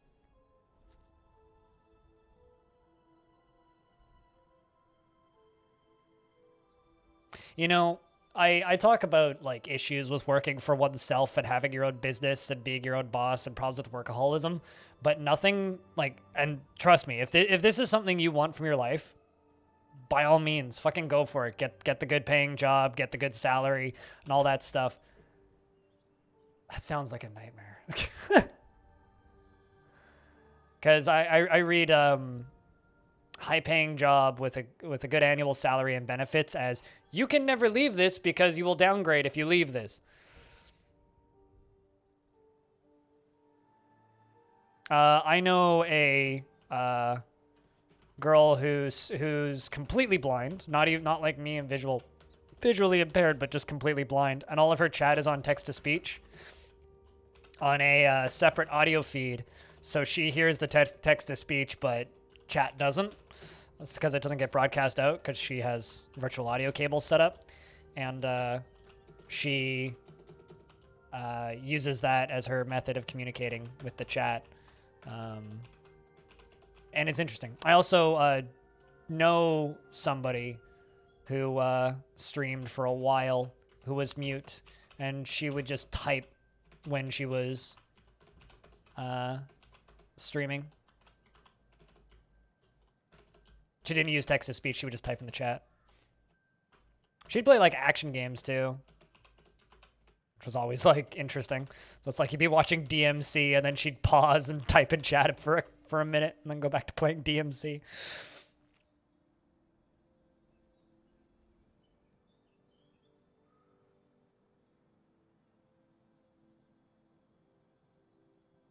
I mean, that's what I would recommend as well. Is after graduating from school, go get a fucking job. Don't go get a fucking job right away. Go take a nap. Go on a vacation. Sleep for a bit. But the problem is like, you really can't do that right now if you want to be responsible. You know? Like, I don't want to just talk shit about people, but there is a lot of places, especially in the States, that are just fully open that are, like, not even remotely close to being fully open. That's a name. Datan Plain Pages has been appointed to the position of Dungeon Master of the Palace of Biting. Hey, Chad, you guys want to go hang out with the Dungeon Master in the Palace of Biting? That sounds like something that Kink would have as an alternate website. Jesus. Dungeon Master of the Palace of Biting. You wanted to take a nap and relax, and then anti-vaxxing family came to the party and you had a panic attack. Nope, I understand what you mean. I understand what you mean. Did you at least do the party thing outside? And now you have to provide for them? I don't think I do, actually. I don't think this is somebody in my fort. Yeah, no, this isn't somebody in my fort. That's literally like a notification of one of the other local Dwarven settlements. Also, by the way, apparently we're at war with the Moral Paddle. So one of the other factions in the area is called the Moral Paddle. They're a Dwarven faction that's in a massive civil war. Apparently they're at war with us too. Huh. Interesting.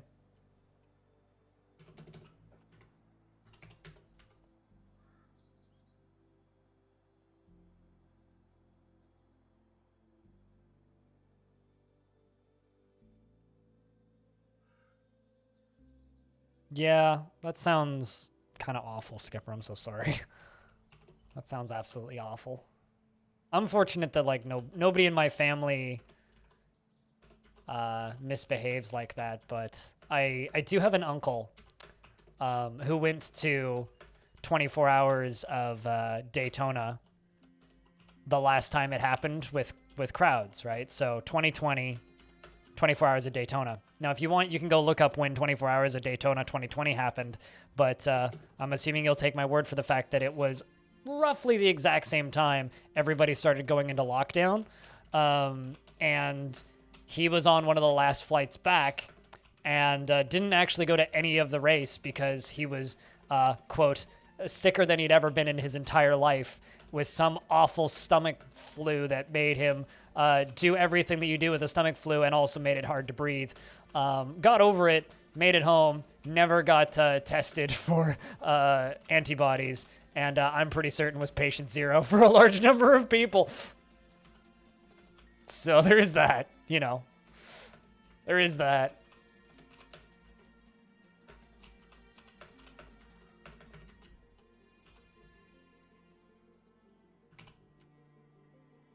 Also, if anybody would like a dwarf, I do still have 3 available.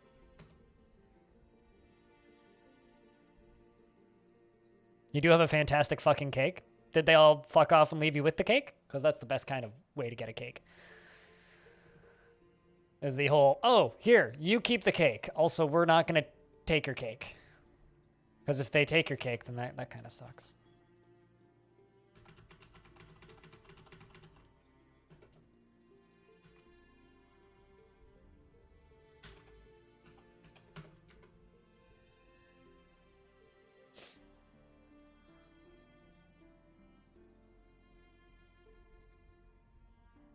The cake was never exposed to the unvaccinated people. Good stuff. You know what you should be thankful for? You should be thankful that you're in a position where you can have vaccinated and unvaccinated people, right? Like here, if you're under the age of 65, or no, under the age of 60, you're not vaccinated. Just fact. Unless you are like me and disabled.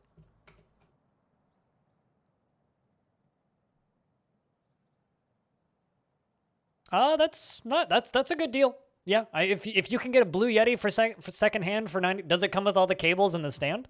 Because it should just come with the stand. But Blue Yeti for 94 money is a good cost. Like that's the microphone that I used for, oh my god, like 6.5, 7 years. Bought it back when I first started streaming. I still have it. Works just fine. Now I bring it over to my parents' house for when we do Discord calls with family from out of town. Like around Christmas and such. Cake slice photo. Oh my god, you're gonna make me hungry. I just ate lunch too. Yo, that's a hell of a cake, dude. Chat, rate this cake. That is good quality level of cake, I think. That is a good, healthy slice of cake. It's good for your bones, I'm telling you. Or your soul.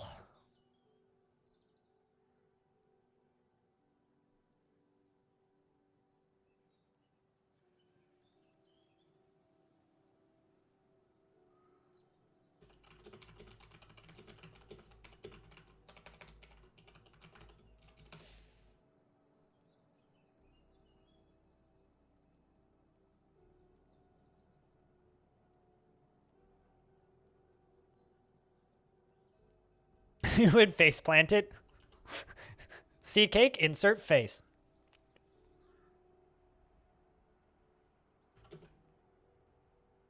Making cheese.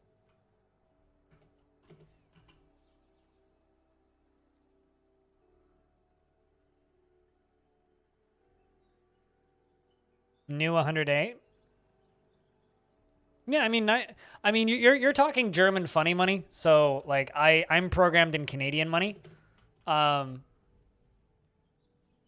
in Canadian money it's like 180 for one new. So, I mean, it's up to you, honestly. If they're 108 new, like it's not a bad discount, but it reads like a decent price, and that's a good mic for just talking to people. It's like the microphone that everybody uses. Like dozens of podcasters use that mic. Like it's a very popular mic for a reason. Is it perfect? No. But does it work? Yes.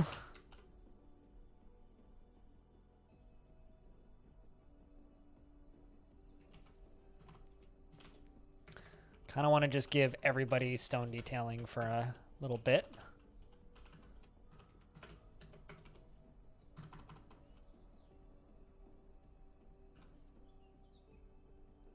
Just so that we can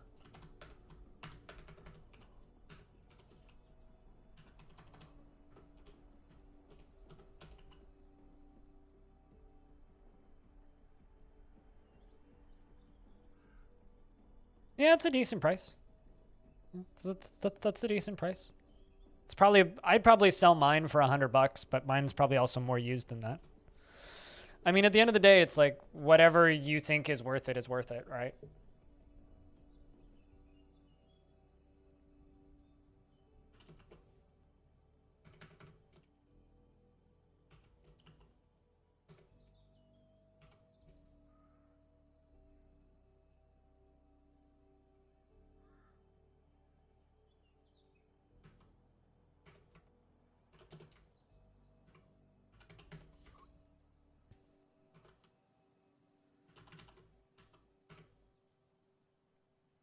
We're into early spring, meaning I'm going to need to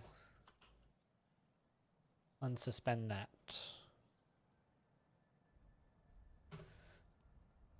Pretty soon.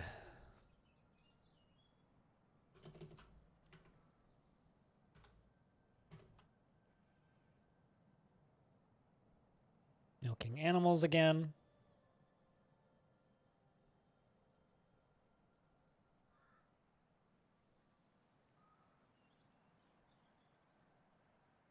I mean, yeah, it's not a small microphone. It's like that big and about that big around, and it weighs a lot.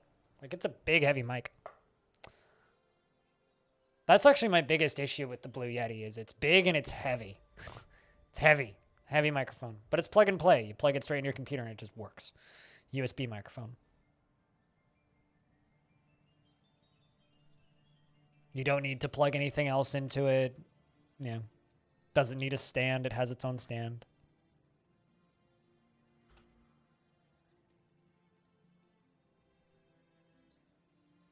Kukra has given birth to a boy. Brand new baby boy. Look at that. It says Da. He has a very long mustache that's neatly combed. His very long beard is braided. His hair is clean shaven. His hanging lobed tall ears are splayed out. His hair is flax and his skin is dark peach.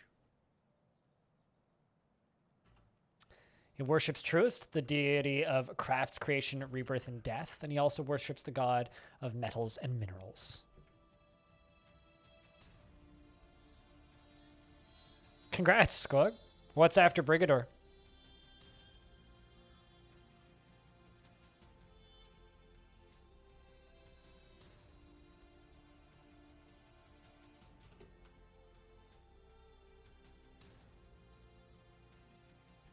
You don't know? Fair enough.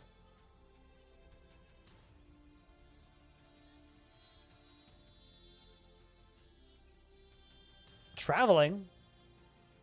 It's a thing people can afford to do. I refuse to believe this.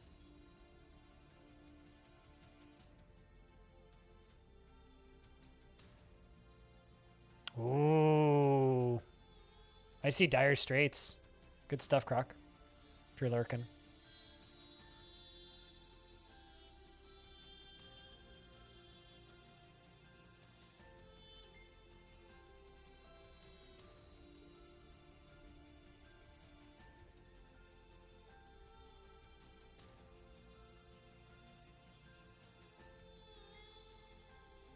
And both Goners.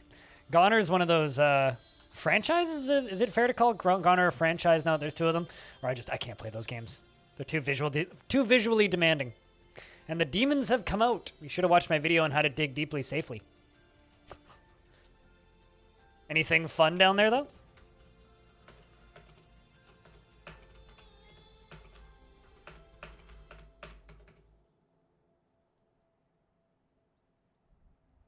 Not really. Nothing of note. Some steam demons? Steam demons die pretty easily. Although they don't die anywhere nearly as easily as epic demons. Although, unfortunately, epic demons have paid everybody off, so they're allowed in without any issue. Although they're still significantly scarier than the itch demons. And not quite as scary as the good old games demons, because those ones, well... They got all the classics like Dungeon Keeper, so you know what I'm saying. I like how me and Stone went for kind of the same joke, but for a totally different direction.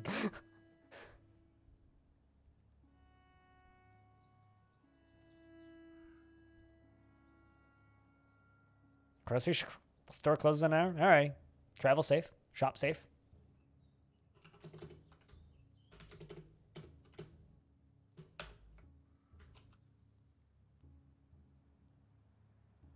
The place I would like to travel to after,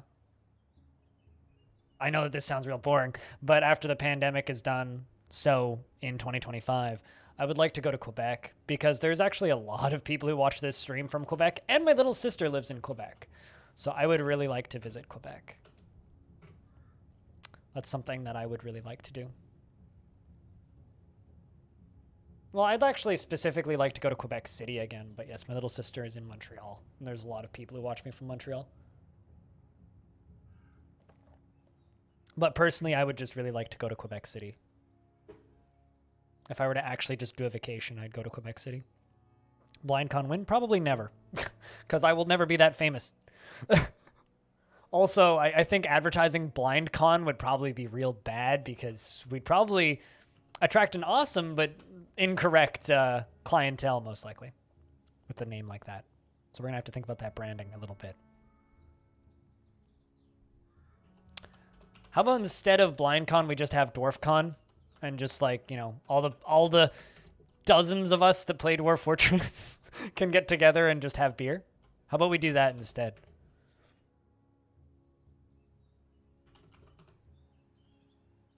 Decision for the day, don't buy stuff for the day. Where are you from again, Diamond?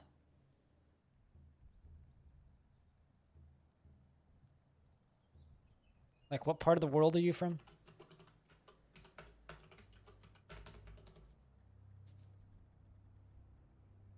Beer? Mead. Yeah. Mead. Beer. Wine? Vodka. Whatever you want. Netherlands? Because you're acting very German.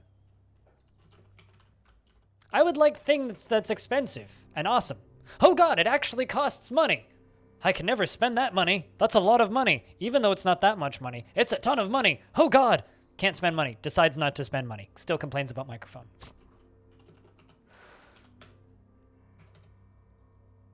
As somebody with a lot of German in my family, that's that's my experience anyway.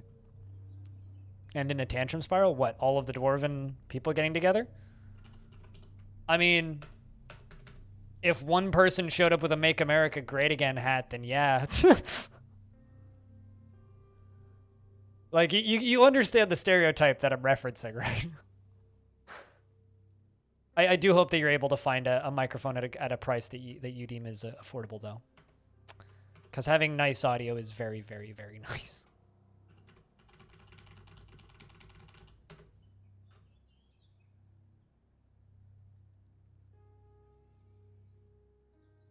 And some more migrants have arrived. Let's just kind of get an idea of what we're getting. Gem cutter. Stone crafter. Mason. Fisher dwarf. There's no water on the map, really, that you can use. So instead, I'm going to get you on farming fields. I can leave you on butchery and tanning. And plant gathering, please.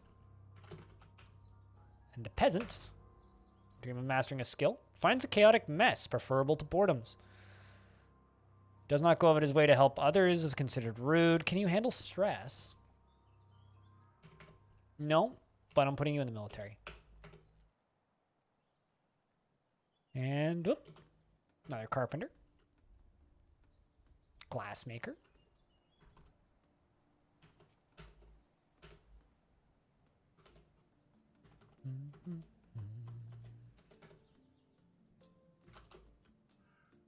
Horse, which I'm going to slaughter, and another horse, which I'm also going to slaughter. 28 dwarves so far, another woodworker, blacksmith, a gem setter, dyer. Well, you're in dire need of a new job. Oh no, never mind, that's the gem setter. Well, I'm also going to give you farming and milking.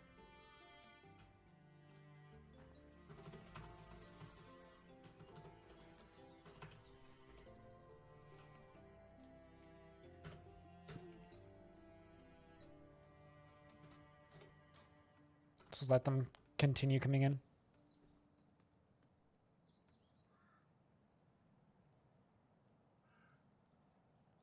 I mean, I was talking about Germans for a second there.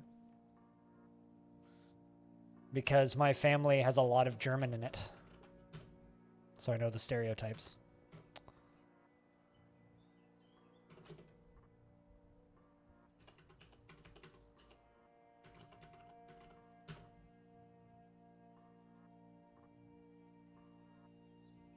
So potentially, your countrymen are being talked about.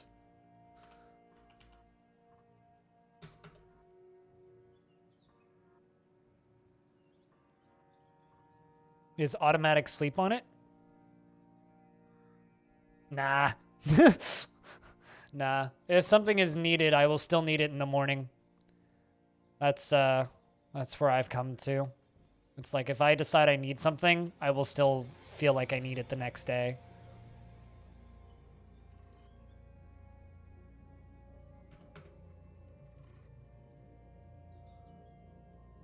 I'm going to slaughter my 3 boars.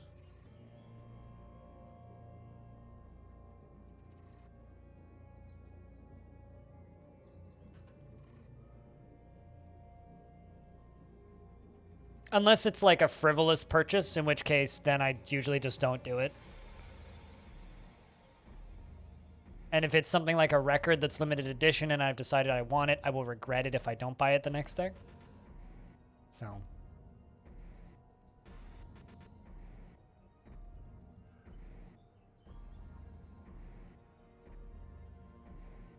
Yeah, I mean, like, if I decide that I'm going to sleep on it, then I'm just not going to purchase it. Holy shit. It's been fucking 2 years, dude. Why didn't she say that? What? Excuse me? Text-to-speech, lady. You didn't read the thing.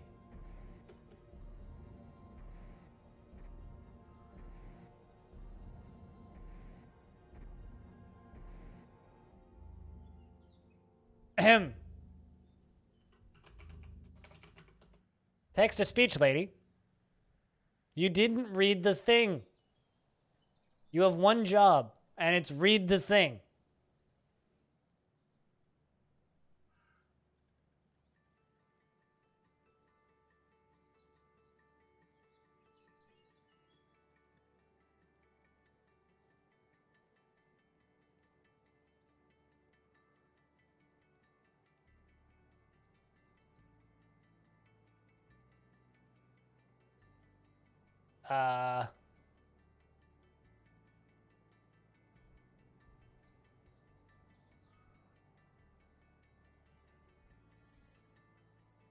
The heck? No, seriously, like, what did...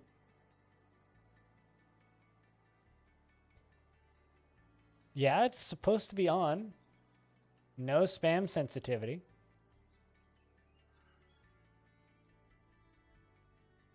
What?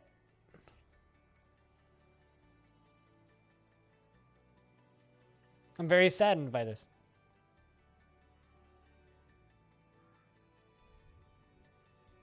No, now that I think about it, no, she hasn't. Although I think Scotty was the first person to actually write one down, so there is that.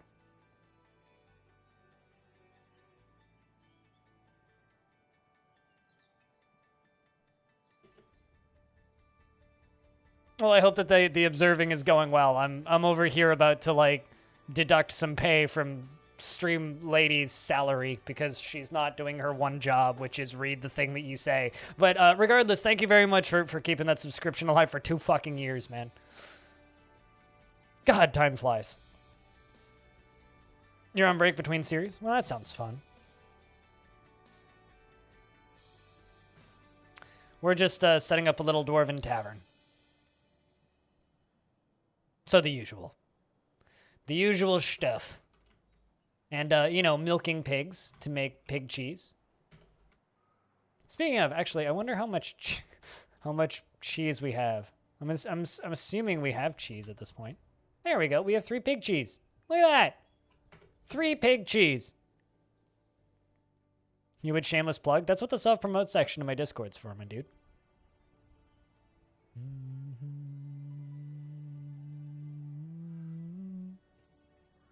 I'm gonna pretend that I can read that.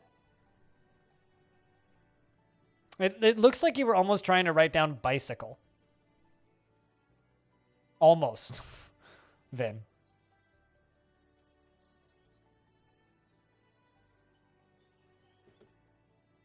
Parents, I urge compassion. Also, look at that. They're dancing in a nice little circle. Is that a turkey? Oh, it's somebody's pet. God damn it. I can't eat it. I wonder what this dance is called. Oh, I missed it. Too late.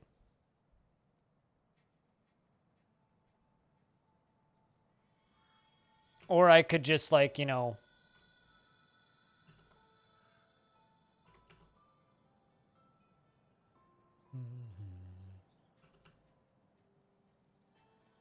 Or I could just, you know, look at this and then maybe remember what hotkey statues are. I thought I had it memorized, but I didn't. Specify image. Specify new image. Object. Cheese. 1.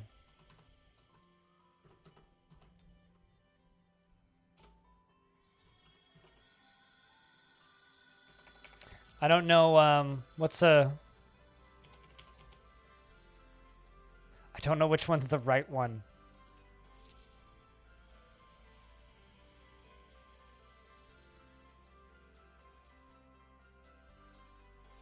I think that's the right one.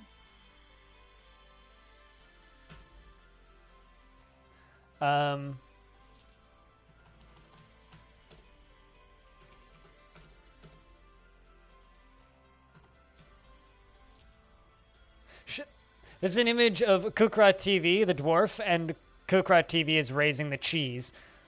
Should the cheese be raising That would be him standing on the cheese, right? Or her standing on the cheese, rather. Speaking of parents urging compassion, how are you doing, Clino?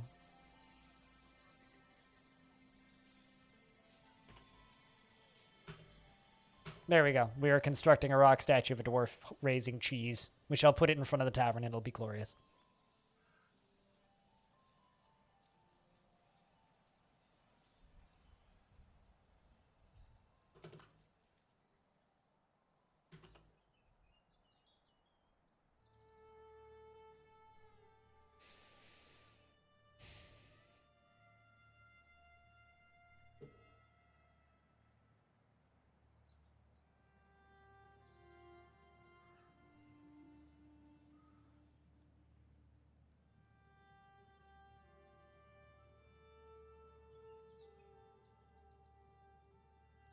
They must have run out of animals to milk, so we will make cheese on repeat. Jealous of the cheese wheels? I mean, you too could be making cheese in Dwarf Fortress. You just have to make a fortress that can make cheese.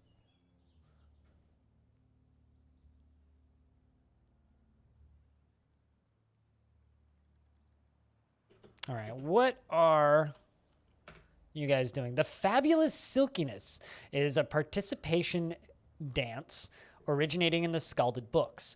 The form guides dancers during improvised performance. The dance begins with the theme music. This section is punctuated by body level changes. The dance enters a new section with the exposition of the theme of the music. The music has a sharp-edged section that is punctuated by clockwise half turns.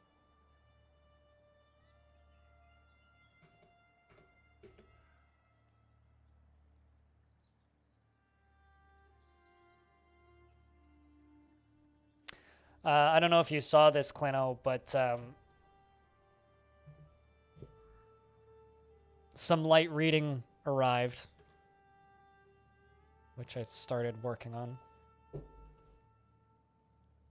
Makes me feel smart reading books, because I don't do that very often. I had to break out the magnifying glass.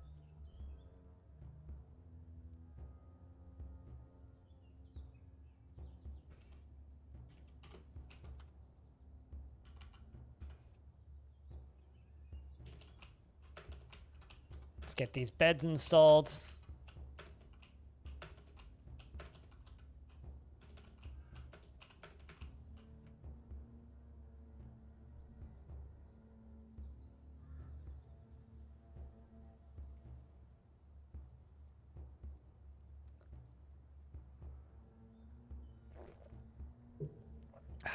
Good lord, it's already 3:10 p.m. Today is flying by for me. I don't know about you guys, chat. So you know what? Can I just get a big round of applause, I guess, for everybody in the channel just hanging out, watching Dwarf Fortress.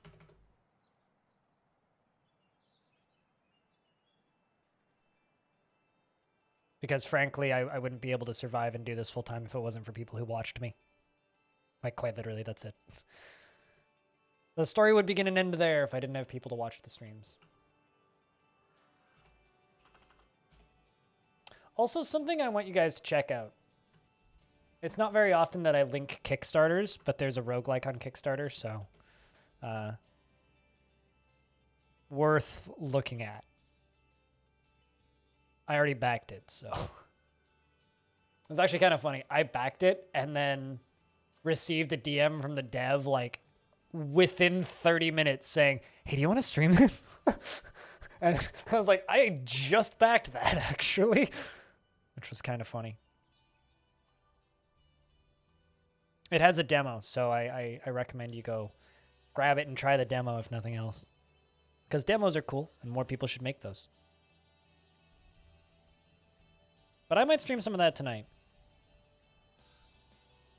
Might. I haven't decided what I want to do for the evening yet. It's kind of a tie between that and continuing my playthrough of Plague Tale Innocence. So it kind of depends on what I feel like doing this evening. But I'll do something. I'll do some of that this week regardless.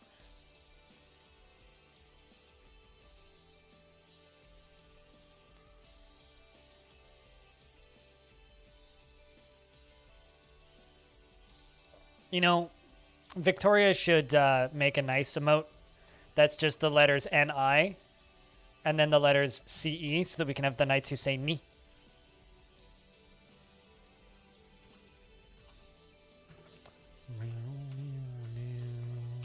But people would probably ruin that, so I don't think that would ever actually happen.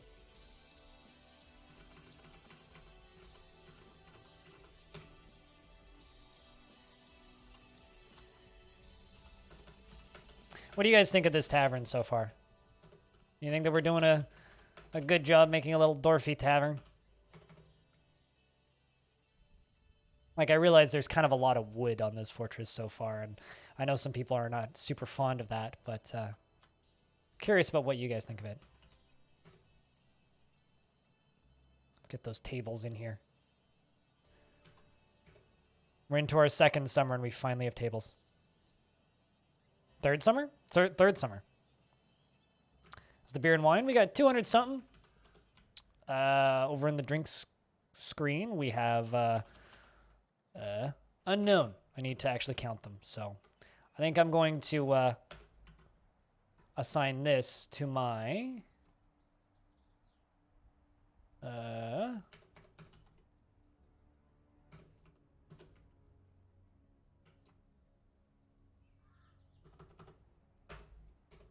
manager, or my bookkeeper, who's going to go count things.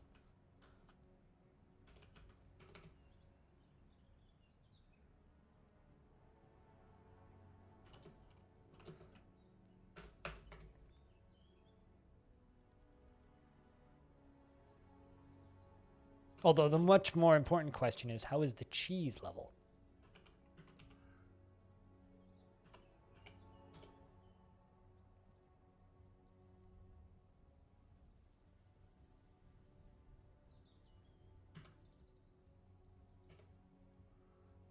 Looks like all of our alcohol has been counted, so let's take a quick look at our drinks, shall we? We're drinking Foxtail Mullet beer from Foxtail Mullet plants that I've planted. Turnip wine from turnips that we planted. We're almost out of Dwarven Ale, which we brought. Prickleberry wine, which we've also planted. Log Lane beer, which we've also planted. And persimmon wine, which was probably gathered.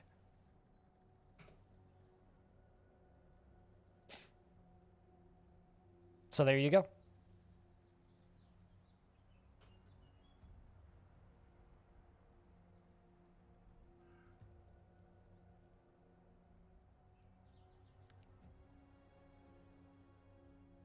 Seems like a good dwarfy position for our dwarves to be in. What do you think?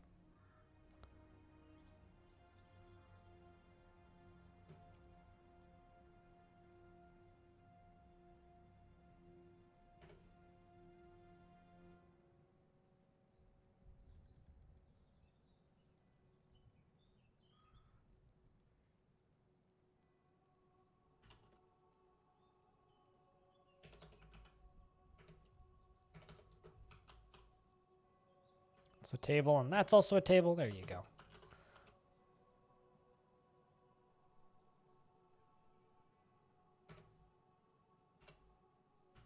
Let's just make a real quick bar block stockpile. Not there. Let's...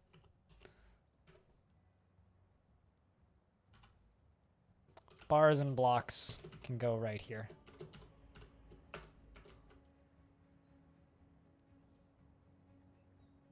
There they all go.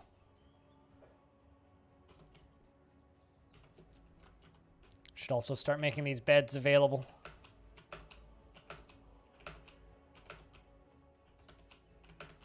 Well, there already is a piece of feedback we can give. You'll make it work anyway.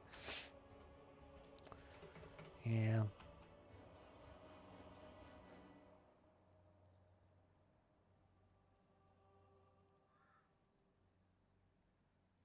Human caravan has arrived.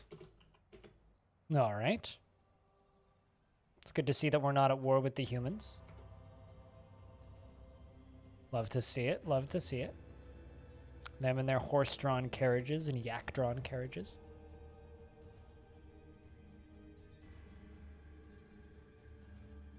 See what we can sell to the humans.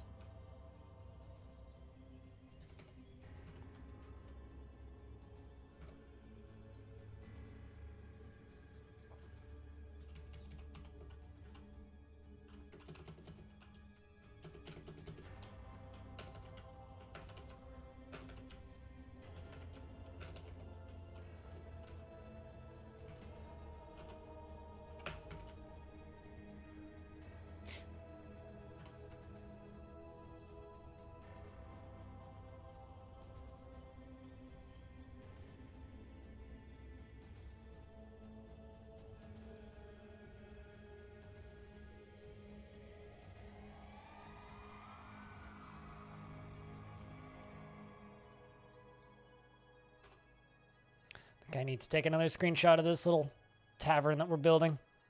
It's been a minute since I've done that. Gotta update the dock.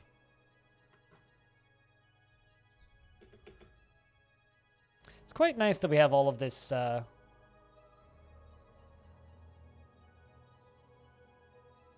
nice that we have this massive supply of marble.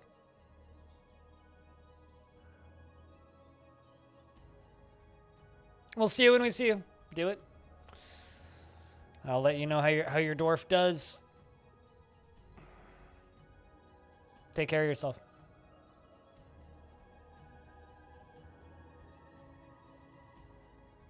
And tomorrow's Mother's Day.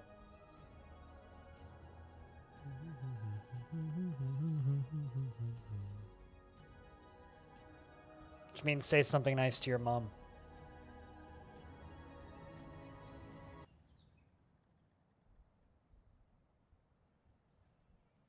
Current question is, how are the dwarves doing right now? Squug! A little bit worried after being unable to acquire something. Wants to be extravagant. Relatable. Felt restless after being unable to fight. You know, sure, why not? We'll put you into the squad. And Domas the Mace can... Mizbeth, we'll give you a pick. Squug wants to fight, so we'll put Squug into the military squad. And let him just, you know, do the training that he wants to do. Frankly, I think that we owe him that opportunity. I mean, he's one of the founding members of the fortress, after all. How are other dwarves doing? Someone who's been here for a bit, ideally. Bastet, how are you doing? Bored after being able to fight. Also wants to fight. All right. We'll put you into the military, too. Let you go join a squad if you like. Has anybody got any fun plans for the weekend, chat? Anybody trying to get anything done or got any goals for the next week? My goal for this next week is finish that book. And another goal that I have is start making a habit of going to the library. Because, like, the world's going to stay ended for a while. And I know that much. So because the world's going to stay ended for a while, got to find something to do. And if something to do is go to the library, that's probably better than, you know, doing nothing, so. Have Sunday dinner. And say Happy Mom's Day to Mom.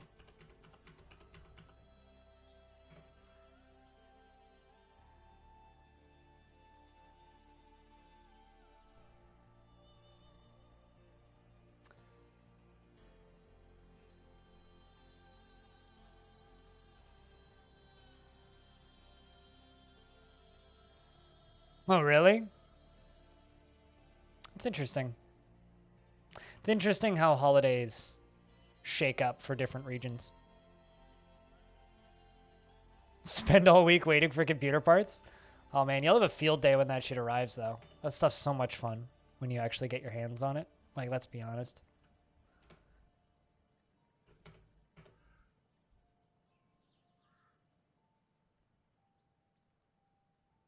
'27th of March is Mother's Day. That's actually pretty close to my mom's birthday.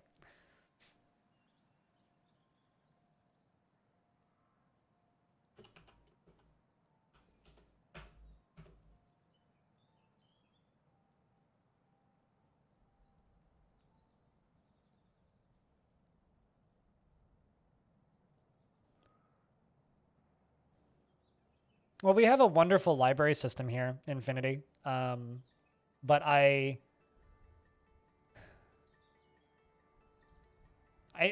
have a hard, reading is hard for me. And it's kind of taken me a while to just kind of accept the fact that I need a magnifying glass to read shit.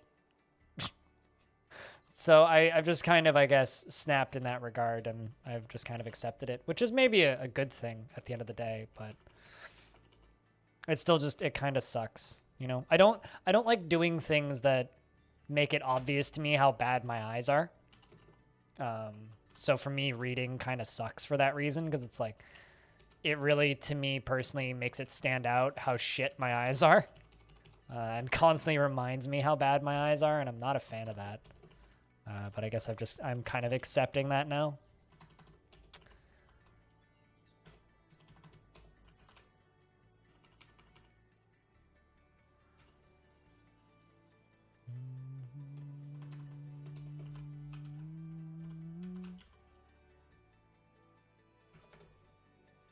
It's tomorrow here. Well, actually, it's all of North America. It's in the US tomorrow, too.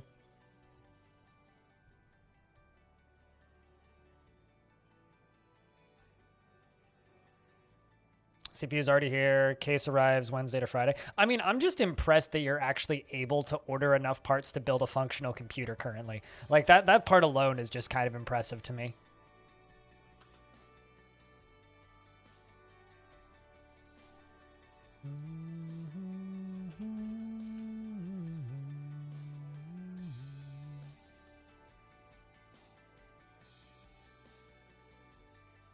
The 10th of what month? This month?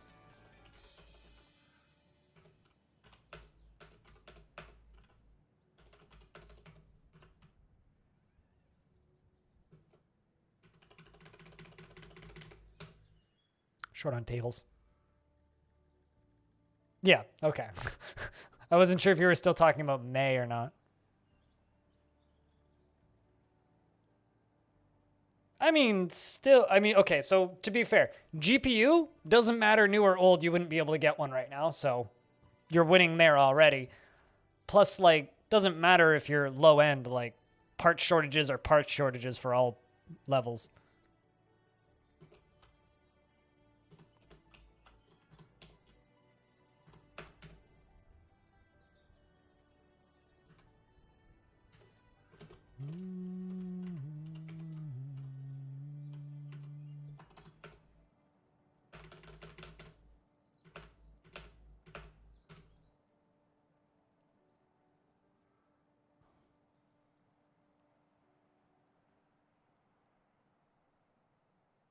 So low end but recent gen. Exactly, meaning like I'm impressed that you're able to buy a computer right now.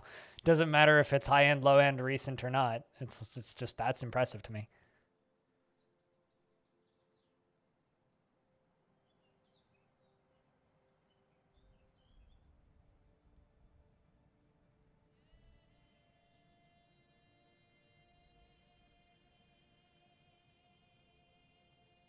Yeah, I'm sure the French have something different.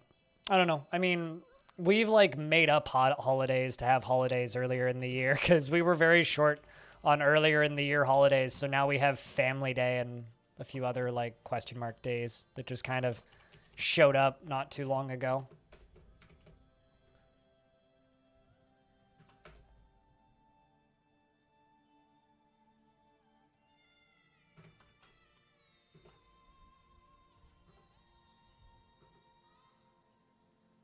Okay, so we do have one kitten in the fort.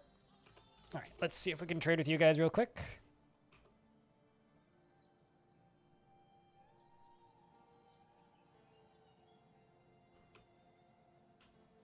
I think I'm just going to buy some cloth bins.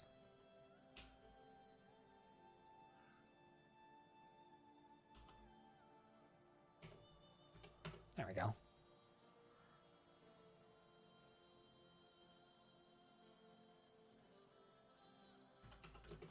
Also, that statue of a dwarf raising cheese is being put in the temple section of our tavern.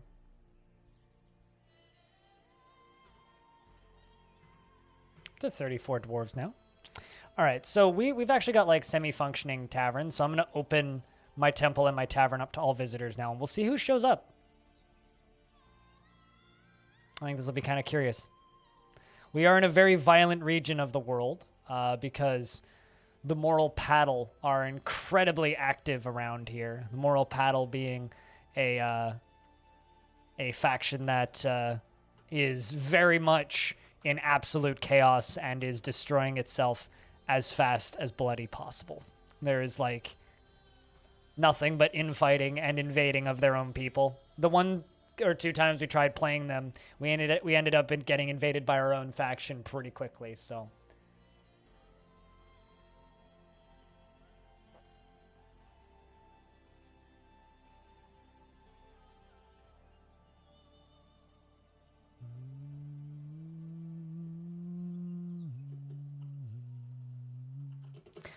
And we've got a new group arriving. Incredibly brave in the face of looming danger. All right, we'll put you in the military.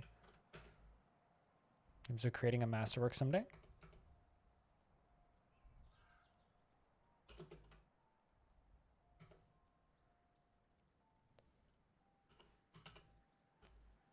We got more dwarves arriving. If anybody would like a dwarf, just let me know in chat. The humans are heading out. Goodbye, humans. We'll see you when we see you. Next year. Wouldn't want to be it's too tall up there. The air's all musty. We have a peasant that just arrived. Dreams of mastering a skill. Quite a bold flatterer. Extremely friendly, but a little bit insufferable. Has an overbearing personality and is quite ambitious. Prefers to present himself modestly and likes to take it easy. Has a sense of duty and an active imagination. With little determination and he sometimes acts with little determination and confidence and tends to be swayed by emotional appeals. He has great musical sense and is slow to tire and joined the military just now. Magical. Have to buy some weapons from the dwarves the next time they come by.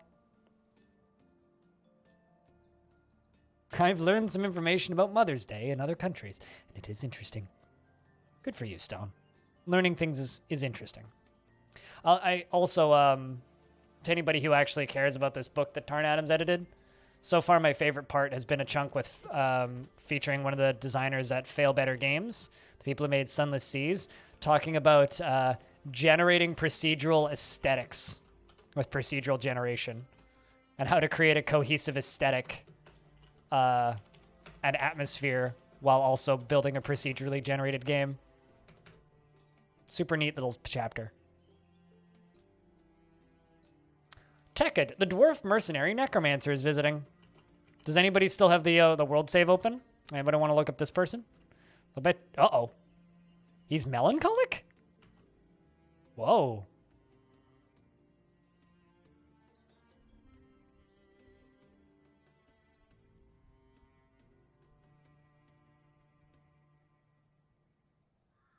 Whoa.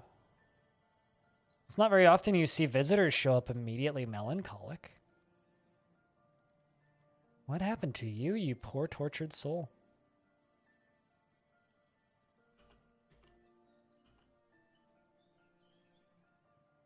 Stricken by melancholy. This means that this necromancer is so depressed, he can't function. But because he's a necromancer, he can't starve to death. We'll see you later, Vinsati. So something must have happened in this world at some point, making this necromancer be so sad. He was stricken by melancholy and unable to do work as a living creature anymore or take care of himself. But because he's a necromancer and cursed with immortality, he cannot eat or drink and does not need to eat or drink. So even though he's stricken by melancholy, he will just wander the wilds until his clothes rot off him and he's unable to... He just fell down that layer. Didn't walk down that, he fell down it.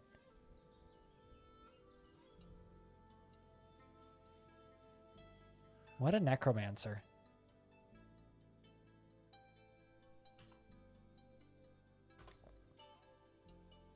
Screenshot the name so I can check it later.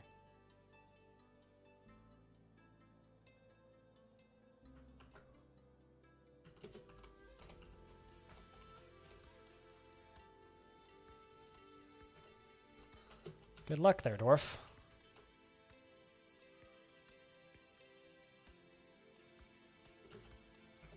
They're doing that fancy circle dance again.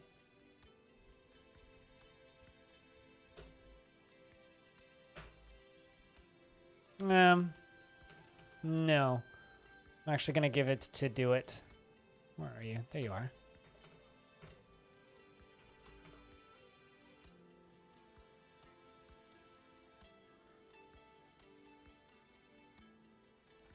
What was I looking up? What's wrong with writing a whole lot of words? It's just going to take me a second to read them. There's something I wanted to queue up a bunch of, and I can't remember what it was. You had great trouble getting the CPU, actually. One of the store bookmarked in when you were ready to buy a couple days later. It was out of stock. Most other stores were running out of that specific processor. Anticipating a price hike, you grabbed the cash and drove to the only store within the range that had the CPU. You wanted and left feeling like you stole something. What CPU was it? I'm sure you've told me, but... Oh, shit! A bone carver withdraws from society. Zon has entered into a strange mood and is being particularly secretive. Claims a crafts dwarf shop and runs off to go grab an item. Probably bones, I would assume.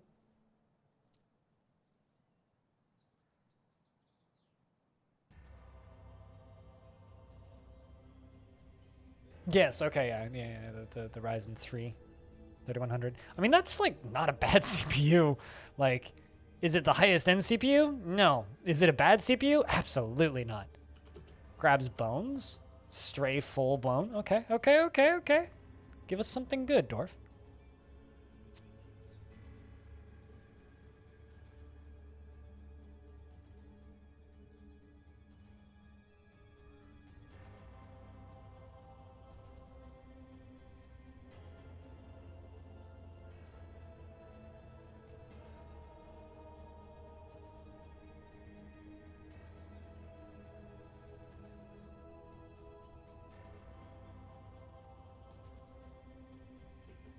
Well, that's the shit with panic buying, right, Peter?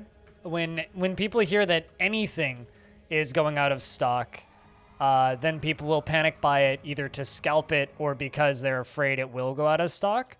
And is that particular CPU out of stock? Not from what I'm familiar with, but could it potentially go out of stock? Oh, yes, very much so.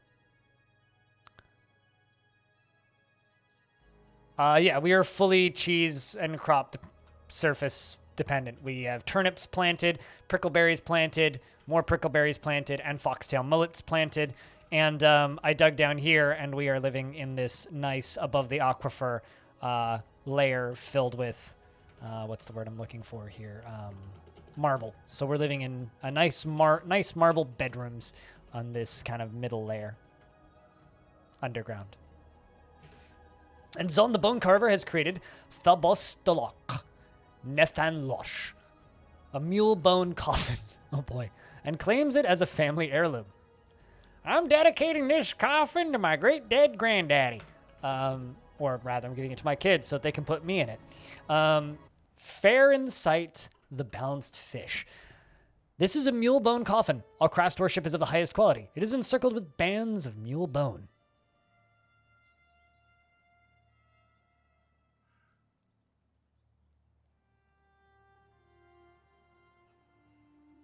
Crazy? Oh yeah, no, totally. I mean, there's a store close to me where just so I know one of the guys who works there, right? Because I've bought stuff from them before, and he's the #1 delivery drop-off point for me for all FedEx packages, so I usually see them whenever I order stuff from FedEx. And last time I ordered something from FedEx, last time something arrived from FedEx, which was about 6 weeks ago, I asked them what computer part stock was like, and they said that they are sold out of literally everything, including previous generation GPUs and CPUs. And if you wanted to buy something, you have to put your name on a list, and they will call you. Like, they will not, because they have an online store. In order to get your name onto a list, you can only buy one item per customer, and you have to tell them what you want, and they will give you a date for when all those parts can be shipped in. So if you want to buy computer parts from them, you tell them what you want, and they'll say, okay, we'll order it. The one thing that they can keep in stock right now are monitors and hard drives and solid state drives. But I expect there to be a solid state drive shortage in 6 months. Maybe sooner. Yeah.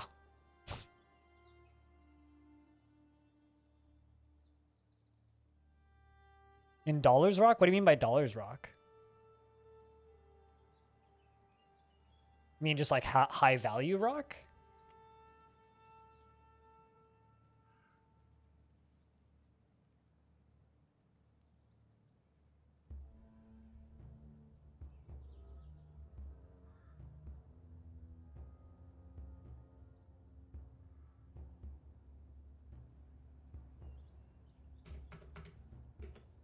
Expensive rock? Fair, yeah. High value bedrooms equals high value dwarf. Or the dwarf thinks he high value.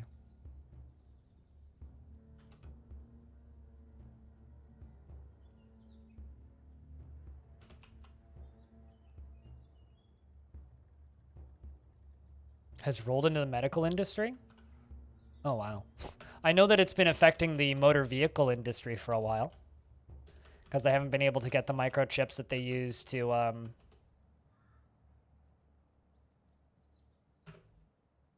that they use in cars. So that's kind of terrifying. To the point where, like, my parents bought an electric vehicle pretty recently, right? And the people that they bought it from keep on offering to buy it back from them at a point where my parents would actually make a profit. But then my parents wouldn't be able to buy a car because now there's also like a vehicle shortage around here. So they keep saying no.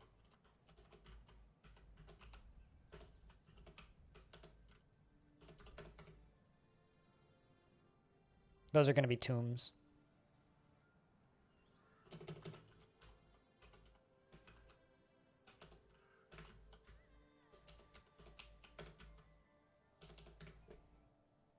But yeah, I'm not even remotely surprised by that.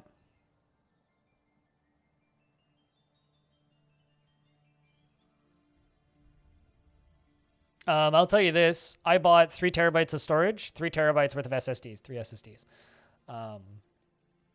And I bought 2 and then checked Amazon again 2 days later, and they were still in stock, and I said, fuck it, and bought 1 more.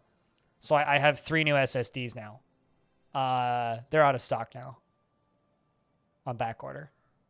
So I'm not saying, oh, that's how I was going to make beds. I'm not saying you should panic buy, but just be aware that I think that's coming soon. Like, I am part of the problem. Sorry. But I needed more storage, and so now I have more storage.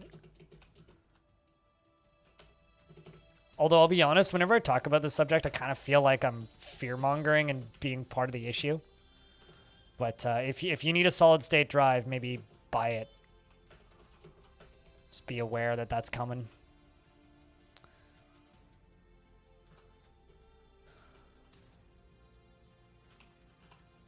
So I've just got this melancholic necromancer who's not part of my civ just like wandering around. That's kind of hilarious.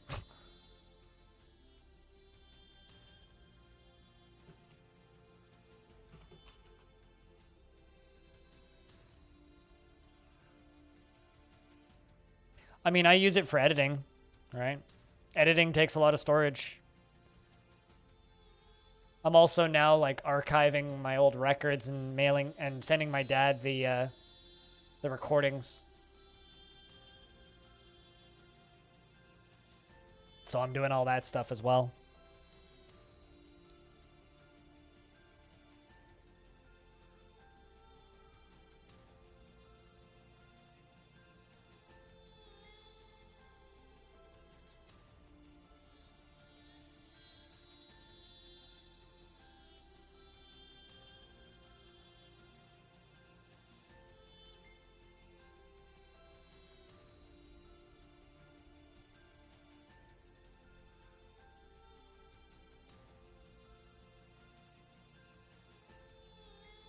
And a goblin peddler returned hunter is visiting. It's a zombie. So we've got a zombie goblin and a melancholic necromancer in my tavern. I'm not going to lie. They don't exactly sound like the life of the party. You know what I'm saying? It's like a dead guy and a dead evil guy.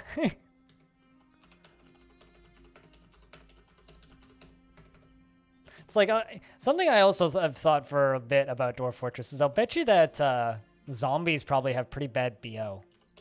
Unless they're like completely rotted. You think they'd smell like rotting flesh all the time. Not exactly an ideal person to hang out with, you know?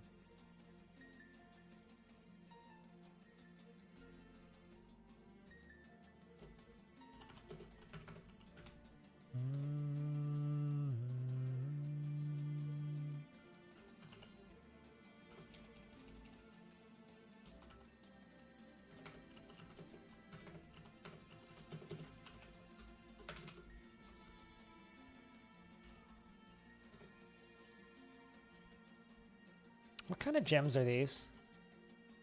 Rough red gems. Let's make a jeweler's shop. Let's get that up and running. Get some gem windows onto this tavern.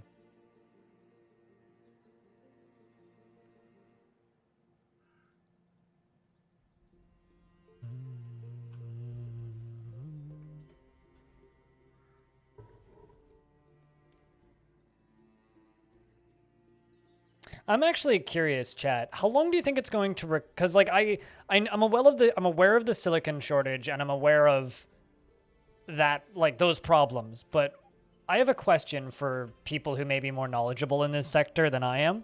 How long is it going to take us to recover from this? Because like that's something I've been wondering for a little bit. Or will we ever recover from it? I guess is the actual question. Whoops.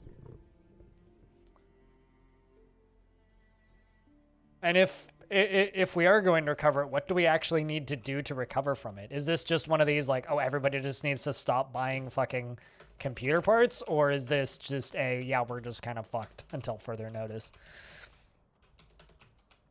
What even is the answer? If anybody knows.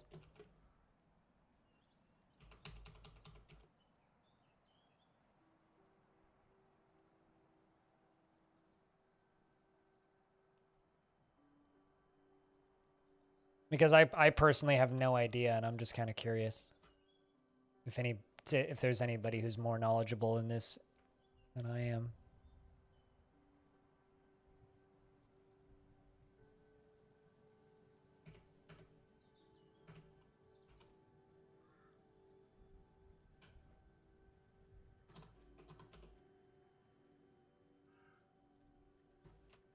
Getting all of these metal smiths. Stone detailing.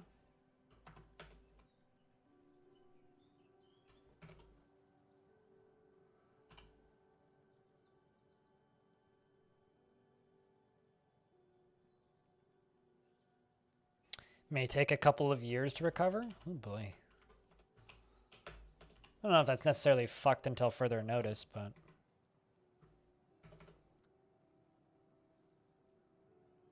Still not an ideal situation, to say the least.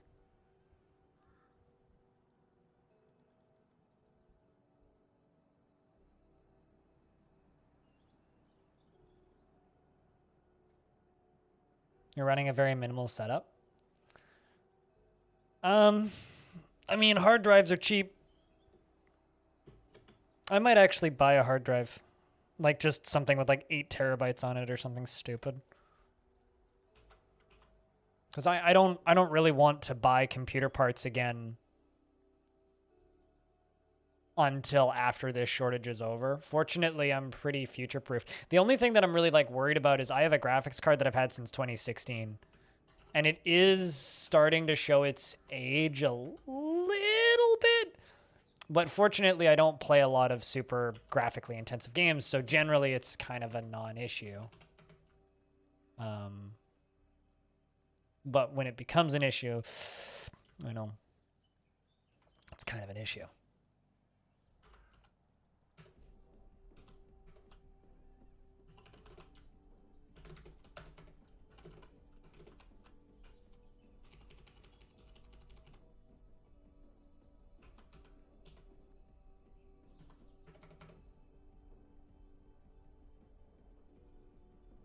One terabyte SSDs are relatively affordable money-wise these days in comparison to where they were a couple of years ago. Like, they're certainly not cheap, but, like, in comparison to where they were a number of years... Like, when I bought... The first SSD I ever bought, it was $280 Canadian, and that was for 256 gigs. And the SSDs that I just bought were 1 gig each for $130, which is a bit of an increase in size and kind of a massive decrease in cost per size. So I'm quite happy with that.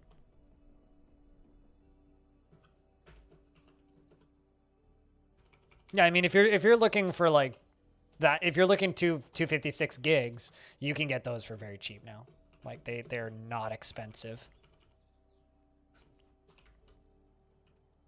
They are really, really, really not expensive.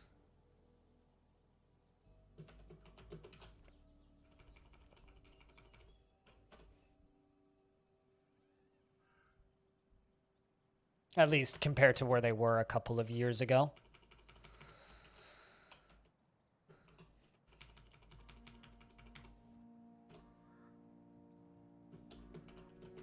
So it's one of those things where it's like, it's, you know, it's not nothing, but it's not out of the realm of doable for most people.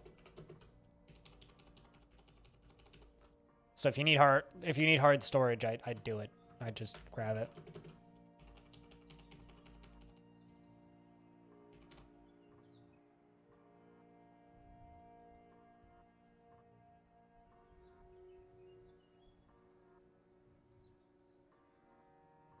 Aldi started selling a laptop with a Ryzen 3 Indigo's.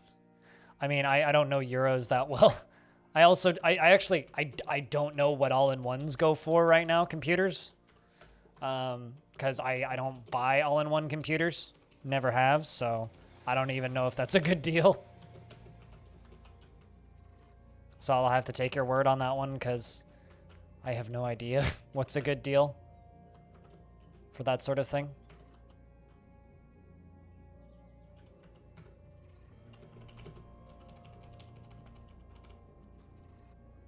Kind of surprised we haven't hit a like a were creature or anything silly yet.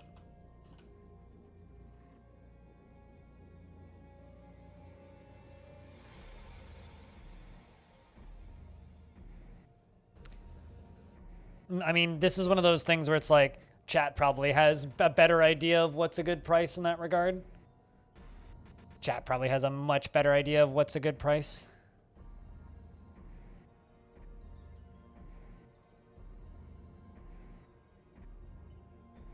Very curious about who that necromancer is. If anybody wants to, they could download the most recent version of the world and look them up for me. The fact that he is completely melancholic, I think, is interesting, because I don't believe I've ever had a melancholic visitor. And I thought that, well, rather, when you get migrants in the current version, it erases their past stress, right? That must not be the case for visitors then, because I've just mentioned, I've got a visitor who's incredibly stressed out. So that's interesting.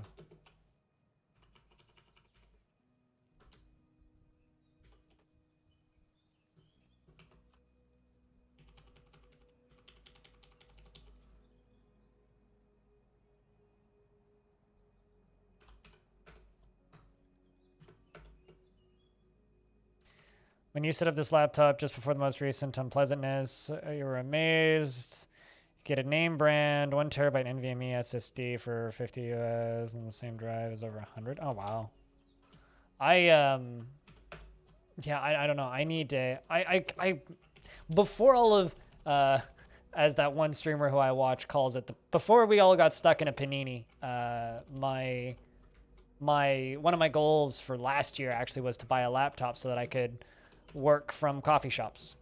I wanted to be able to get some of my editing. I wanted a laptop that could do basic video editing. So I could like take a VOD and go down to the coffee shop and edit a highlight reel from the coffee shop. That was with no voiceover work or anything, obviously, but I wanted to be able to just edit videos from the coffee shop. I have a 1 terabyte one. That's actually about the price that I paid for my NVMe drive, because I have an NVMe drive that I think cost me like 110 CAD.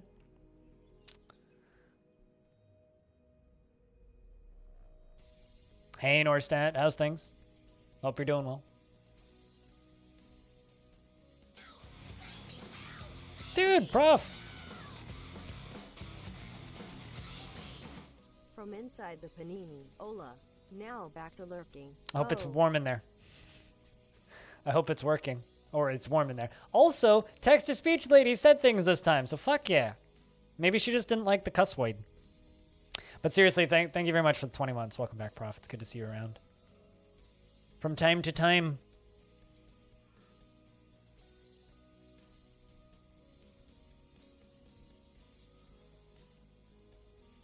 You've definitely done worse things for longer. Definitely done worse things for longer. I'm going to have to think about that one for a minute. We've got wagons who have arrived. It is our second time trading with the dwarves. Shammer Outpost Liaison says, we're back from the mountain homes. Let's discuss your situation. I'm going to request that they bring me weapons. I've finalized the import agreement. Feel free to go over the documents. Let's discuss what we're willing to offer you for your craft storeship. And I look forward to our meeting next year. Of course, our fortunes rise and fall together.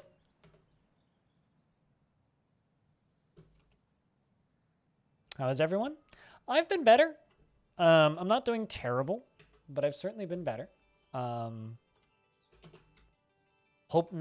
Fingers crossed, hoping that the flowers I ordered for my mom arrive today, because they're supposed to. And I haven't received an email saying that they've been delivered yet, which is freaking me out. Because they're supposed to send me an email when they've been delivered. So that's spooky. Outside of that, just, chilling, hanging out. Kind of keeping an eye on this, which may not be for everybody, but I want to see roguelikes get kickstarted in the current year, so gonna have to try that out.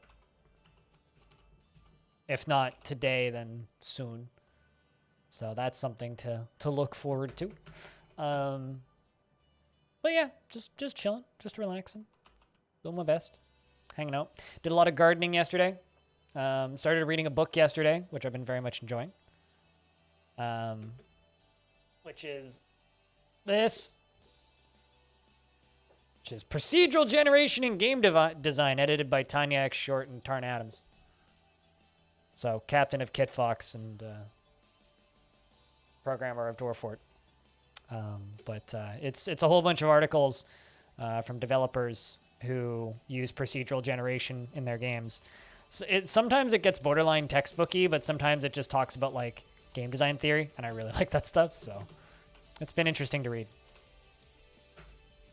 Cheers, kills more. We'll be on tomorrow. We stream 5 days a week. I take Mondays and Fridays off. Thanks for hanging out. Hopefully we'll see you again soon. Gonna try to make it work later. Good stuff.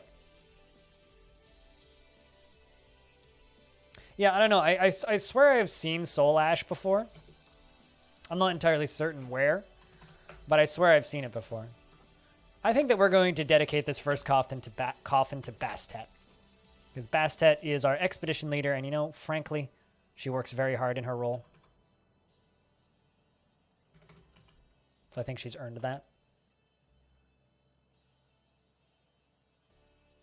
Back from Food World, what'd you get at Food World?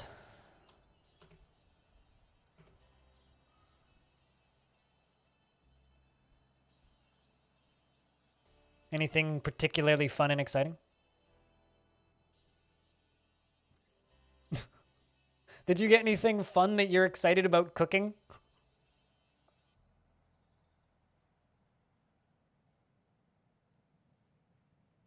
Gonna make beef stir fry? That's pretty fun. Beef stir fry's quality.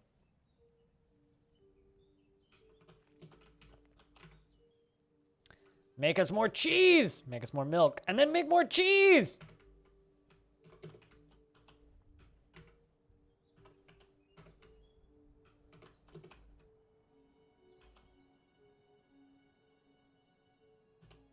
There we go.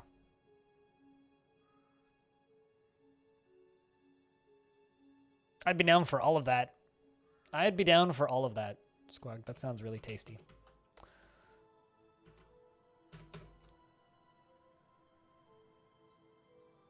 You're making gnocchi? I've never successfully made gnocchi. I've tried a few times. Never actually succeeded in it, though. Hello, Freskins. Rules for today are no plump helmets. We're on a heavy aquifer, so I can't dig down particularly far. And I'm playing as part of a faction I've never played before, so this is mostly just early faction research to do some stuff with this faction. And there's this very funky... I guess he fucked off. But we nope, there he is. We have this very funky necromancer who's visiting, who's completely melancholic. He's just wandering around, which is kind of like, I don't know. That if anything's a bad omen, it's like a wandering necromancer wanders onto your lawn and he's completely depressed to the point where he can't do anything except for wander around in depression. It's like, that's a bad omen. You make a pretty solid gnocchi. The best part about gnocchi is saying gnocchi. Like, frankly, it's one of the best names for a food stuff. Like, it's so good.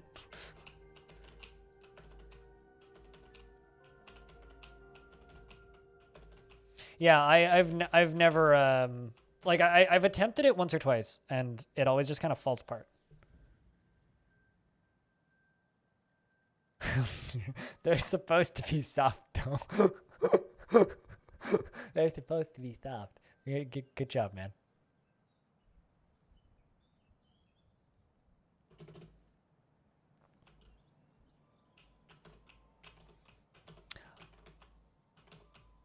I cheated last night and had takeout. So that's what I did for food the other day. It's my second time ordering takeout this year. I think I'm allowed to order a takeout once per season. Once in the winter, once in the fall, once in the spring, and once in the summer. My 4 servings of sushi a year. Some more migrants have arrived.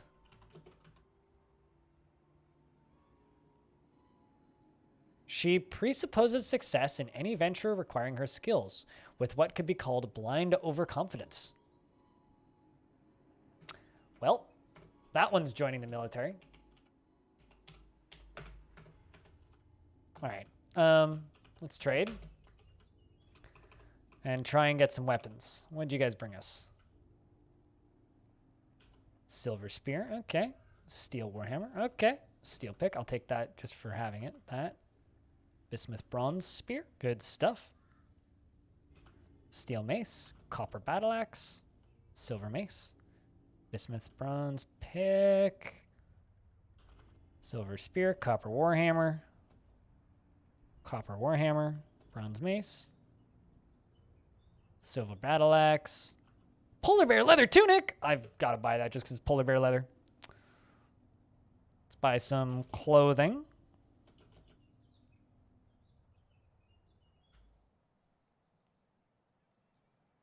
Buy a couple helms.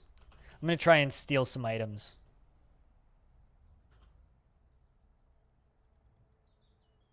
How many shields? Nothing that I'm seeing.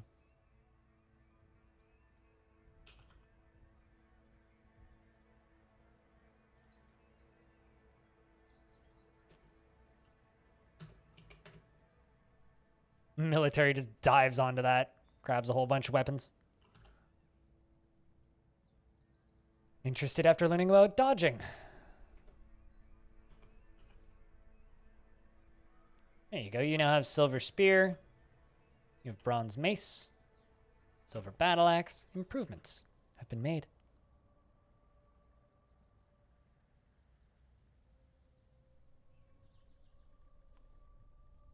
Pretty much rice, fruits, and veggies for the last couple weeks. Takeout would be a delicious mistake right now. I mean, not gonna lie, but you could very much do worse with rice, fruits, and veggies. Like, I'm not saying you should do that, maybe because that's the only option, but like, you could do so much worse than rice, fruits, and vegetables. Like, so much worse. Like, that to me, that sounds pretty good, actually.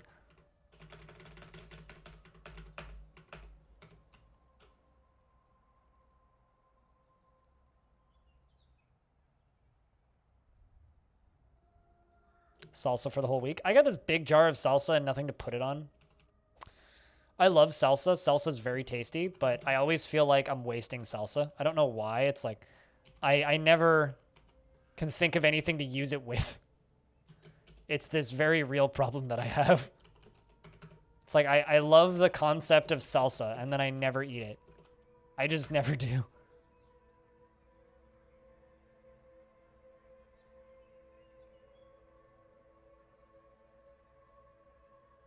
Just bumming you out? I haven't had cheese in a while, because I've been... I don't know, I mostly eat vegan these days, so it's like the occasional treat for anything else. Just because I find vegan foods to be a lot easier to manage with my health problems. So I mostly eat vegan cheese these days. I missed cheese for quite a while. I've kind of stopped missing it. I don't know. I have, I find that, like, my love of cheese is actually more of a love of sodium. And sodium, because cheese is very high in sodium. If I eat something that's salty, it removes that craving. So I don't know if that helps at all. But if you have craving for cheese and you can't have cheese, try something with a higher dosage of salt. Perhaps it'll help. That's just what's worked for me. Like, if I feel like I want a grilled cheese sandwich right now, I'll just have toast with a little bit of salt on it and margarine instead of a grilled cheese sandwich. Let's put salsa on anything, chips, toast, the keyword yourself, the possibilities are... Okay, fair enough. Yeah, okay. I don't think I would ever put salsa on my keyboard, but I may put salsa on the back of my hand. I'm sure it treats burns. Actually, you know, it probably would. If you had cold salsa and you put that on a burn, there's probably worse things you could put on a burn.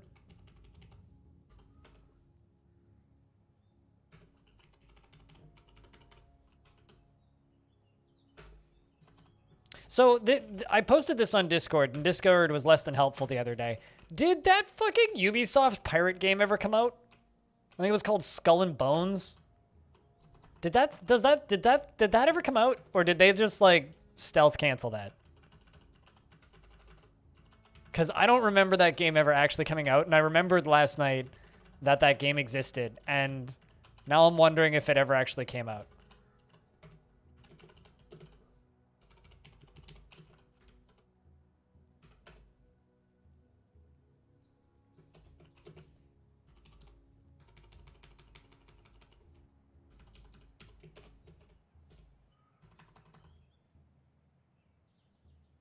A fevered dream? No, I was definitely awake when I was thinking about this.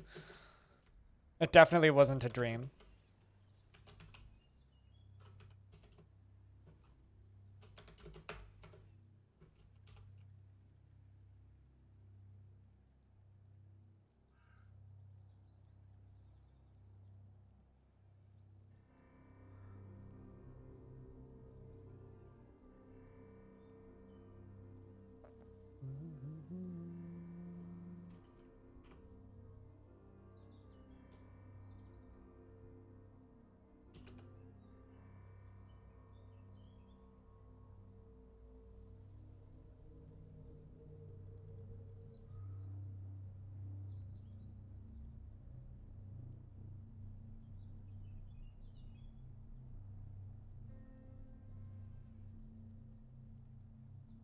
If the game is not out yet, then it doesn't exist.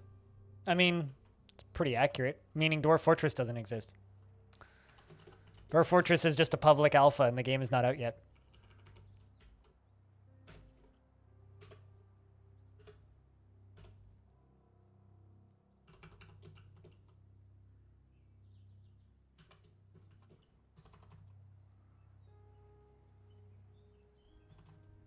Where did my marble blocks go? They're there.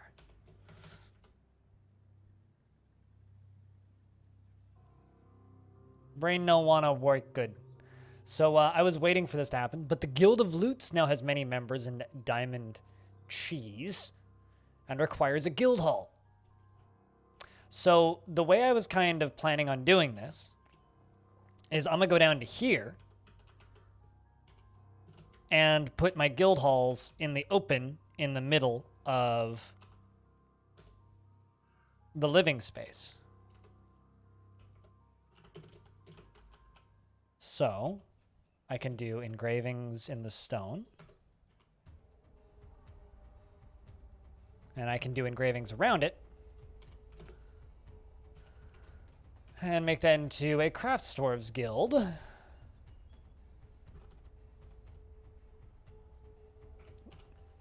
And I'm going to set it to citizens and long-term residents only.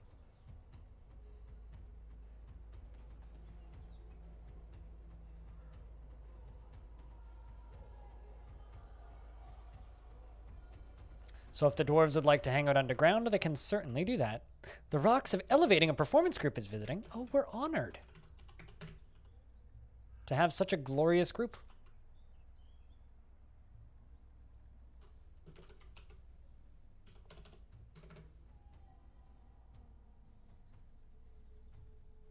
You didn't want to say anything though? It's something that I've been doing recently with my guild halls, is just giving them a big open space. So now it's this area.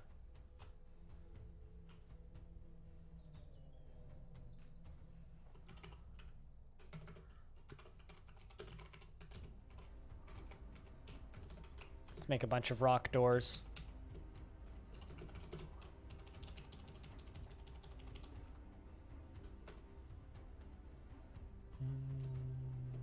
Well, I only have one marble block left, so gotta wait a little bit. I mean, you're more than fine to ask me if I'm going to do anything else with the extra space. Something that I think I could pretty easily explain to you, Norstad.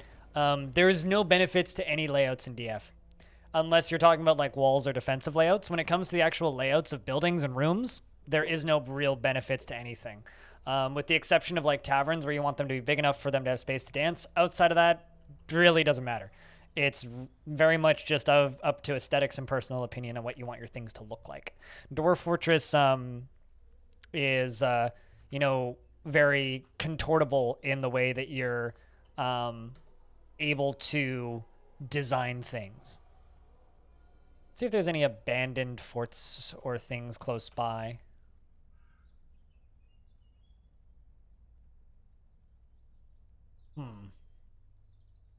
Nobody lives here. I think we are going to go on a quick treasure hunting operation and find something that is empty.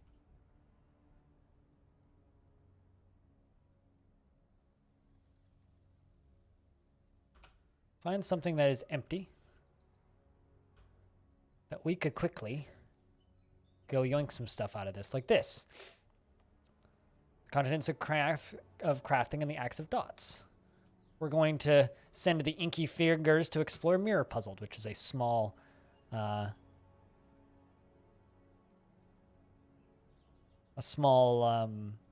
monastery, which has some books in it. Another thing I'm going to make is bookcase. Rock. 10. And build ourselves a library. I'm going to use some of that open space and build a library. That open space that Lizards was wondering if I was going to use for anything.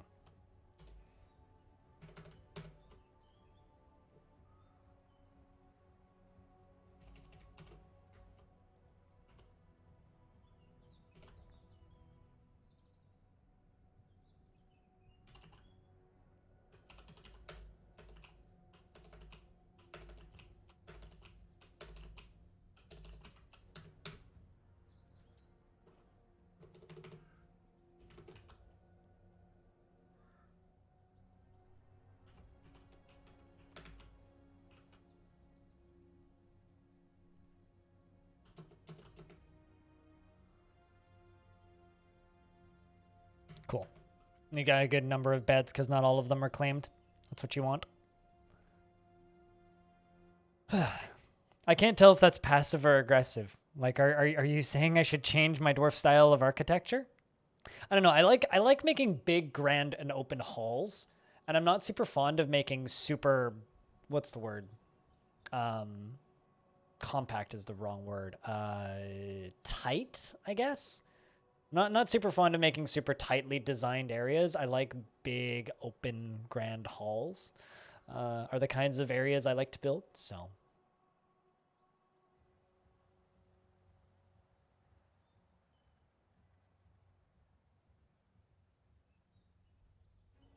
Condensed? Condensed would be a good word, yeah.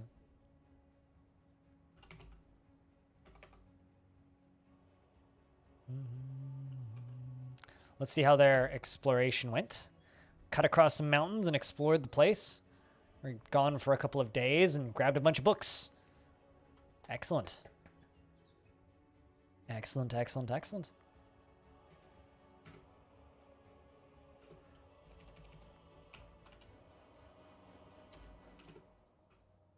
Meaning, I can place these 6 bookcases.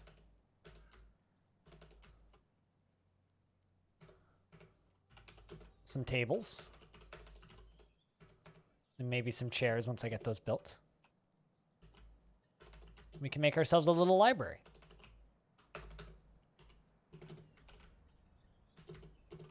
They'll be quiet, so the dwarves will be able to sleep. The constructive houses.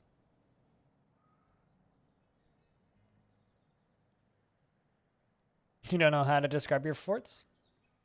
40.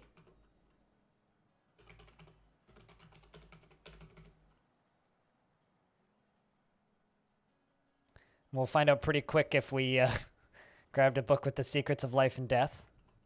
Let's see, did we grab everything from there? Let's see. That's not the one I looted stuff from. Well, there's another one. Go do that. Go grab that.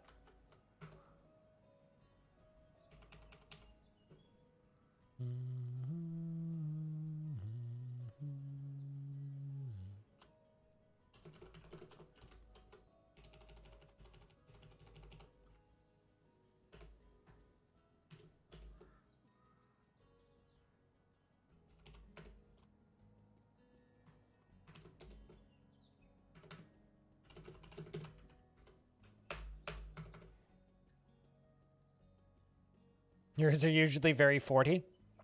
Well, as long as they're not 20.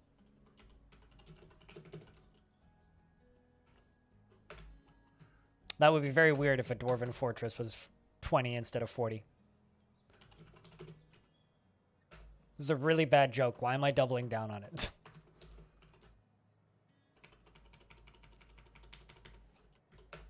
How is Freskins, though? Freskins has been quiet recently.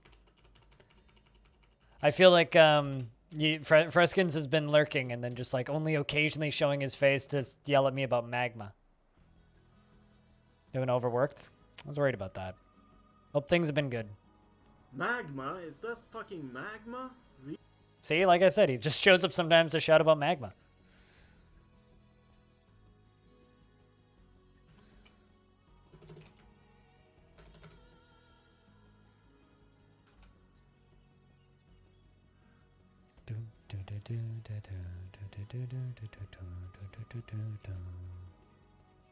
Inky Fingers have returned from another run, from which they looted common practice. Let's see, is there any other? There's a lot of Dark Goblin pits down here. Nothing in there. Dark Goblin Fortress, which I don't feel like attacking. Just wondering if any of these are abandoned. Oh, we're at peace with them. Look at that. Some tombs. I always wonder why tombs have populations. It's like, okay, who's populating a tomb? Why is there 100 people in this tomb?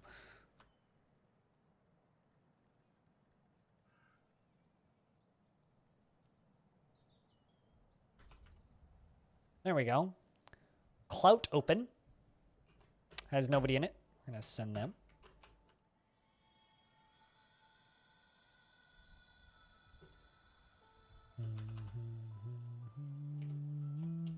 So the books that we have are Nuanced Beliefs. Yellow, we have an Introspection of the Dwarf, Understanding the Monastery, a Silverbound Codex, Victory by Monastery, the Monastery Book, a Forgotten Beast Parchment Scroll, and Before the Monastery, a Nightmare Parchment Scroll, and Ekram Common Practice, a Hand of Clenched Found Parchment Scroll.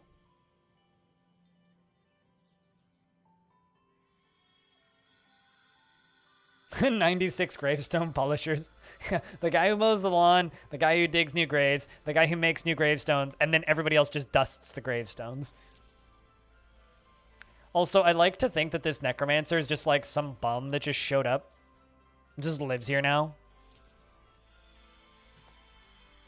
Because that's actually not too far off.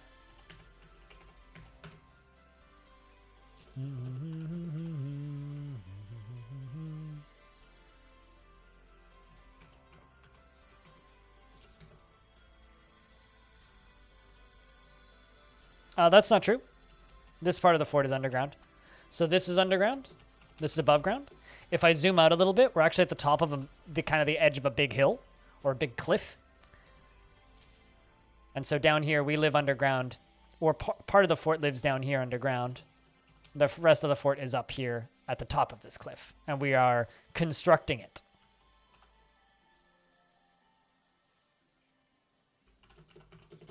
Although technically we did chop the top off of the mountain first, so we did kind of do that.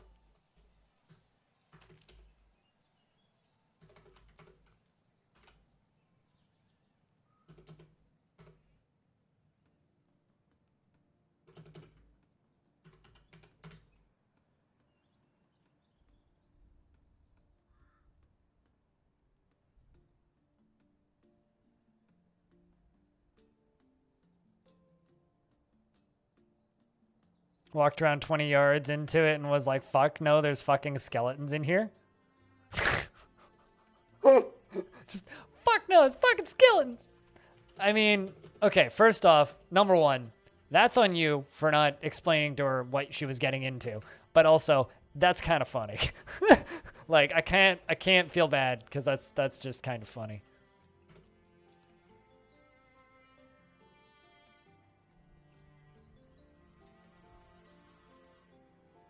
Side note, I would be very, very, very, very willing to go with you into the catacombs in Rome. And your girlfriend can stay at the hotel.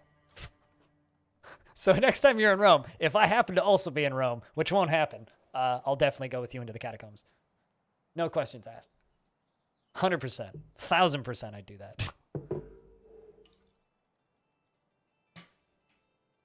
that. She knew it was graves you were looking at. Huh. Maybe this is why I'm single, but I would have totally just gone through without her.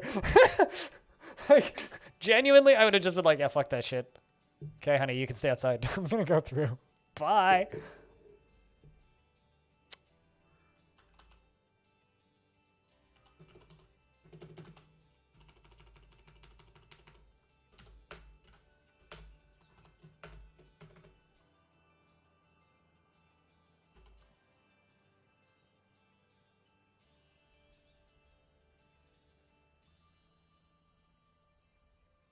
I mean, I don't know about you, but I would be more concerned if they had meat on them.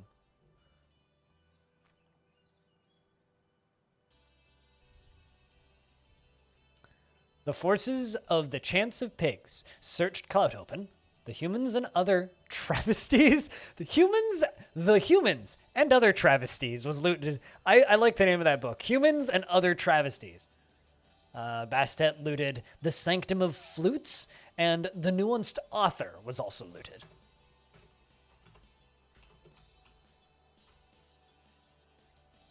That is a really, that's like a small city. 2,000 people? Holy shit.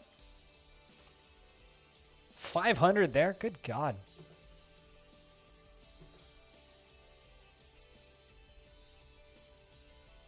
Just looking at this area up here because I haven't looked at it at all. There's a Cobalt Hamlet! The Kobolds have taken over the hamlet of Larkrime. Larkrime? Larkrime.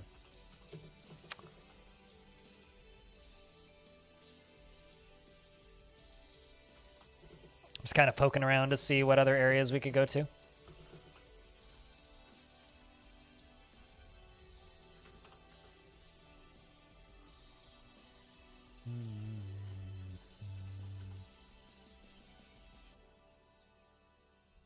I'm just stealing stuff from monasteries and abandoned fortresses, you know?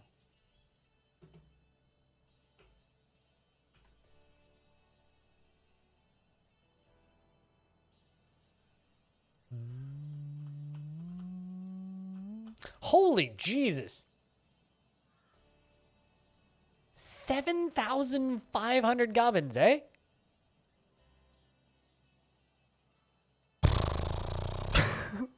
I mean, if you want to download the world, mess around with it, and find out how many kobolds are alive, you're more than welcome to do that.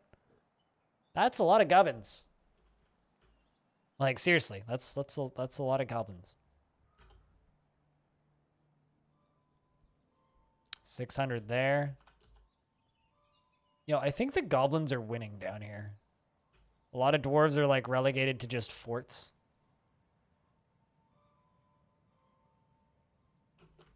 That's freaky.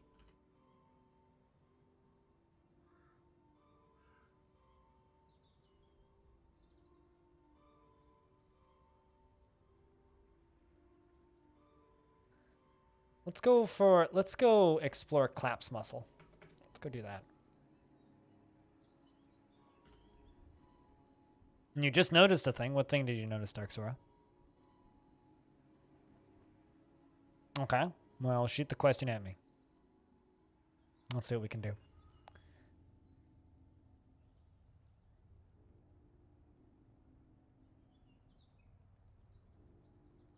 And had murdered off everyone else. That's impressive if the elves were able to do that. I'm assuming that's what you mean by hippies. Like, elves actually winning out on world domination and world gen's kind of weird. Like, that doesn't happen.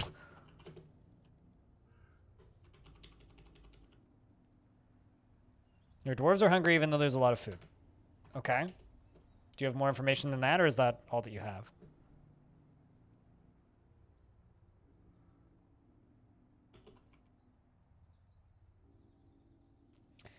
Question. Where does it say that you have a lot of food? And,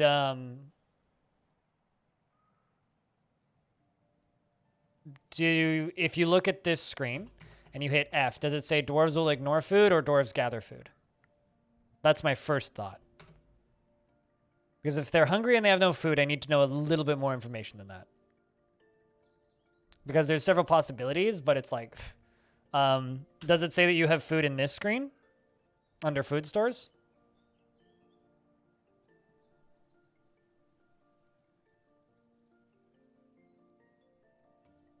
Okay, I'm waiting. What am I waiting for?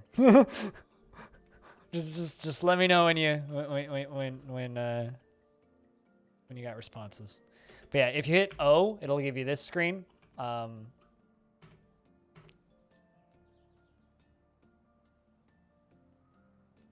And you only bought food. Okay. Hit Z. And underneath the Z menu or Z menu, depending on whether or not you're a Z person or not, in the Z menu, you have food stores. And that's my meat, that's my fish, that's my plant food, and then my other food, right?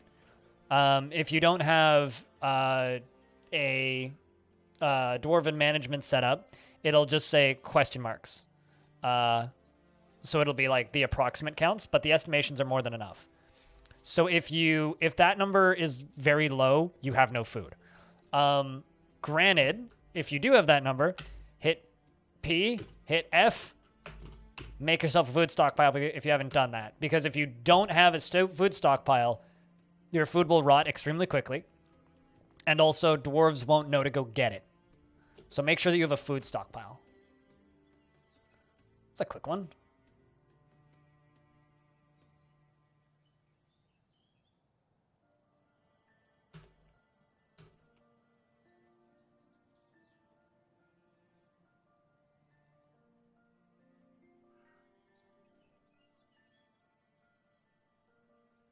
But those off the top of my head are like the common mistakes of people trying to set up food in DF.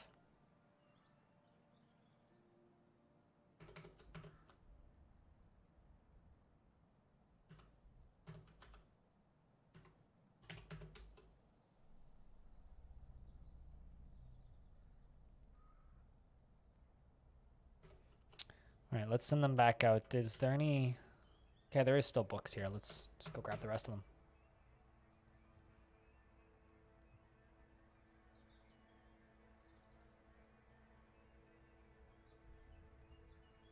There's a garbage in the refused garbage dump. So what's the indicator that they're starving that you're seeing? Do they have flashing brown down arrows? So little arrows. And are they flashing pointing down? Because then they're starving. Otherwise, it's something else. Another thing you could do is you could just simply take a screenshot of your dwarves and stick it on my Discord. Cool. We sent them back out, and they're grabbing more books. I'll probably stick a screenshot of this. Or literally anywhere, rather, you could share the screenshot in theory.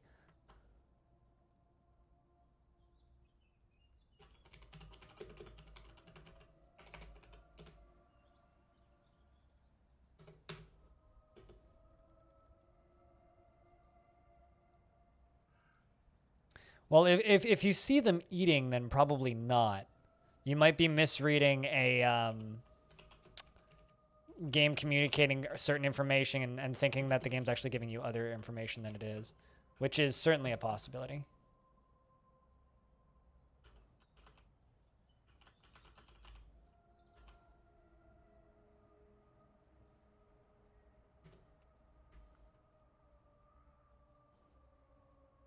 Because, like, you might be mistaking hungry for stressed or one of the other things that they can have.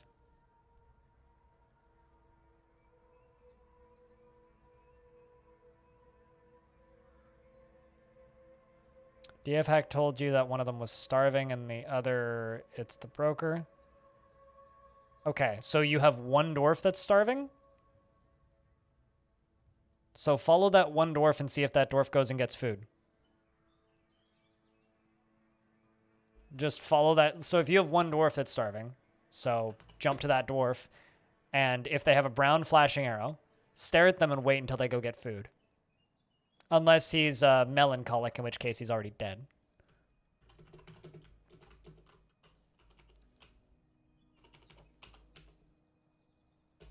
I personally don't recommend people start out with Dwarf Therapist and DF Hack for reasons like this, because they lean on it too much for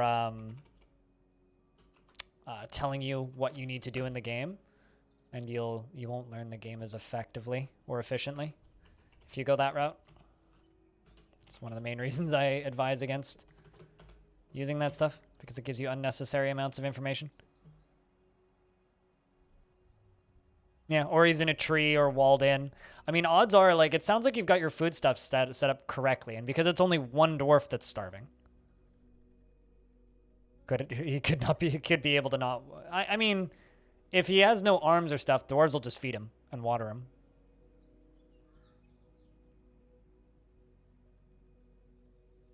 So yeah, that's kind of an extreme example, but still a plausible example.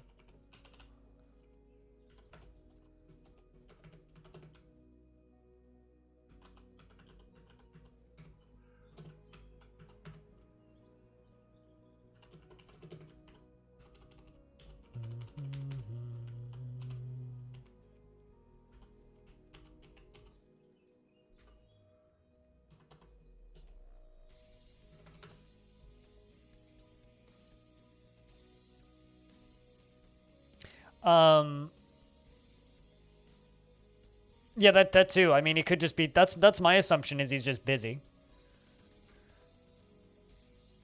That's my assumption is he's just too busy. Like when I read that it's only one dwarf, it's like, oh, well, the dwarf's probably just like on his way to get food then. Because sometimes, you know, you're working really hard and then sometimes you suddenly realize, I'm hungry. Oi, oi, Bobo. Yeet. How thing be, dude? How's life?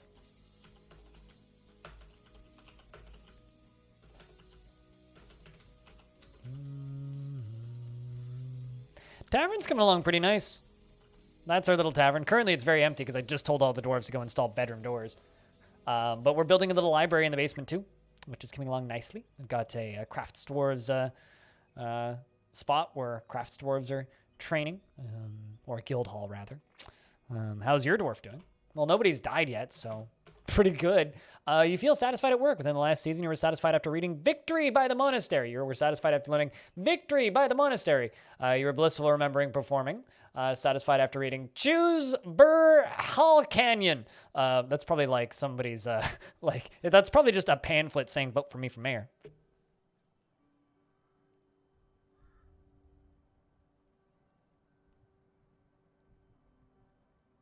Sure.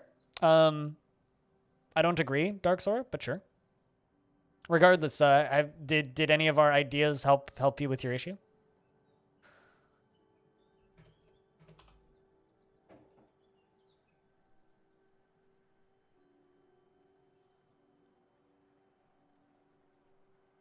You're feeling great after a shower. That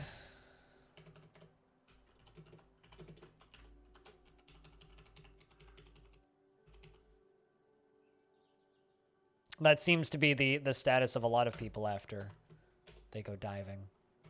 Is salty. Seems like a salty pastime.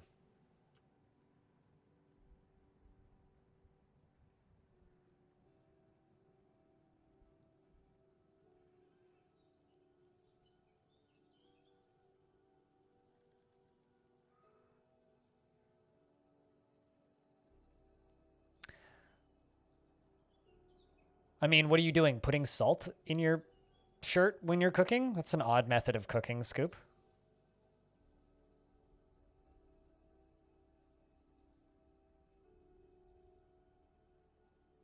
It's all good. You have food in the Z menu. All right. Well, that's good. Yeah, I don't know. It's just people depend way too heavily on the tools and additions. And those tools are very good at giving you certain bits of information and very good at helping with certain things and also very good at helping you focus on things that you don't need to focus on. I really, really, really hope that the Steam version stops everybody from using Dwarf Therapist. This game will be so much better off if people stop using that stuff.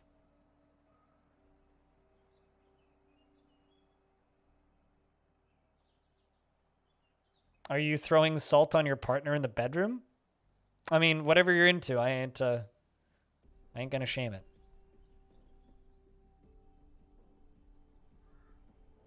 I think I got some great pictures. That's a good thing to say. I think I got some good pictures.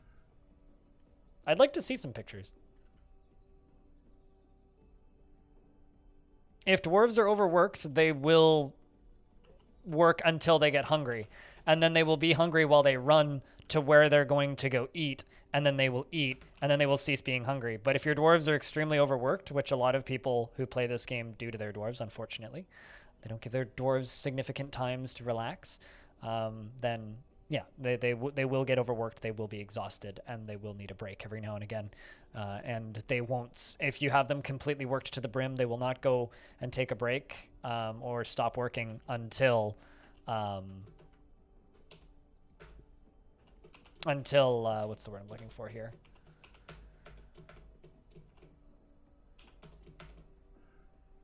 Until they get hungry or thirsty. And then you will get the ping notification that they are hungry and thirsty, and then they will go do that. They'll usually cancel a job because thirsty or hungry.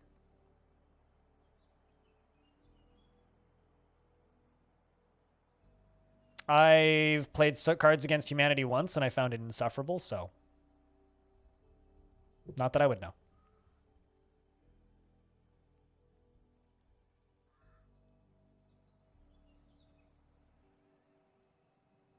Yeah, if you have any questions related to DF, I can generally answer. Unless it's like, how do I do this thing with DF hacks? I'd be like, I don't know. I don't use it. We're installing some gem windows in my tavern/temple. Make things a little nicer in here.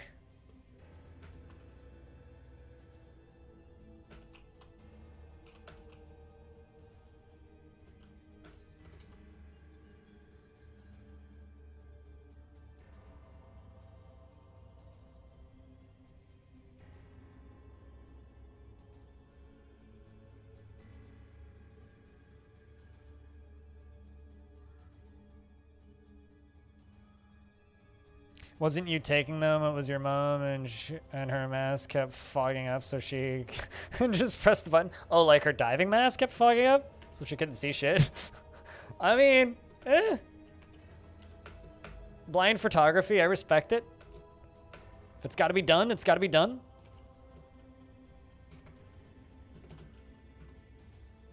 Oh, I'm out of the fancy gems that we've been using.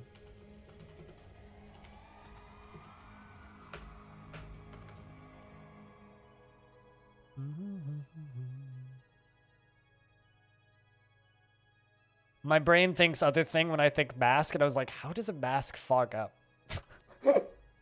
My brain doesn't go to diving.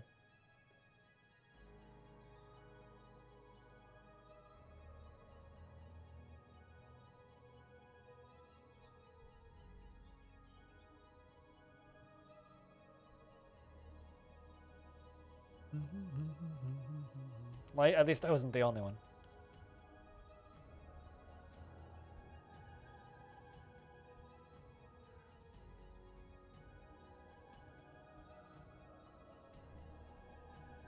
I'm not really here to argue with whether or not you should use it, Dark Sora. If you enjoy using it, use it. It's not my job. Play the game the way you want to play it. Doomid withdraws from society. Really that. And you claim a carpenter shop. It's kind of a pity none of my named dwarves have grabbed him.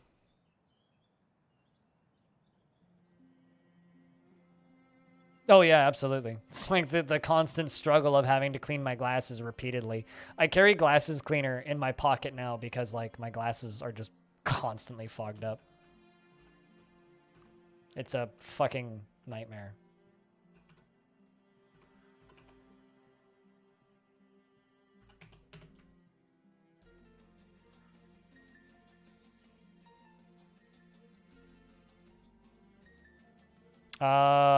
There shouldn't be. I mean, I don't use DF hacks, so I don't know what settings you have turned on. And everybody who uses DF hacks seems to have different settings set up and different tools. So, yes, that those tools exist. Do you have them set up? I don't know. Sorry, I can't be more useful in this. I don't know if he's still lurking, but Clino might have responses for you on that one.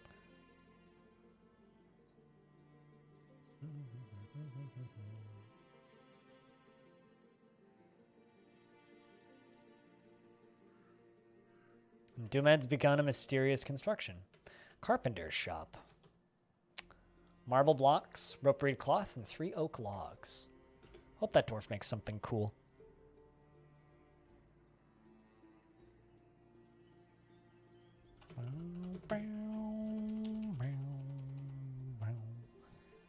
Yeah, sorry I can't be more help in regards to DF hack specific stuff. By default, it shouldn't do anything silly though, so you should be pretty much in the clear to just kind of play at this point. But I don't know. Check your DF hack settings and see if you've got anything turned on that you don't want, because it's pretty malleable. You can minimize the assists and requirements pretty easily.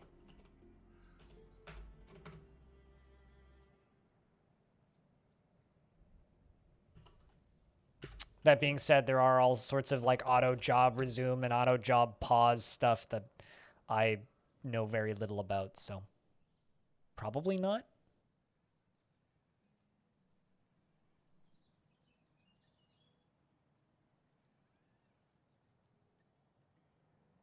Yeah, I'm extremely knowledgeable about playing and managing the game in vanilla, but outside of vanilla, it's a little bit out of my realm of quick access brain knowledge, so.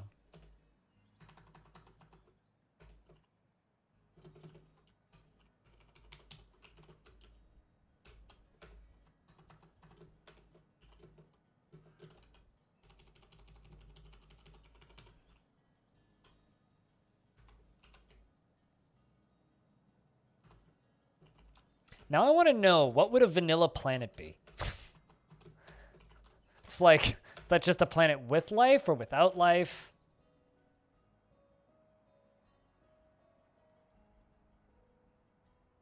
Vanilla bean is good flavor.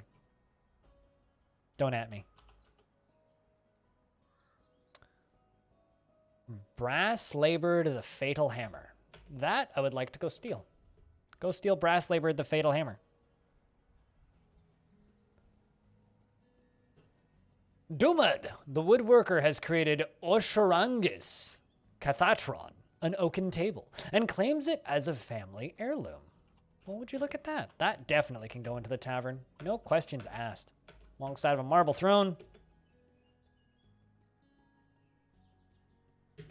Don't be mean. Eat vanilla bean.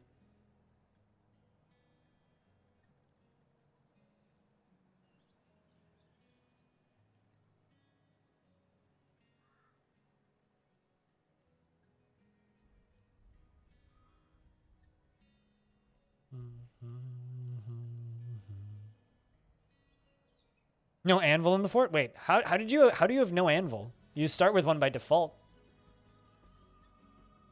Oh no, they found nothing.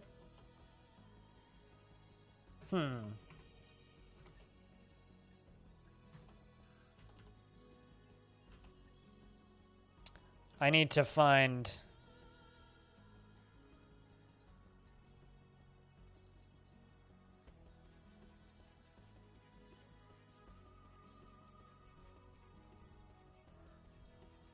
Brass labored the fatal crown. I mean, I don't need to, but I'd like to.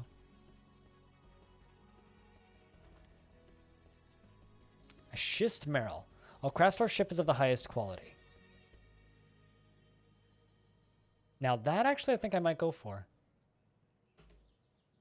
I'm going to cover that artifact.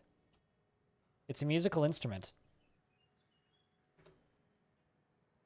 Go out, my dwarves. Go recover that artifact. Hopefully you come back this year.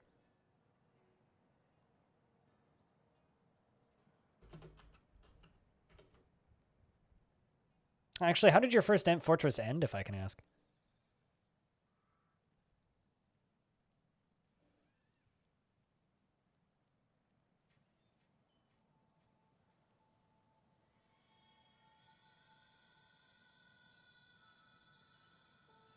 Yeah, fair enough.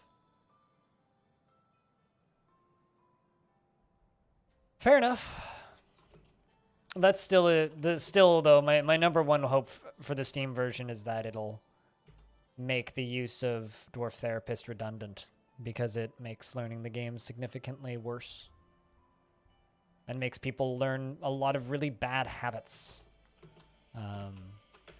The reason I know this is because I answer the same questions time and time again that are questions that come from using, like, don't get me wrong, the learning curve of the game is quite a bit steeper if you don't use Dwarf Therapist, right? But the thing is, if you learn the game with Dwarf Therapist, you'll learn the game and learn the game along with a lot of mistakes. That'll make your later time playing the games harder. Is it the wrong way to learn the game? No, but you will go from being knowledgeable about the game to being good at the game way faster if you play with either just DF hack or vanilla. Because so much more information is exposed to the player that the player doesn't need to have actively exposed to them if they're using Therapist.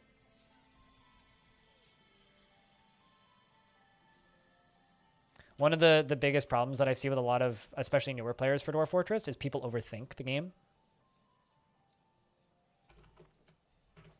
And I really hope that the Steam version fixes that issue. A lot of people miss out on a lot of the pure fun that this game can provide because of that. And I don't know, that kind of makes me a little sad, but it's not a knock against anyone who wants to learn it that way. It's more of a cautionary tale, I guess.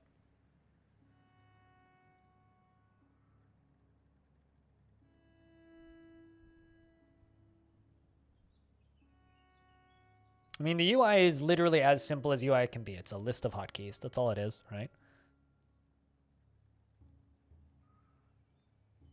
The skill UI is finicky, yes. But here's the thing. You don't actually need to pay attention to any of that. Because that's your list of dwarves right there. Your list of dwarves and every single job that they have is right here. Moses, do you want to join the military? Told the story of the ascension of Moral Lizard Spirit, the position of king of the scalded books near 344. The helmed harvests, and this pleases me. Dream to craft a masterwork someday, you're moved by natural beauty. You love reading. How old are you? 44 years old. I'm going to give this dwarf the position of scholar. Go be a scholar. Naturalist, specifically. But yeah, no, all of that UI is going to get cleaned up with the Steam version. I hope it actually works, because right now we have a player base that's very dedicated to using these tools, even though, in my opinion, they make the process of playing the game significantly less pleasant. I think that, in my opinion, the Steam version is an abject failure if the Steam version comes out and people immediately pick up Therapist before they play it. In my opinion, that will be a failure if that's the outcome of the Steam version. And I'm very worried that that's just going to be the case. So I will always try and encourage people to play without Therapist, because you will get a much better experience out the back end with that.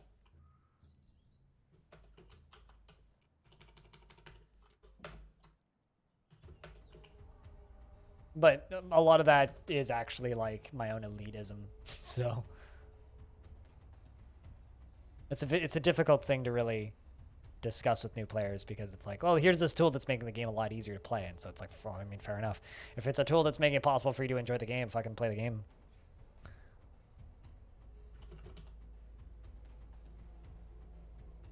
I mean, why don't you just run the soundtrack in the background? I mean, I get all my sound effects from noise generators and just VLC media player. Yeah, I mean, it's fair. But here's the thing, right? You can do all of that with DF Hack. The skills and jobs management stuff, there's a management screen that's built into DF Hack that's basically just Therapist.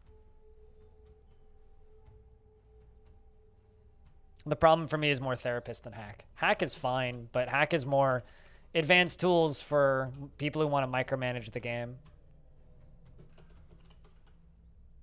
Which is fine if that's what you want to do. But therapist is just bloat. Not to mention the instability those plugins give to the game. People complain about all sorts of bizarre crashes. Most of them that are attributed to the use of therapist or hack.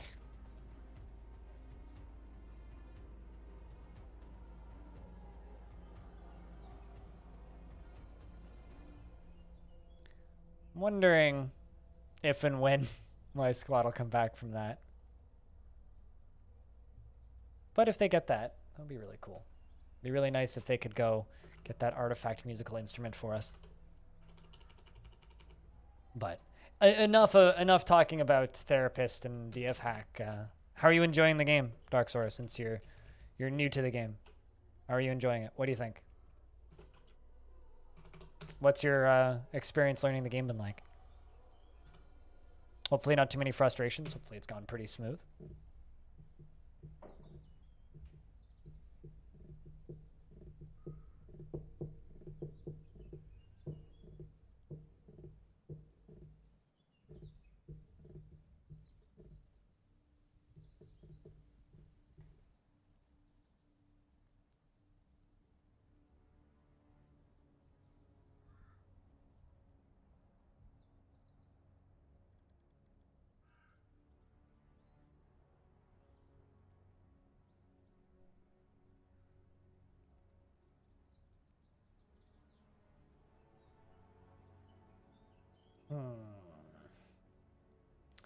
Just got an email about a record that I marked on Kickstarter back when the Kickstarter first started.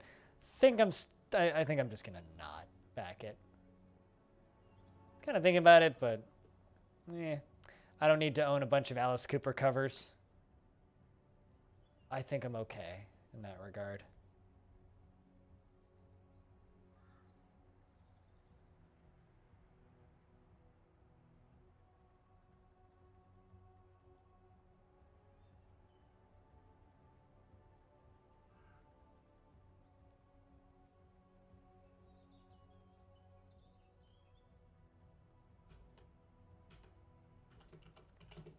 I would very much hope that we get that musical instrument, though. Actually succeeding in an artifact recovery is not an easy thing to do, actually. So I'll be kind of surprised if they succeed with retrieving that artifact. I will be pleasantly surprised if they do. Currently, we're just trying to get this back side of the wall sealed up. How many books do we have in the library now, actually? 20 books, not bad, actually.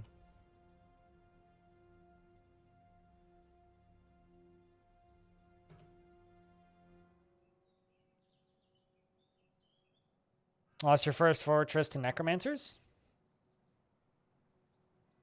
Oh, did they was it like a proper siege invasion, or was it just like, oh, zombies showed up and they just killed me?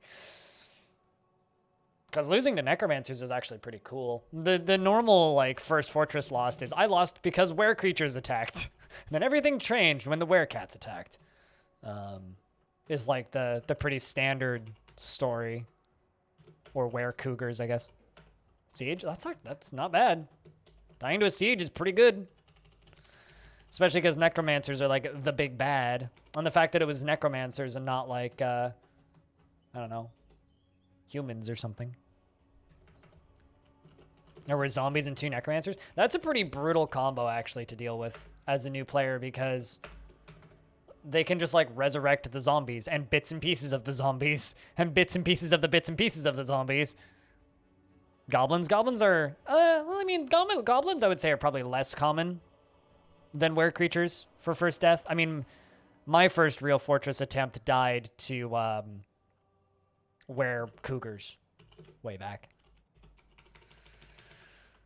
I mean, I had several attempts before that, but like my first fortress that actually like started doing well died to werecats, which was kind of a bummer, but also like funny as hell, so I can't be mad.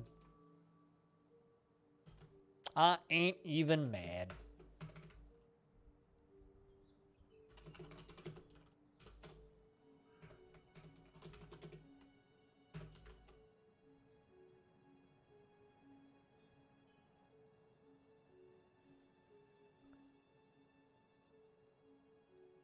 At the end of the day, though, I'm just happy to see new people learning Dwarf Fortress.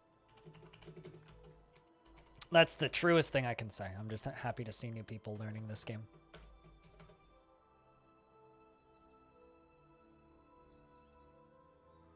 You didn't train any dwarves? Yeah, they went to your refuse and garbage dump and resurrected all the remains of the fish shrimps and fish, and they got inside and mauled everybody. Oh, that's kind of awesome, though. Like I said, like that's a really good way to die. I mean, in many ways, Dwarf Fortress is kind of a game about finding the most creative way to kill yourself, and that's a pretty good one. Like, that would make me happy with the end of a fortress. I don't know about you, but that's pretty good.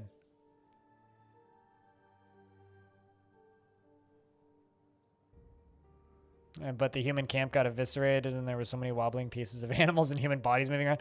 I will always go back to one of the better fortresses I had in recent memory, where we lost the fortress in part because of a human neck. In part because of a human neck that was resurrected and crawling into my fort. Sparked a bunch of panic amongst the dwarves, and unfortunately, they were unable to recover. The fear was just too great. The neck was coming for us.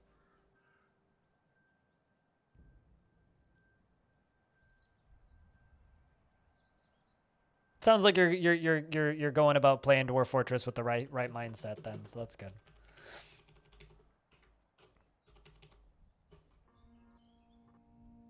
Sounds like you're playing Dwarf Fortress with the right mindset. I mean, the beauty of Dwarf Fort, right, is like, death is not the end. Losing a fortress is certainly far from the end of your of that fort and that world, because you can always return to that world and build something else in that world. And if anybody did survive, well, they'll show up if you're playing as part of the same faction.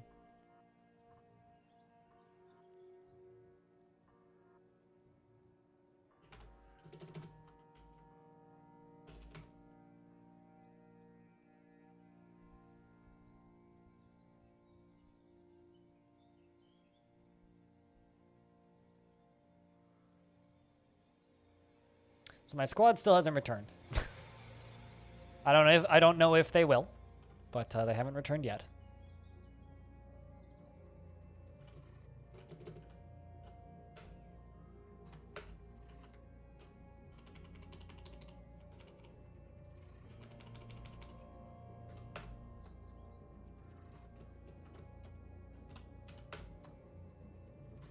Almost done with the outer wall. Then I can do the simple cheaty thing, which is dig underneath it.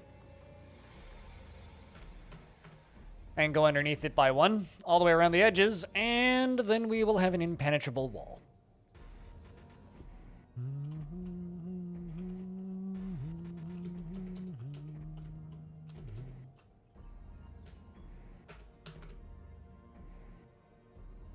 And we are surviving with no below ground farming,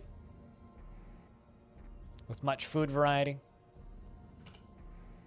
The Humans and Other Travesties is maybe my favorite title for a book that we have in this fortress.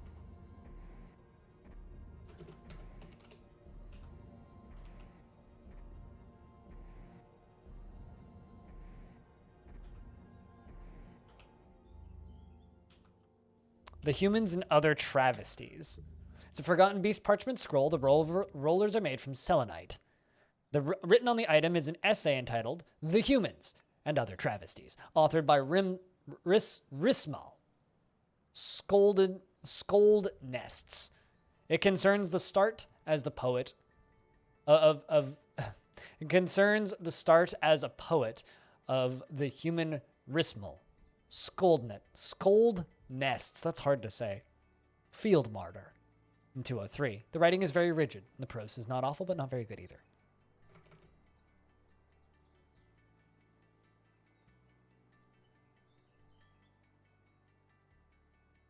So the computer exploding? Oh boy.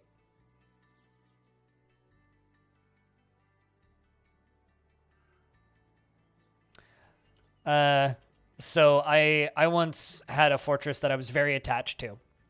It was built next to a built in kind of around a volcano, and it was super cool, and I really, really liked it. And then due to some mistakes and poor management on my part, a couple undead got in the back door, and because I didn't have a particularly trained military, they slaughtered all of my dwarves, which was absolutely horrendous. It was a very scarring moment for me, and I was very sad. But I decided that all was not lost, and we were going to go and attempt to get our goods back. So I sent the dwarves back. I made a new fortress and trained up some military and put them in armor, sent the dwarves out to go retrieve my few artifacts, and they came back and immediately spontaneously combusted, and the whole fort burnt down. Or at least the whole map burnt down around the fort, and many, many, many, many, many dwarves died. And the reason for that is if you retrieve an artifact that's on fire, because artifacts can't be destroyed, they just sit there and burn for all eternity. They can retrieve artifacts from under lava and will immediately calculate the temperature that the artifact was the last time it was known as an item in the world. Let's just say that it ended with us the whole map burning down. Adil has been appointed to the position of Sheriff of the Oily Lancers. No idea who that is. And also the militia commander. And somebody must have just gotten invaded and everybody must have died. Wait, what?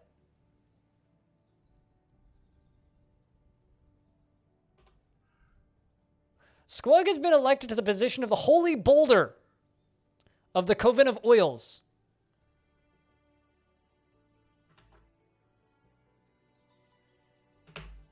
What is that?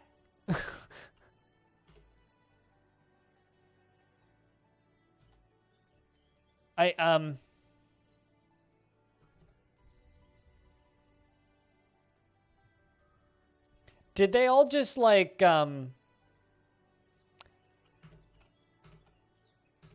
leave the squad?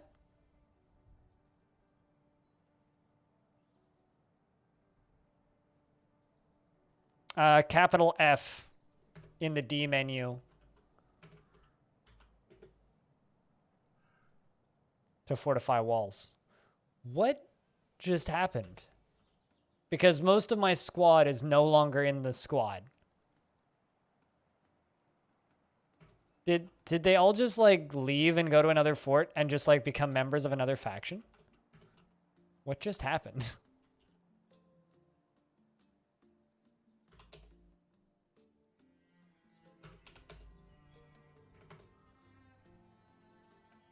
Does anybody know what just happened? Because I'm very perplexed now. Because most of those dwarves were in my squad.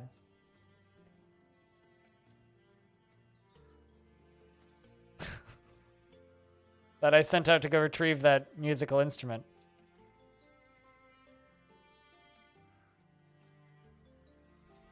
Never stops raining blood in your world? Did you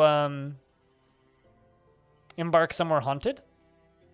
Sounds like you might be playing in a world that's in the post-apocalypse. Zombies everywhere, necromancers, it's raining blood. Because that's a common haunted or sinister biome trait.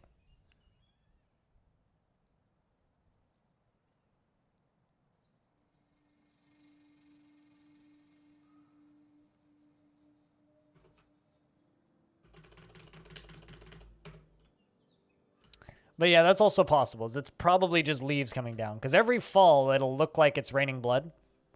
But if you settled in a haunted biome, it might actually be raining blood.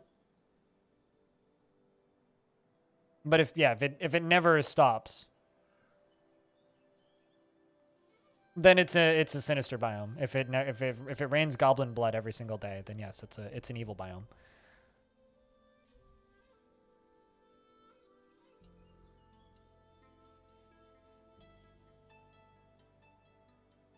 What migrant waves for dead factions actually are? What? Goblin Blood Rain is best rain? I mean, it's better than it raining mucus. Like, if given an option, it's like blood on the ground, snot on the ground, eh. Or raining vomit.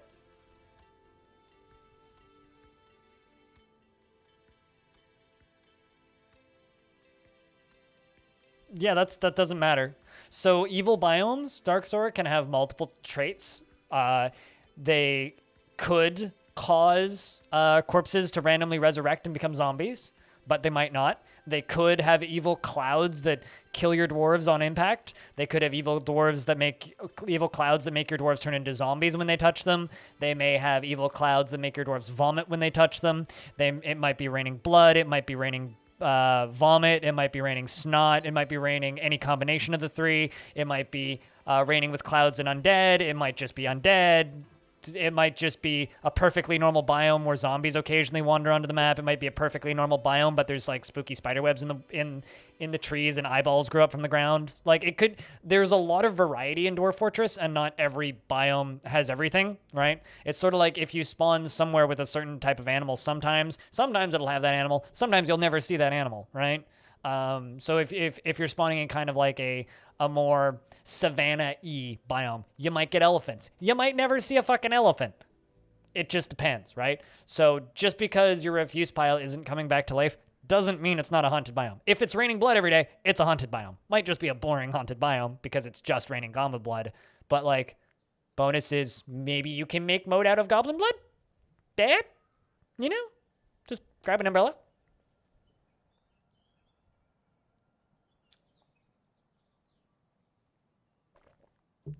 I don't see the issue here. This seems totally fine. Besides, goblin blood is good for the skin. Just wipe a little bit on there. What can you make from goblin blood? Really pissed off dwarf. Oh, I was going to say goblin blood moat. Just like dig a trench and let the goblin blood flow in there. And that's what you can make out of goblin blood. Really pissed off dwarves.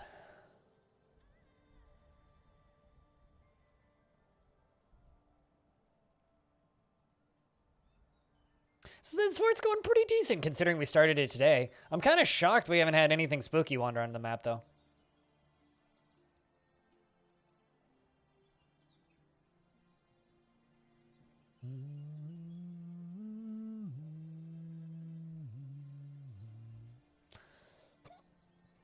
I have hiccups. Help.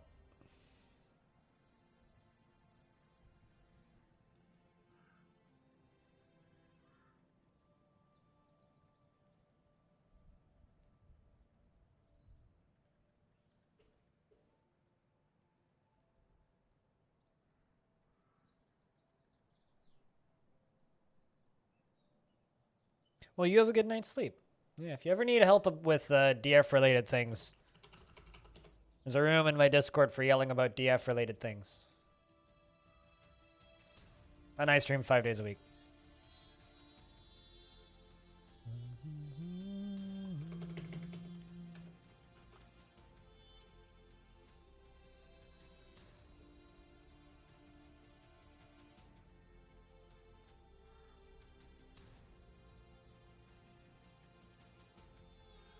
No problem.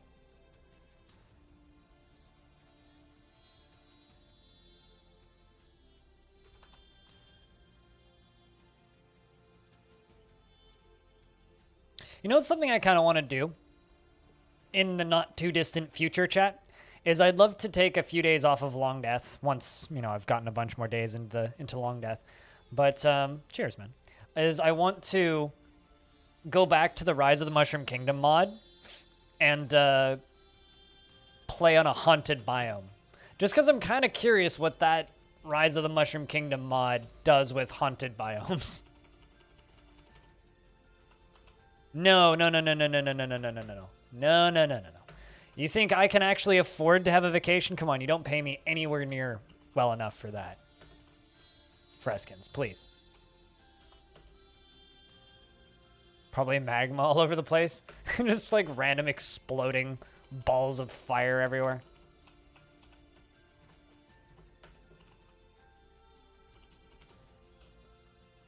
Undead toadstools? Yeah, that too.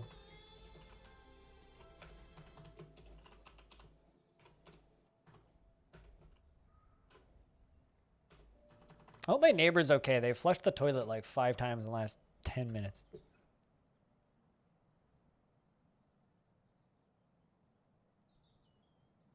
Pipes in the wall right behind me so I can hear water flushing down it.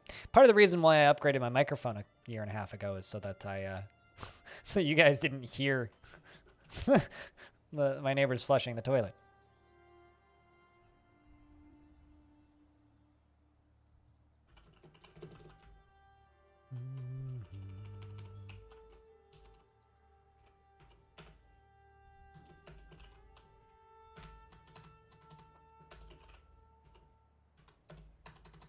Also, Freskins, I don't know if this helps at all, but I streamed more hours last month, streaming 5 days a week, than I did the last month I streamed 6 days a week. So it may not seem like it, but you're actually getting more hours of stream per week than you were previously. I don't know if it feels that way, but it's the truth. In total, I streamed more hours now than previously.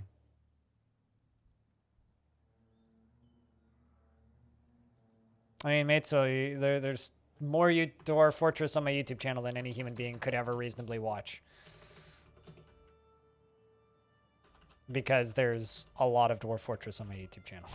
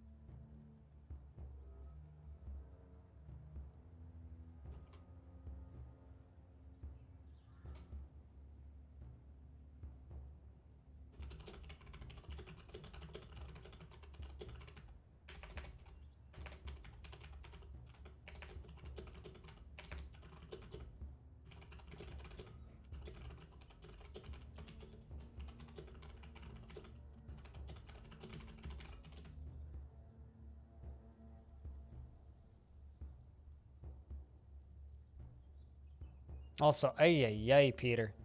I'm looking at the Minesweeper room on Discord. Ay.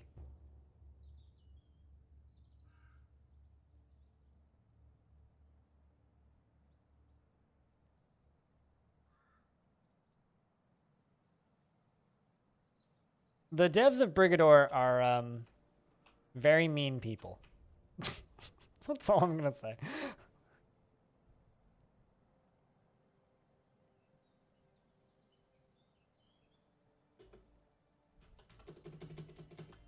Kind of hoping I'd get those dwarves back sooner rather than later.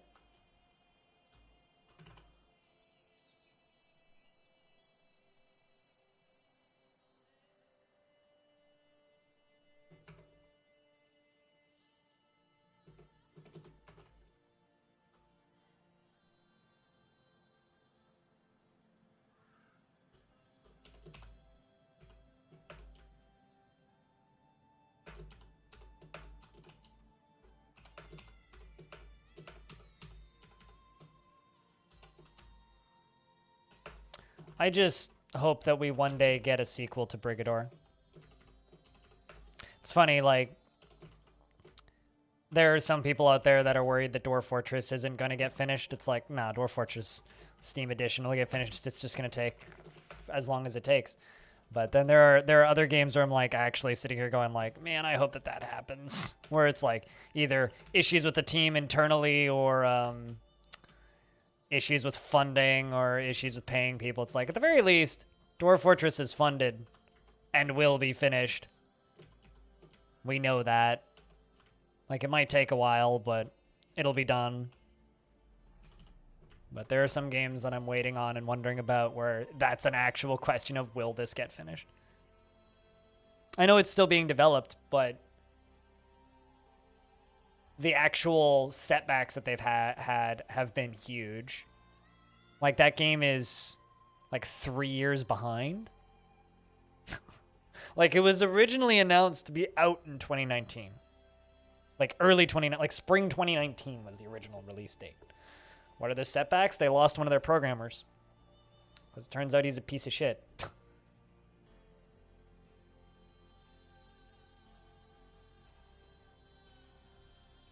So he's no longer with the company. But the problem is, now they have to teach somebody else their code base or go without, and I'm not sure what route they've decided to go. Because I remember, like, all of their posts are basically, yo, it's going to take a lot longer for us to get this done. So it's like, yeah, it's still being developed, but also, when will it be out? Question marks. Smile.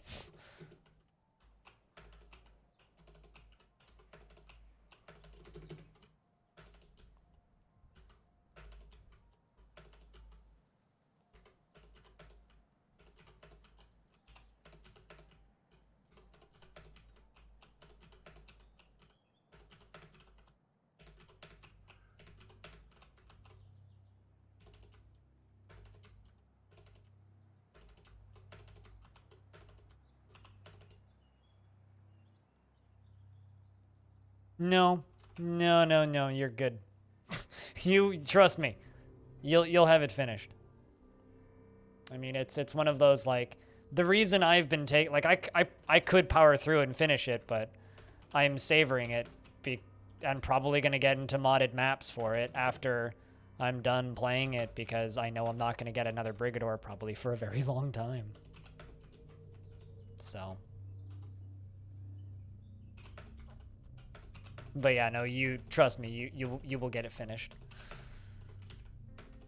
I doubt that game will be out this year. Like, maybe next year.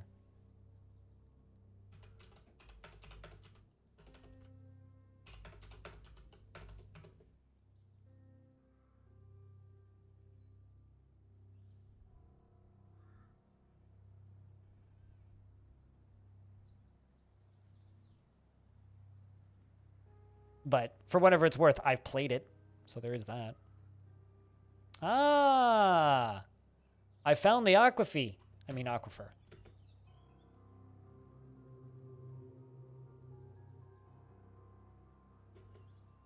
I did actually get below it. Okay. Shoutouts to that.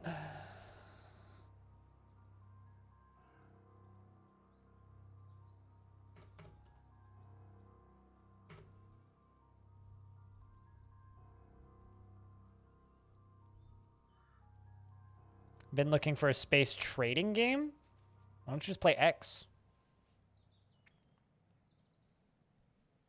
Or, like, Elite Dangerous, for that fucking matter. Just play Elite Dangerous and, like, don't ever leave the bubble and don't play an open. There you go. Best space trucking game. Combat bullshit? I mean, as somebody who's literally never did combat in Elite,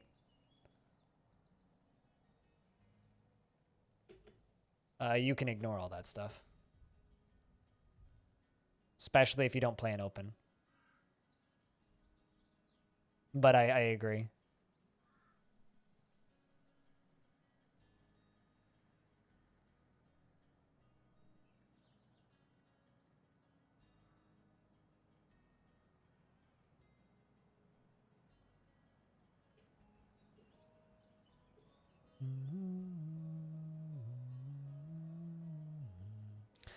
But yeah, no, I tend to agree because, like, I really like space games where you don't have to shoot shit. And nobody makes space games where you don't shoot shit. Everybody just makes space games where you shoot shit, so. I feel you there. I fucking feel you. I'm right there with you.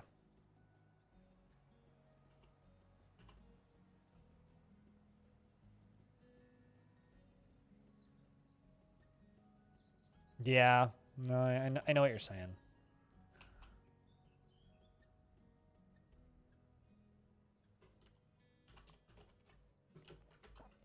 You're already a space millionaire.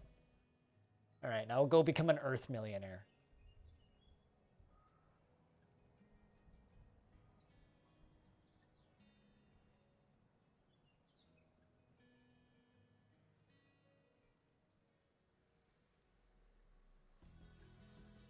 Just so that you can keep my my streams and forts funded for the next foreseeable future, please.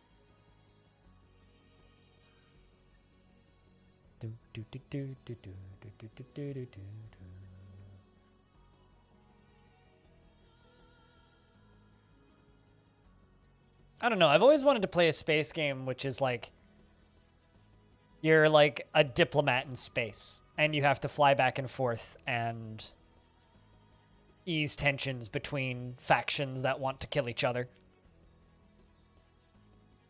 Basically being space peacekeepers. But no one's ever made that video game, so. That already exists? What's it called? Probably not in the format that I'm imagining.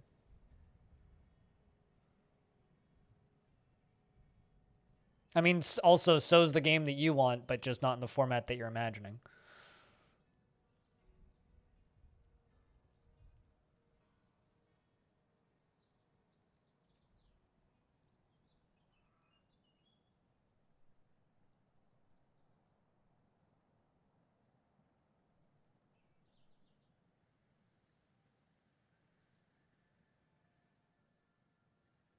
But yeah, I don't really think that it does exist.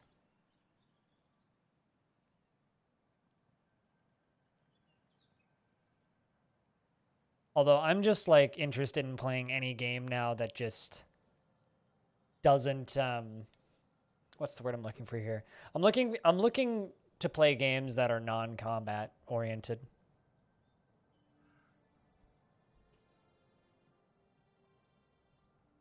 You're not thinking The Last Starfighter. Because that's definitely something completely different.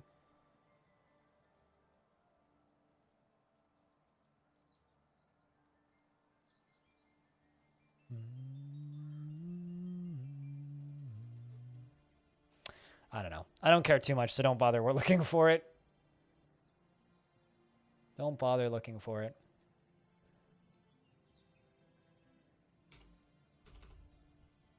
I do love that my main visitor is just this necromancer who's just wandering around. Most of these dwarves are extremely happy, though. Exceptionally happy. This dwarf doesn't have a single bad thought in their mind.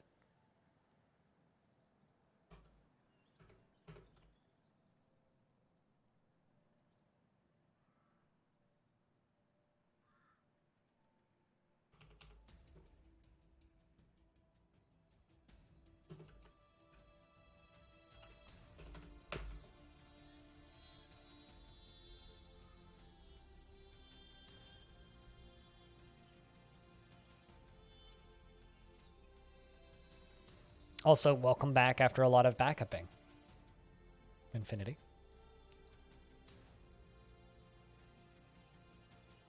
Although, all I can say, whenever I think of I would like a space game that does X, the one game I keep coming back to is I should just play Star Sector. Or just mod Star Sector to be what I want it to be. Noctima, it's good to see you. Hello.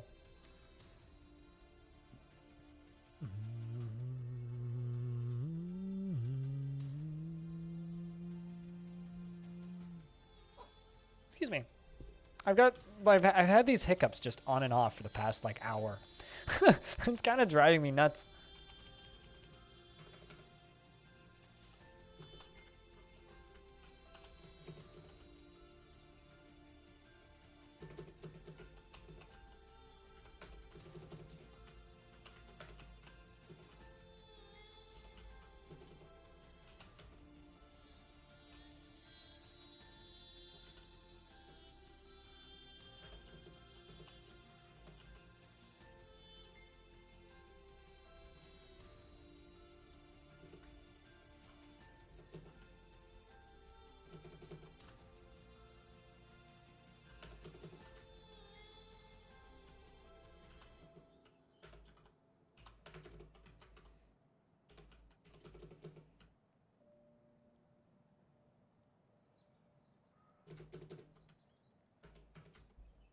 All right. Now we can dig out the fortress a little bit.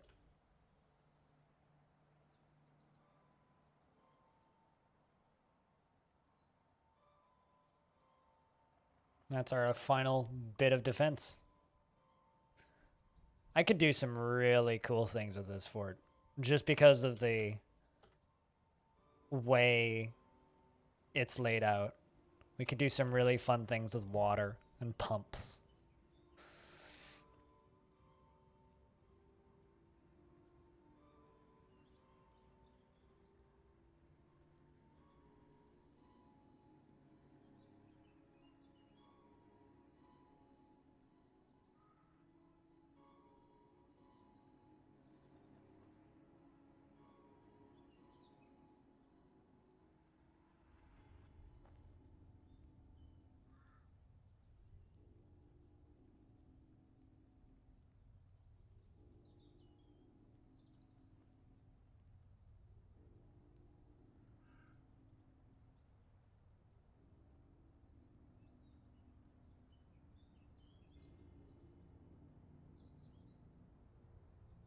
Chat, I got kind of weird news. According to YouTube statistics, I lost a subscriber when I uploaded the Jawa Fortress video. These bastards have no sense of fun.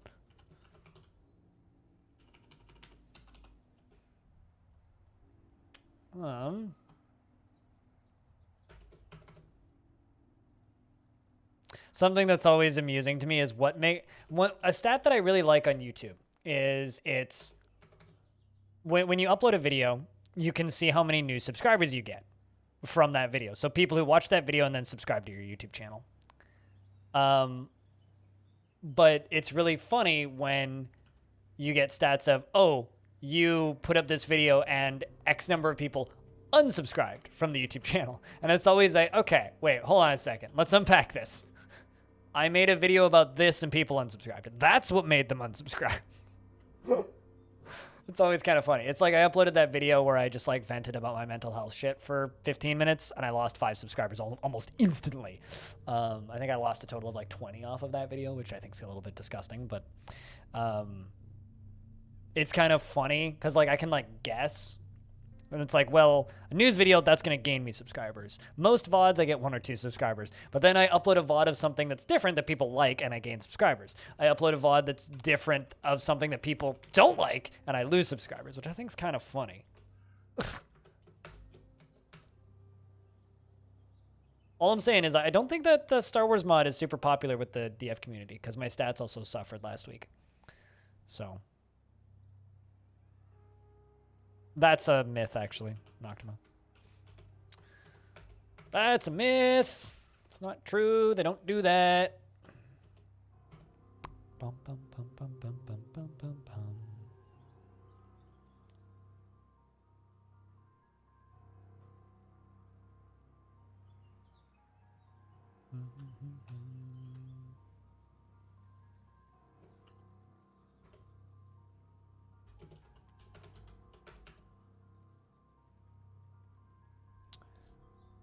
All right, once all these are carved out, I can just cut everything out.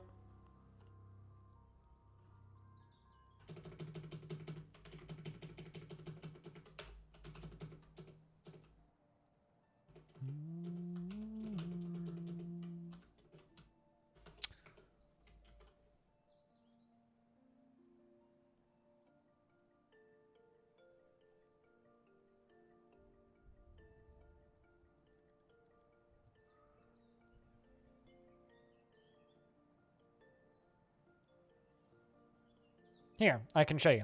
I'll show you the stat that I'm talking about. Give me a second. I'll pull up the page again.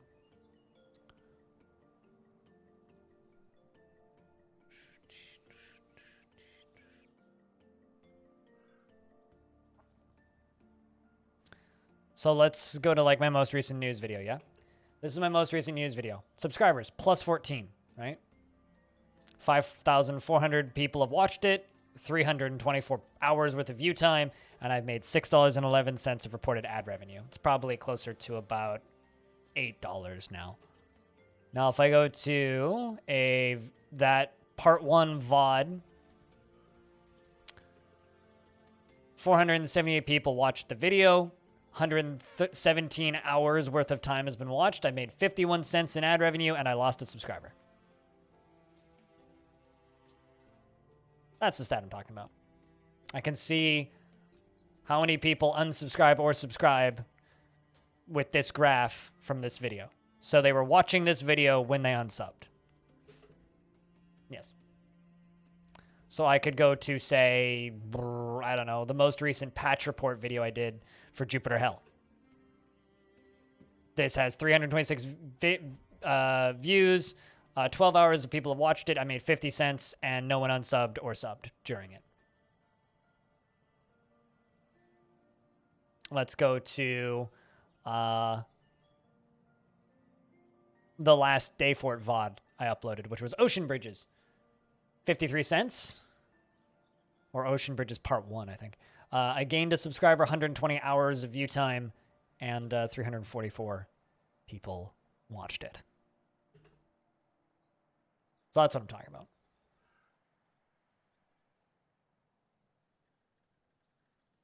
Oh shit, they finally returned. So we tried to recover a musical instrument that was very far away. And during the walk, a bunch of people ended up joining another faction from the looks of things. Unless they actually came back, which is funky.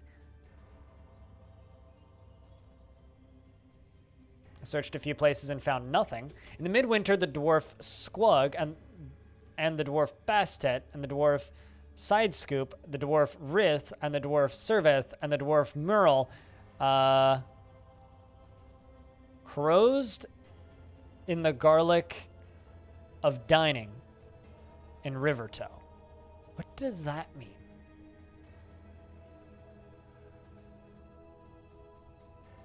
I asked about it.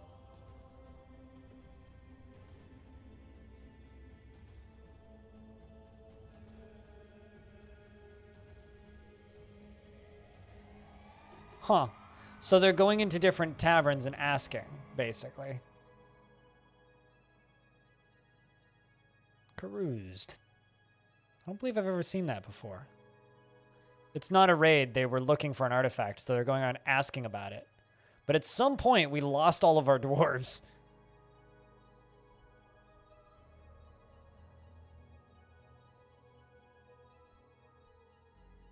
Or rather, they all became religious people. Like, they all gained jobs in a religion. Basically, they went on a long vacation.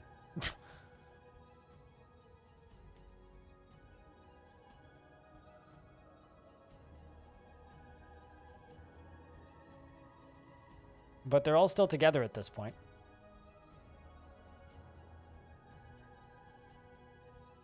The Confining Cake. That's a really good name of a tavern. Yeah, basically they're going from tavern to tavern, drinking a shit ton, and asking about this artifact.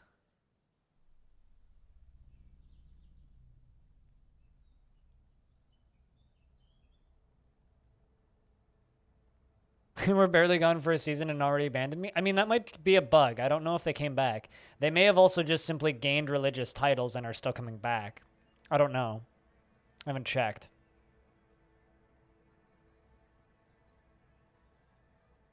But they're searching for an artifact which must be lost, which is unfortunate. It was a cool sounding instrument. Lots of gems and platinum.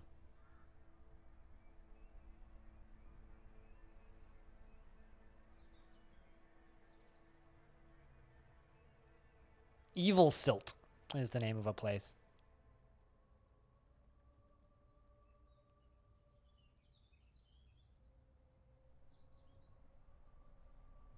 Yeah, they just went on a long walk, basically. You're back from a bath. I mean, your dwarf's almost back from a really long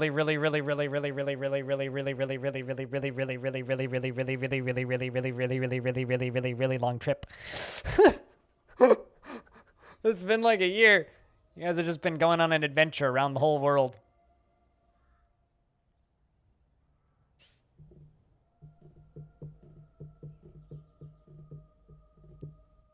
Hopefully it's good tea. Lots of drinking and looking. I mean, sounds like a trip to me. Sounds fun. I'm down. Let's go on a road trip.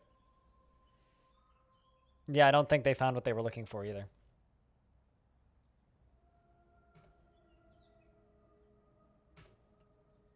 Yeah, and only 2 of them came back. Okay.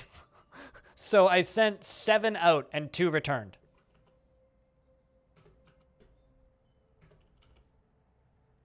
I mean, like... That's kind of funny. 2 just fucked off. 5 of them just fucked off permanently.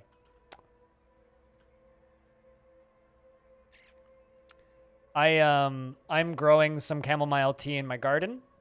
I also have, or rather chamomile plants. I also have 3 different types of mint growing in my garden. 3 different varieties of mint. And I also have licorice growing in my garden. So I'm going to be set for mint tea all winter. Licorice, mint, and chamomile.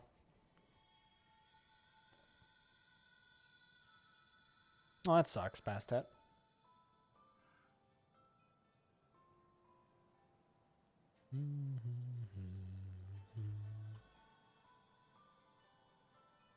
But yeah, I can confirm allergies do indeed suck.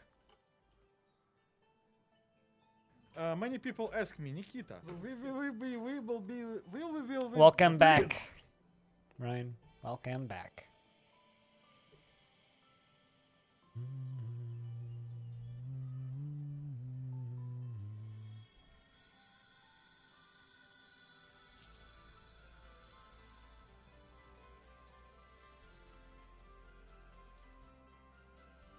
Like something is stuck in your throat? That's not good.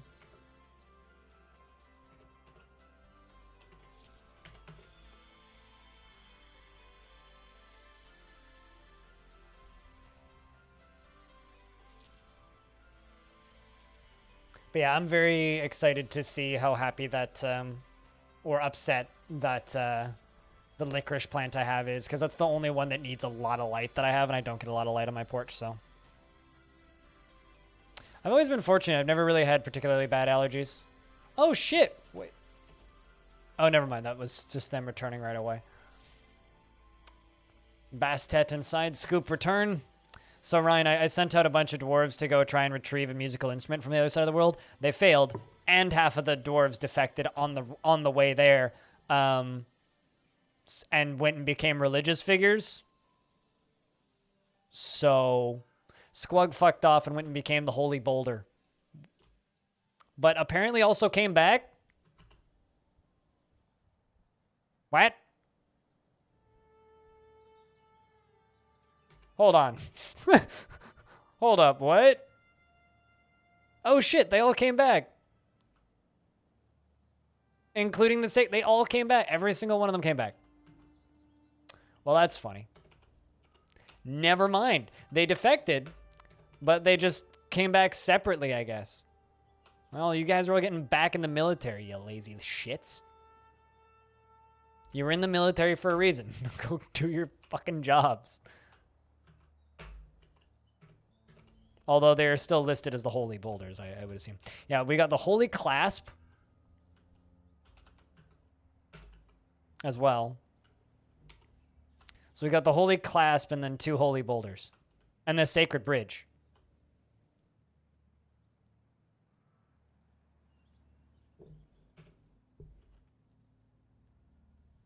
Because they had to party to celebrate the religious promotions? I mean, it must have been something along those lines.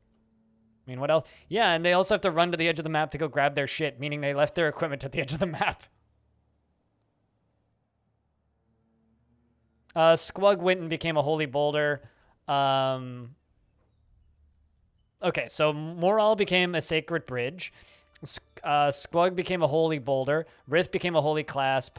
And there was one other Holy Boulder, who I'm not seeing now. Yeah, Squug became a Holy Boulder. God of the earths and metals, obviously. Inauguration ceremonies include go really far away and drink a shit ton for a while.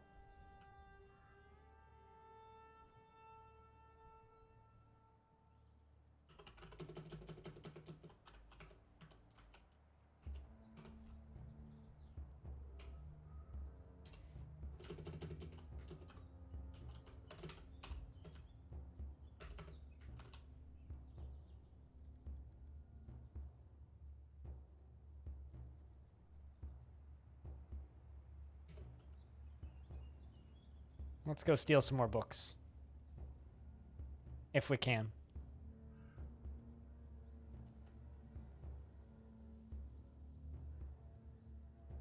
That's a very big tower. 200 people.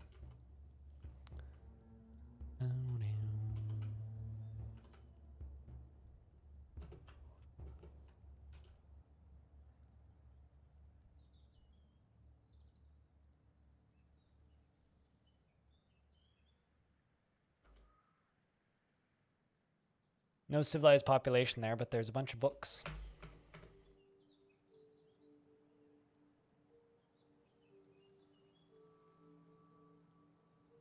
Squug is rock.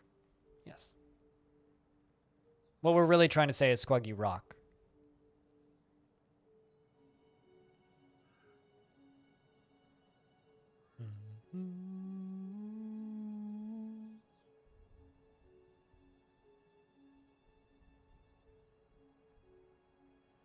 So chat, I'm a little bit I think today I'm leaning towards playing more of Plague Tale Innocence tonight. You guys okay with playing some more Plague Tale?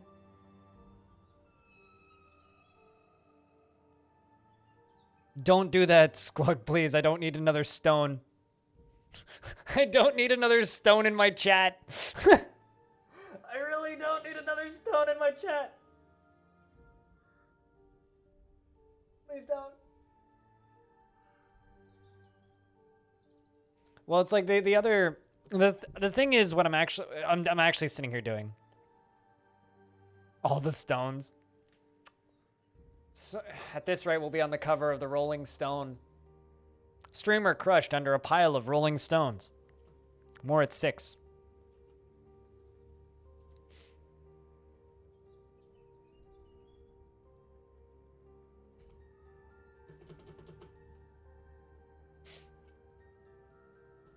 World is confused. As they scream, but the Rolling Stone hasn't been relevant in years. Streamer says, that's the point.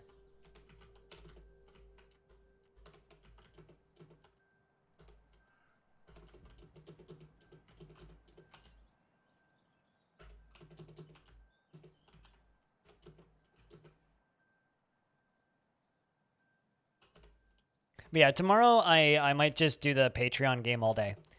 Because tomorrow is Mother's Day, so tomorrow's stream might be a little bit short. Because I have to go visit my mother. So odds are pretty good. I'll be going over to their house for takeout or something along those lines.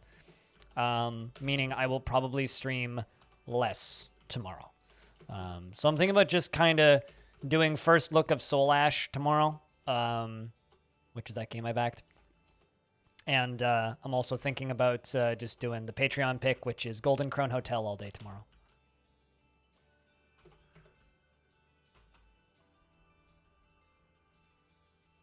Human caravan has arrived. Once again.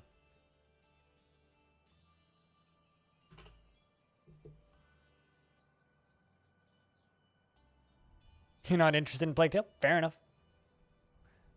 More reason for me to just power through and finish it, you know?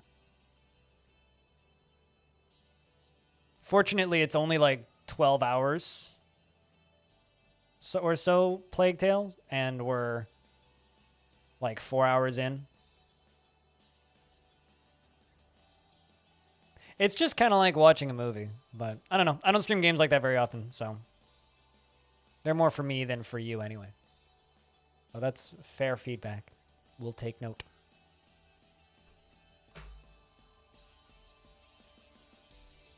More book.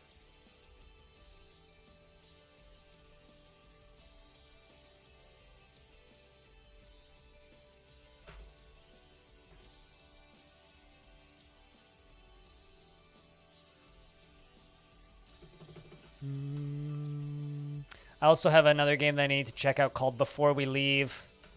I'm not sure if that's on Steam yet. Supposedly.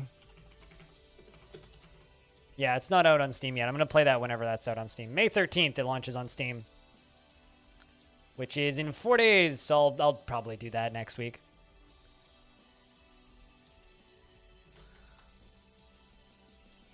Try and maybe I'll do that Tuesday in the evening.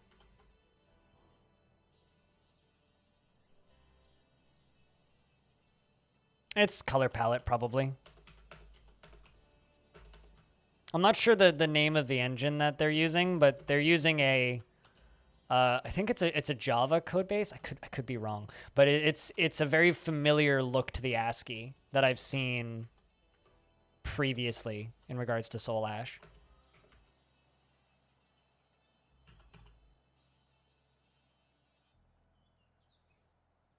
You guys are gonna be like one of those what's it called? One of those like Counter-Strike teams when they all pile into your chat and they all have the same usernames and you're like, oh my god, you're a bunch of fucking tools. You know those assholes that nobody likes?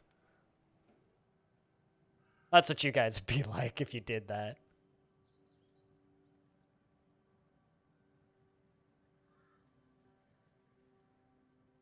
I remember a while ago, this was a long time ago. This was like 2016 at this point.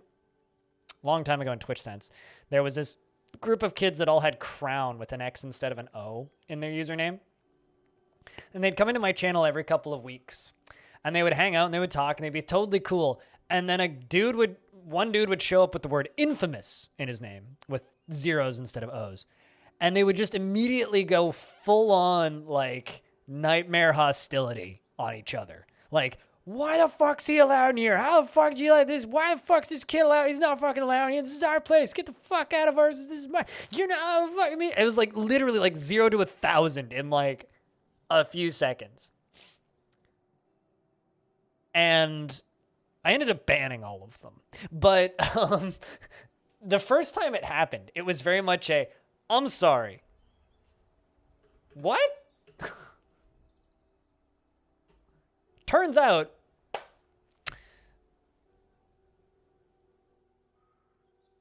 because one of them eventually came back, it was some dude's Red Dead Redemption 2, or 1, I guess, because the original Red Dead Redemption, not Red Dead Revolver, but Red Dead Redemption on the Xbox's clan. They played together, and the infamous guy was part of a different clan who found out that they were all hanging out in my chat. And they just went full-on fucking Xbox Live whenever this other guy came into my chat. Also, the Order of Handles has many worshippers and now requires a temple and a priest. We'll have to get that built for them. Clans claiming to be clans in Twitch chat. Yup. This is the story I was given. I do not know if it's true. In fact, I'm doubtful that it's true. But it's still funny to think about regardless.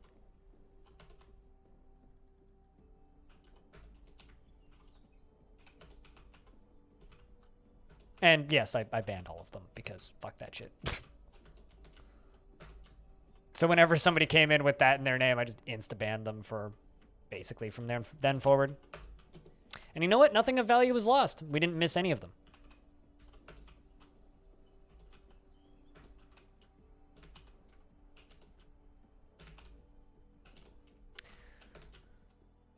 Twitch was also a different place in 2016. A very different place.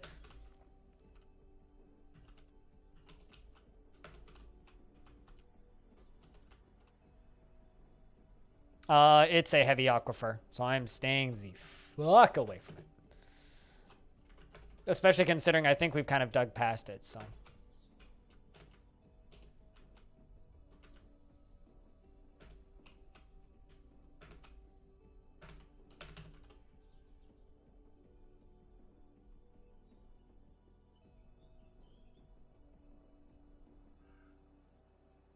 But you weren't dickbags? I mean, I think you and your homies are probably like, you know, slightly more mature. I say slightly because I don't want to give you too much credit because I know who you hang out with, but. Look at that. A little bit of an aquifer in there. Or something. A little bit of dribble.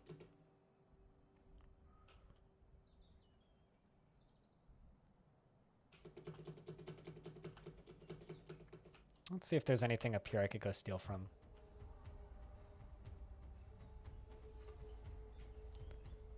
We're just like stealing books from other places. Ooh. The Fortress of Searing Furnace. Let's go grab that. Get up there, dwarves. Come back this time.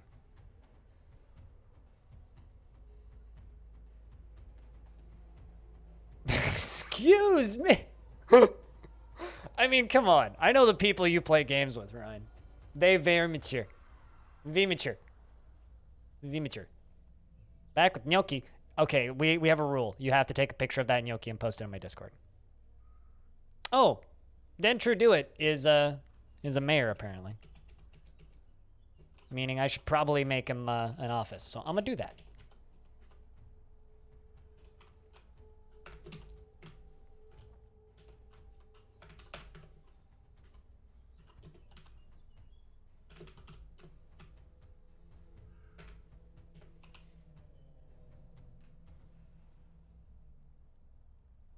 Oh, I'm very immature. Come on, have you actually talked to me before? Jesus, man. I am a super mature adult.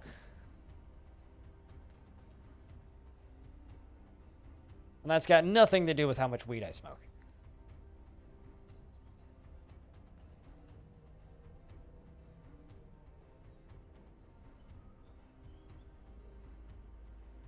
I just say big words sometimes to make me sound smart.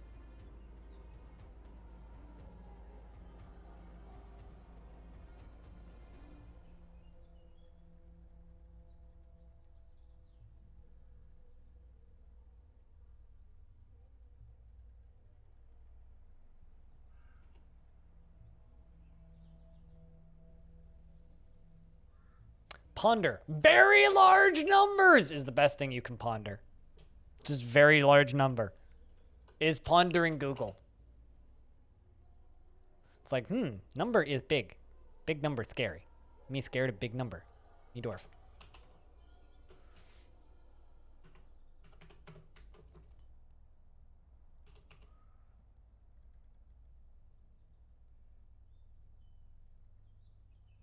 I am so smart. So very smart.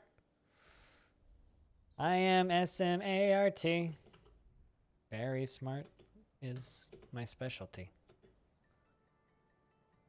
Man, we totally dug right past all of that aquifer.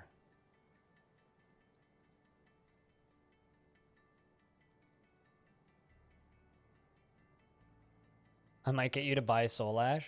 I mean, it's on Kickstarter. We'll see if they actually complete their goal. They're very far away from it. But it's also a pretty small goal, so.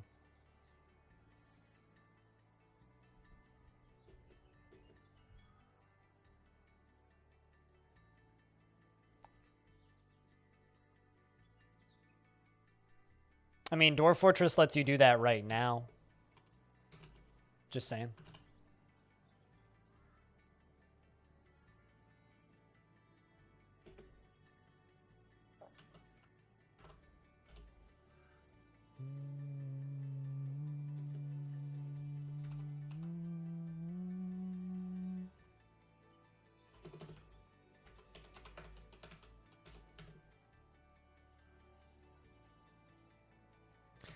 It strikes me as one of those games that'll get done regardless, though. So there is that. It's just one of those, it'll get done faster if you back it. And if the Kickstarter succeeds. So I'm not too worried about it.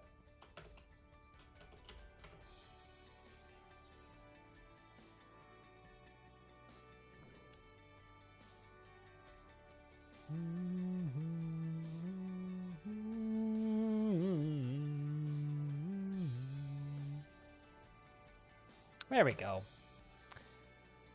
Plenty of booze, plenty of stuff.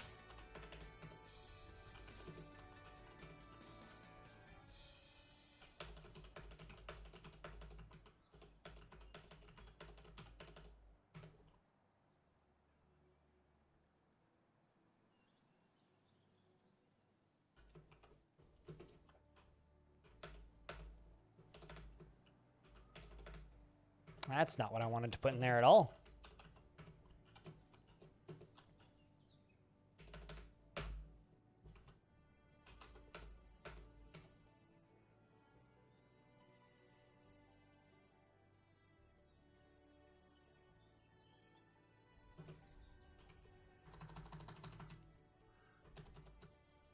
Okay, gotta wait for them to install those windows first, I guess.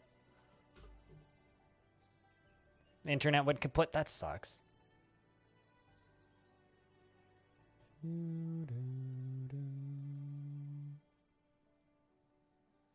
But I would, I'm just gonna, I've got a few more things I want to finish up with this fort. And then I think I'm gonna call this fort done. This has been an interesting little fortress. I'm looking forward to doing some more stuff with this faction. And kind of just letting, the Tool of Twisting just chill for a while.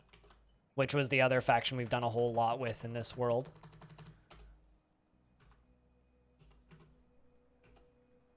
Oh my god. There's so many religions. Look at them all. They're all like seemingly the same ones too.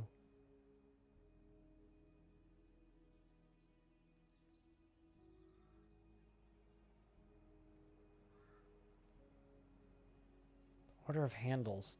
I'm not even sure which one they demanded. Is there a way to check previous petitions? I don't think I've ever wanted to do that before. Yeah, many interpretations of the same religion. Because I didn't actually pay that much attention.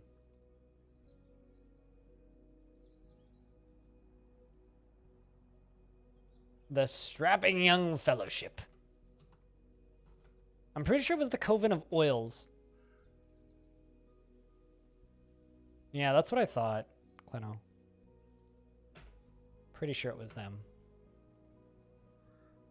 Oh, are you going to go back in the VOD? That'll work.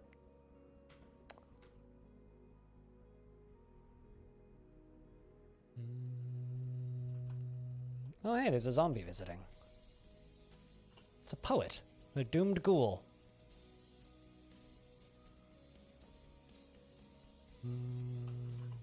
Read The Village! Resident Evil novel?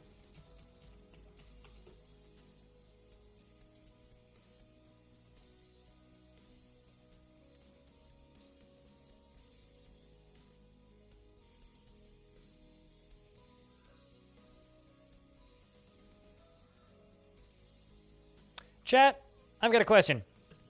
Does this look like a barrel? So I was right, Stone? Good to know. Thanks. Does this look like a barrel? Discord is asking, does this look like a barrel?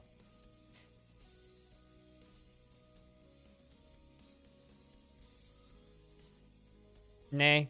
Yeah, kinda. All right, I'm gonna screenshot your guys' responses and send it to her.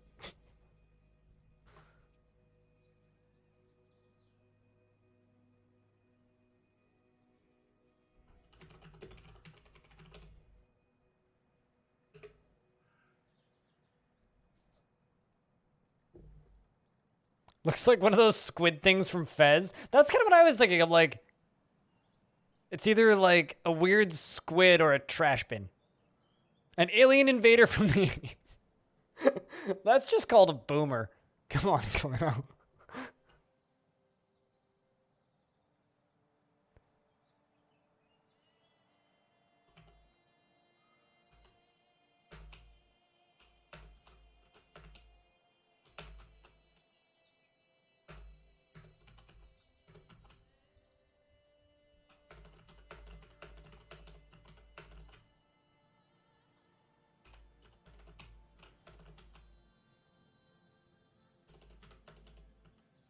You thought it was a squid/alien type thing?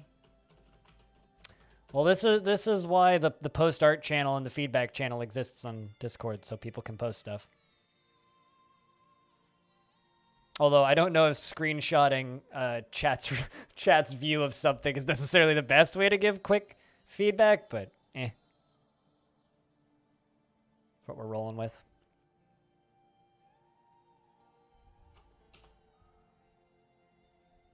Oh, okay. Now, something must have happened where... Oh, I know what the issue is. I know what the issue is. I know why I was confused with the religion. It's because I literally just sent my squad out to go steal some more books. They haven't come back yet, and I'll bet you that most of the worshippers are in that squad. That's my current assumption.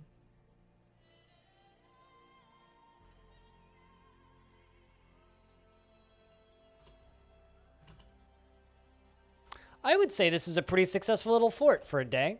You know, I had somebody comment on this series and state that the reason they like watching it is because they're always impressed with how much I get done in a single stream while playing in vanilla. And all I can say about that is most people must play really slowly if they can't get this amount of stuff done. Because I don't feel like I get that much done in these. I feel like I could be much more productive, but...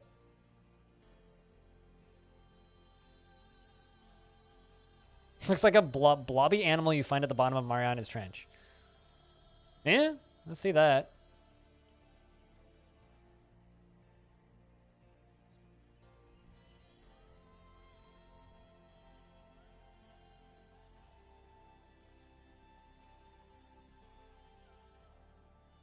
Just found a pond turtle in that puddle.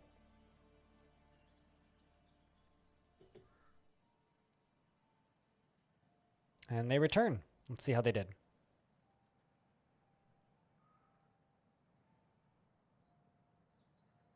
Order of handles. I don't know if I can handle that, but I'll have to check.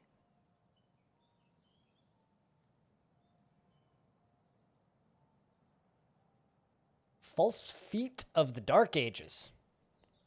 Not to be confused with real feet of the Dark Ages. All right. Did I give it to the right one? Okay, no, I did the Coven of Oils. All right, well, we will retire that zone.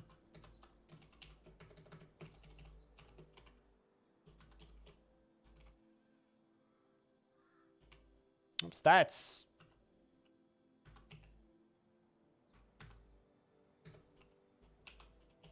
not what I wanted to do.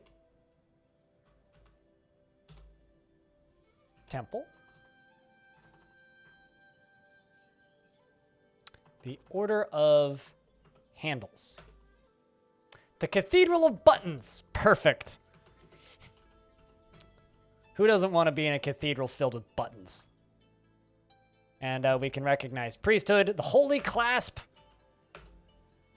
who's going to be Bastet, because you're the only named dwarf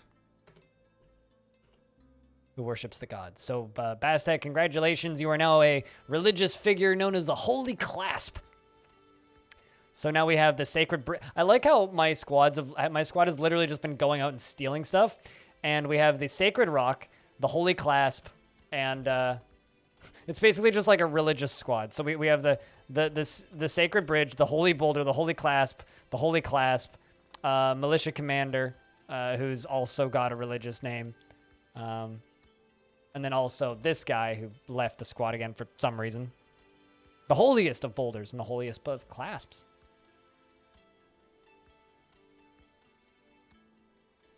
But this fort has been very cozy, chat. It's been very cozy.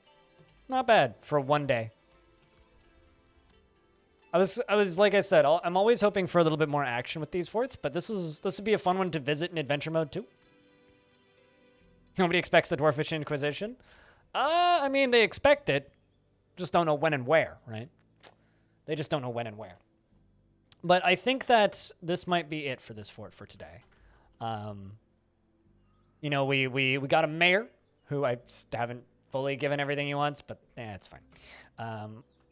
We achieved our goals of living primarily off of cheese and above ground materials. How much cheese do we actually have in the fort right now? I'm kind of curious. At one point I had quite a bit of cheese, but how much cheese do we currently have? I have 22 pig cheese. So we've been successful in making cheese. I did have 100 plus pig cheese earlier today, so that's pretty good. Our drinks are all from above ground, foxtail mullet, turnips, prickleberries, and longlands that we've grown ourselves. And everything is pretty cozy here, I would say. That's my takeaway. We also had quite a successful theft racket up and running. Nice little above ground fort. We built a tavern, and we have a workshop. We have a a necromancer who's still just chilling and hanging out, who's completely nuts, who's just stricken by permanent melancholy, which is actually very sad. Imagine being immortal and being completely insane and wanting to die, but not being able to. And then we have this human who's hanging out somewhere where I can't see. Oh, there you are. Over in the left, just kind of ominously looking at the fort. I mean, you're welcome into the fort, dude. Just walk into the fort.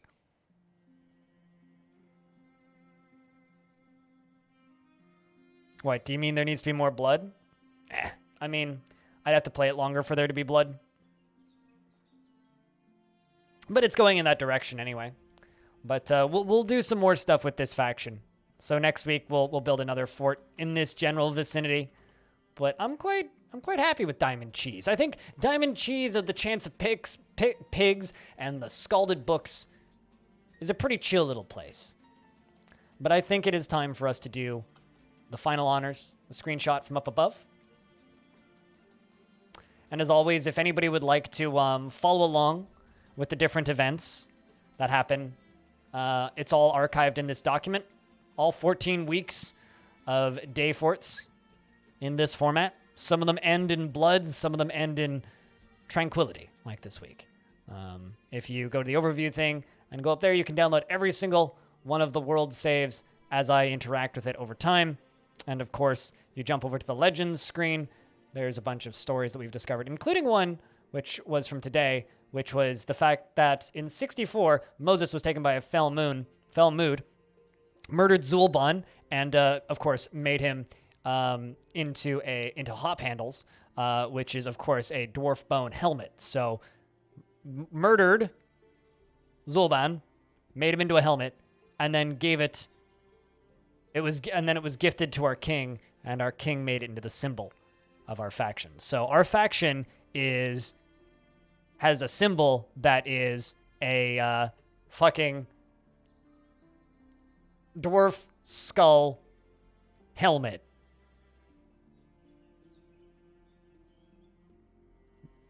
If you want to link to the doc, it's right there. It's a dwarf skull helmet that was given to our king ages ago. So this faction's pretty fucking metal. So we're gonna have to do some more stuff with the Scalded Books, I think, in the future. More casual stealing and other fun things in the background to come for this faction. But because the way this show works, the end of every Saturday, I retire the fort. Goodbye. Cheesediamonds, you were a good little fort. You were a good little fort. We'll come visit you again. Pics of gnocchi on Discord. Excite.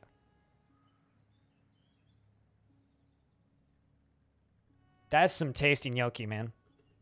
Some tasty gnocchi right there. I like. Cheese for everyone! Good timing. I do like cheese for everyone.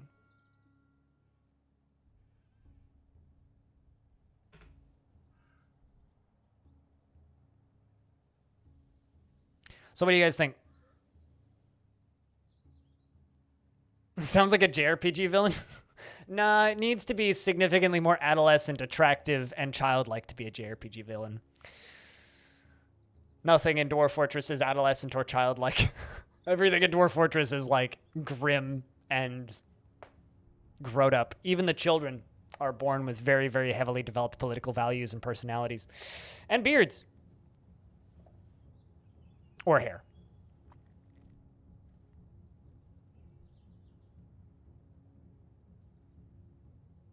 Enough cheese to feed a small family? That's not a monstrous thing. Hey, Ronald, gentlemen. We're just finishing up with DF for the day. So if you're tuning in for that specifically, unfortunately, I got bad news. Because we've been streaming DF now for about 8 hours. So I'm going to go switch games and play some other stuff for a little bit. If you want to stick around for that, that's cool. If you just want DF stuff, there's more Dwarf Fortress on my YouTube channel.